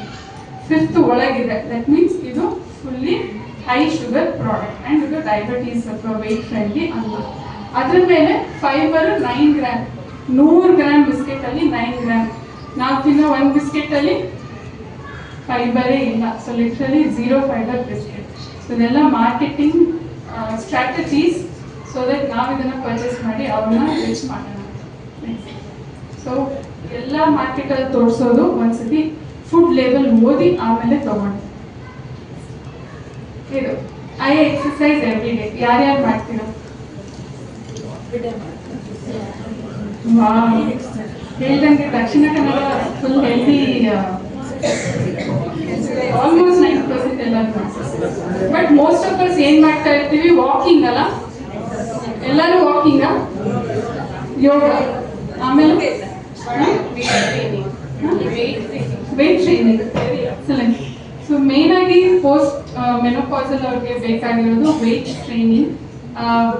ನಮ್ಮ ಅಜ್ಜಿ ದೊಡ್ಡ ಎಲ್ಲ ಮಾಡ್ತಾ ಇದ್ರು, ಎಳೆಯೋದು, ಬಾವಿಯಿಂದ ನೀರು ತೆಗೆಯೋದು, ಗ್ರೈಂಡಿಂಗ್ ಮಾಡೋದಂತ.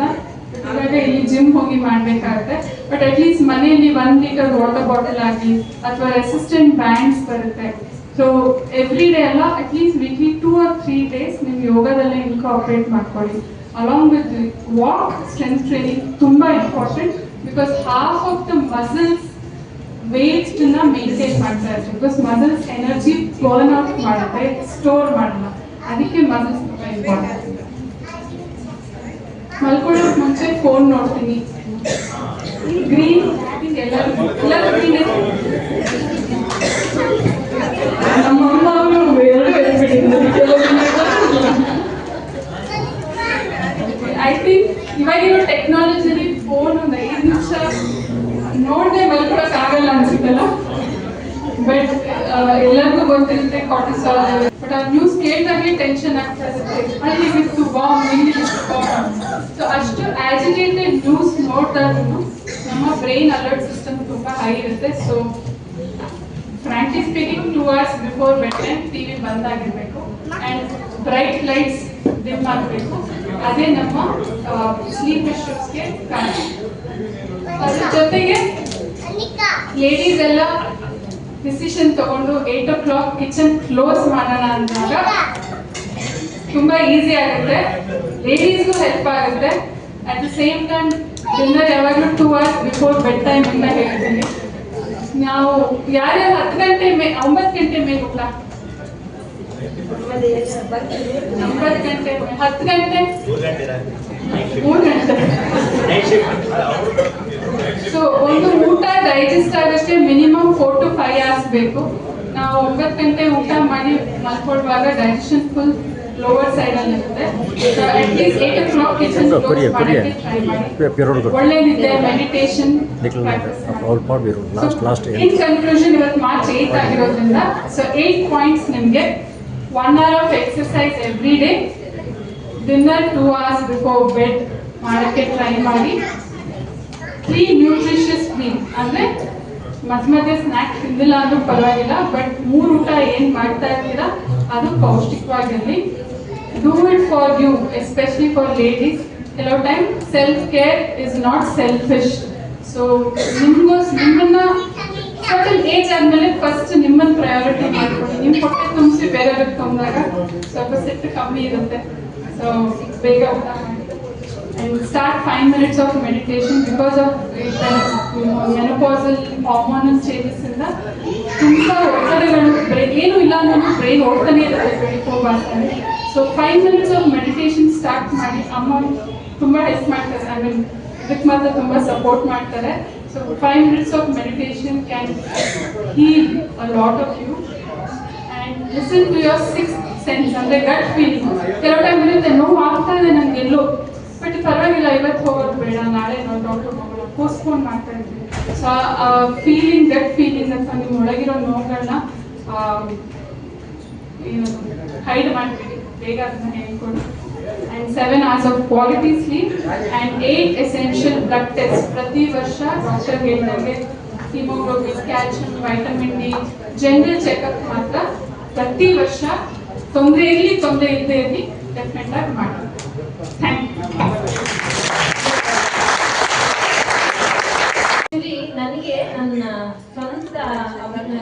ಅನುಭವ ಹೇಳಿದ್ರೆ, ನಾನು ಬೋಳೆ ಮತ್ತೆ ಕಿರೆಂಗು ಅದೆರಡು ತಿಂದ್ರೆ ನನ್ನ ಹಸ್ಬೆಂಡ್ ಬೈಯೋದು, ಅದೇ ತಿಂತೀನಿ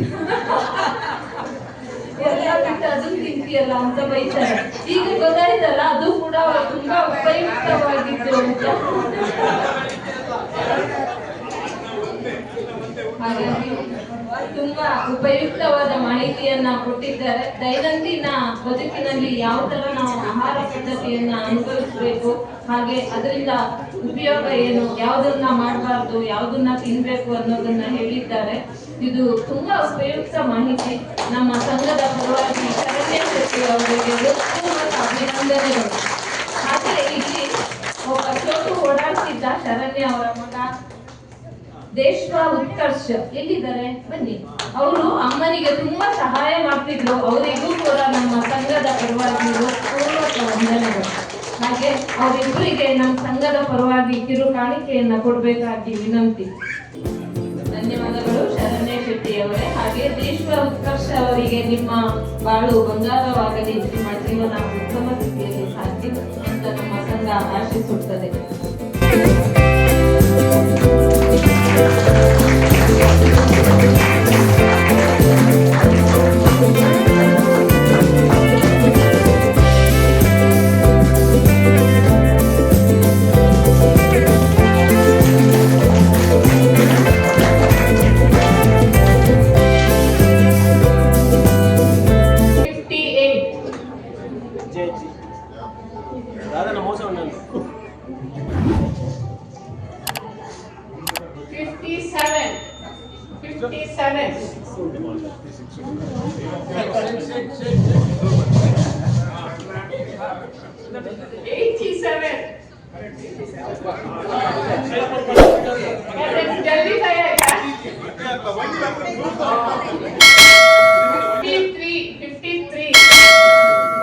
ಯಾವ ನಂಬರ್ ಇಲ್ಲ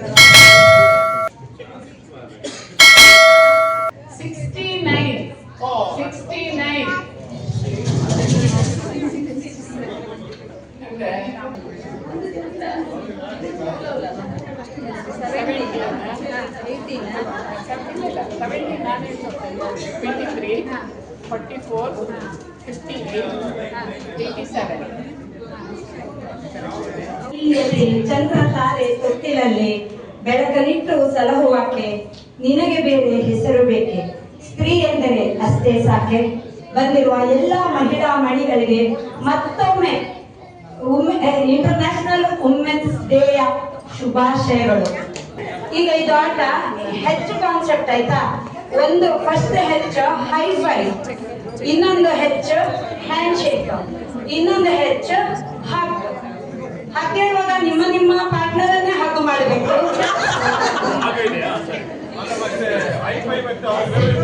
ಈಗ ಆಟದಲ್ಲಿ ಟ್ವಿಸ್ಟ್ ಇದೆ.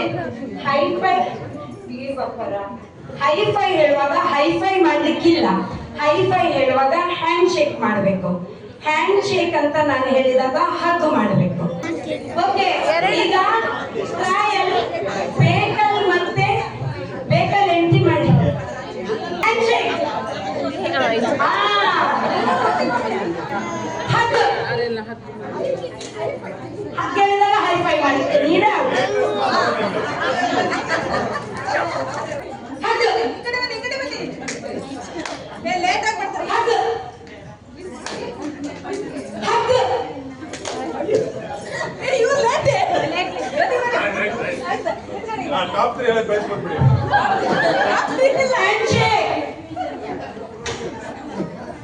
ಆಲೋಚನೆ ಮಾಡೋದ್ರಿಂದ ನಿಮ್ಮದೇ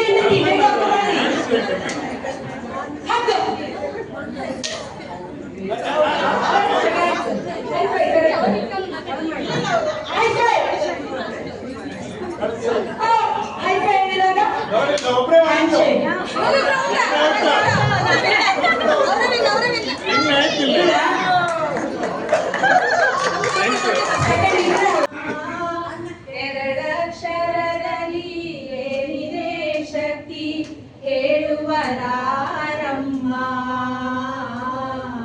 ಹೇಳುವರಾರಮ್ಮ. ಅಮ್ಮ ಅಮ್ಮ ತಾಯಿಗೆ ಮಿಂಚಿದ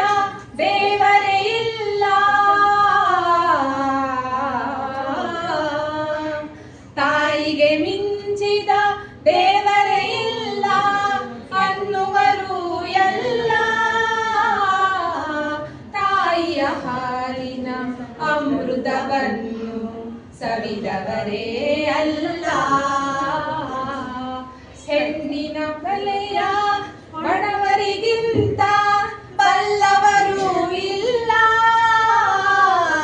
ತಾಯಿಯ ಆಸರೆ ತಬ್ಬಲಿಗಿಂತ ಬಯಸುವರಾರಿಲ್ಲ, ಬಯಸುವರಾರಿಲ್ಲ. ಕಂದನು ನುಡಿವ ಮೊದಲನೇ ಮಾತೆ ಅಮ್ಮ ಅಮ್ಮ. ನೋವೋ ನಲಿವೋ ಹೊರಡುವ ದನಿಯೇ ಅಮ್ಮ ಅಮ್ಮ ಅಮ್ಮ ಅಮ್ಮ. ಎಂದೋ ಒಮ್ಮೆ ಕನಸಲಿ ಬಂದು ಕಂದ ಎನ್ನುವಳು, ಕಣ್ಣಲ್ಲಿ ಕಣ್ಣು ಬೆರೆಸುವ ಮೊದಲೇ ಕರಗೆ ಹೋಗುವಳು. ಹಂಬಲಿಸಿದರು ಬಾರಲು ಅವಳು ಬಯಕೆಯ ತುಂಬಿಸಲು. ಕಂಬನಿ ಮೀರಿದರು ಅಮ್ಮನ ಕಾಣೆನು ಎಂದು ಸನಿಹದೊಳು, ಎಂದು ಸನಿಹದೊಳು. ಅಮ್ಮ ಎಂದರೆ ಮೈಮನವೆಲ್ಲ ಹೂವಾಗುವುದಮ್ಮ. ಎರಡಕ್ಷರದಲ್ಲಿ ಏನಿದೆ ಶಕ್ತಿ ಹೇಳುವರಾರಮ್ಮ, ಹೇಳುವರಾರಮ್ಮ. ಅಮ್ಮ ಅಮ್ಮ.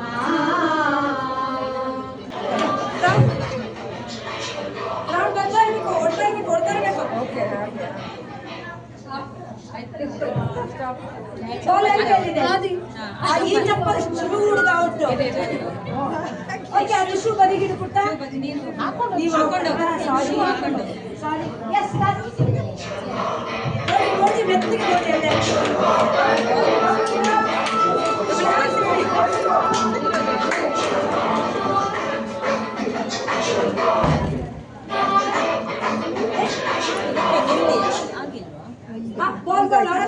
ನೀವು ನಿಮ್ಮ ಎದುರು ಯಾವ ಚಪ್ಪಲ್ ಇದೆ? ಅವ್ರು ಔಟ್. ಆ ಚಪ್ಪಲ್ ಔಟ್. ಯಾಕೆ ಚಪ್ಪಲ್ ಅದು?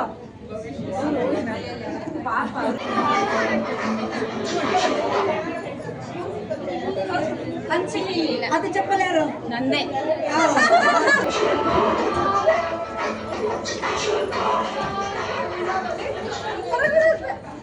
ಆ chappal out. Yes touch touch touch.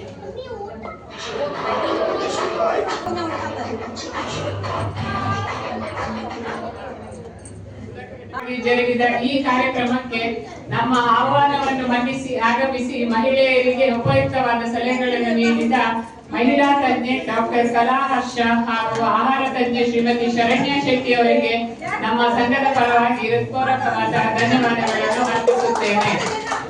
ನಮ್ಮ ಕರೆಗೆ ಒಗ್ಗಟ್ಟು ಆಗಮಿಸಿ ನಮ್ಮ ಸನ್ಮಾನವನ್ನು ಸ್ವೀಕರಿಸಿದ ಶ್ರೀಮತಿ ಅನುಶ್ರೀಯ ರಾಘವೇಂದ್ರ ಶೆಟ್ಟಿ ಅವರಿಗೆ ಪ್ರೀತಿಪೂರ್ವಕವಾದ ಧನ್ಯವಾದಗಳು. ಇವತ್ತಿನ ಸಭೆಯಲ್ಲಿ ಉಪಸ್ಥಿತರಿರುವ ನಮ್ಮ ಪೌರ ಸಮಿತಿ ಅಧ್ಯಕ್ಷರು, ಕಾರ್ಯದರ್ಶಿಗಳು, ಪದಾಧಿಕಾರಿಗಳು ಹಾಗೂ ಕಾರ್ಯಕಾರಿ ಸಮಿತಿಯ ಸದಸ್ಯರಿಗೆ ಅನಂತ ವಂದನೆಗಳು. ಇವತ್ತಿನ ಕಾರ್ಯಕ್ರಮವನ್ನು ತಮ್ಮ ಪ್ರತಿಭೆಯಿಂದ ಚಂದಗಾಣಿಸಿಕೊಟ್ಟ ಎಲ್ಲಾ ಕಲಾವಿದರುಗಳಿಗೆ ನಮ್ಮ ಪ್ರೀತಿಪೂರ್ವಕವಾದ ಧನ್ಯವಾದಗಳು. ಇವತ್ತಿನ ಕಾರ್ಯಕ್ರಮದ ಯಶಸ್ವಿಗಾಗಿ ಶ್ರಮಿಸಿದ ನಮ್ಮ ಪ್ರಸ್ತುತ ಸಮಿತಿಯ ಅಧ್ಯಕ್ಷರು, ಕಾರ್ಯದರ್ಶಿಗಳು, ಪದಾಧಿಕಾರಿಗಳು ಹಾಗೂ ಕಾರ್ಯಕಾರಿ ಸಮಿತಿಯ ಎಲ್ಲಾ ಸದಸ್ಯರಿಗೆ ಹೃತ್ಪೂರ್ವಕವಾದ ವಂದನೆಗಳು. ನಮ್ಮ ಆಹ್ವಾನವನ್ನು ಮನ್ನಿಸಿ ಆಗಮಿಸಿದ ನಮ್ಮ ಸಂಘದ ಎಲ್ಲಾ ಸದಸ್ಯರು, ಅದರಲ್ಲೂ ಹೆಚ್ಚಿನ ಸಂಖ್ಯೆಯಲ್ಲಿ ಆಗಮಿಸಿದ ಮಹಿಳೆಯರಿಗೆ ಹಾಗೂ ಮಕ್ಕಳಿಗೆ ನಮ್ಮ ಸಮಿತಿಯ ಪರವಾಗಿ ಪ್ರೀತಿಯ ವಂದನೆಗಳು. ನಮಗೆ ಜಾಗವನ್ನು ಒದಗಿಸಿಕೊಟ್ಟ ಇಂದ್ರಪ್ರಸ್ಥದ ಮಾಲೀಕರು ಹಾಗೂ ಸಹಕರಿಸಿದ ಸಿಬ್ಬಂದಿ ವರ್ಗಕ್ಕೆ ನಮ್ಮ ಸಂಘದ ಪರವಾಗಿ ಹೃತ್ಪೂರ್ವಕ ವಂದನೆಗಳು. ಈ ದಿನದ ಕಾರ್ಯಕ್ರಮವನ್ನು ಅಚ್ಚುಕಟ್ಟಾಗಿ ನಿರೂಪಿಸಿದ ಚಿತ್ರಕಲಾರಯ್ಯ ಅವರಿಗೆ ವಂದನೆಗಳು. ನಮಗೆ ಪ್ರತ್ಯಕ್ಷ ಹಾಗೂ ಪರೋಕ್ಷವಾಗಿ ಸಹಕರಿಸಿದ ಎಲ್ಲರಿಗೂ ಧನ್ಯವಾದಗಳು, ವಂದನೆಗಳು.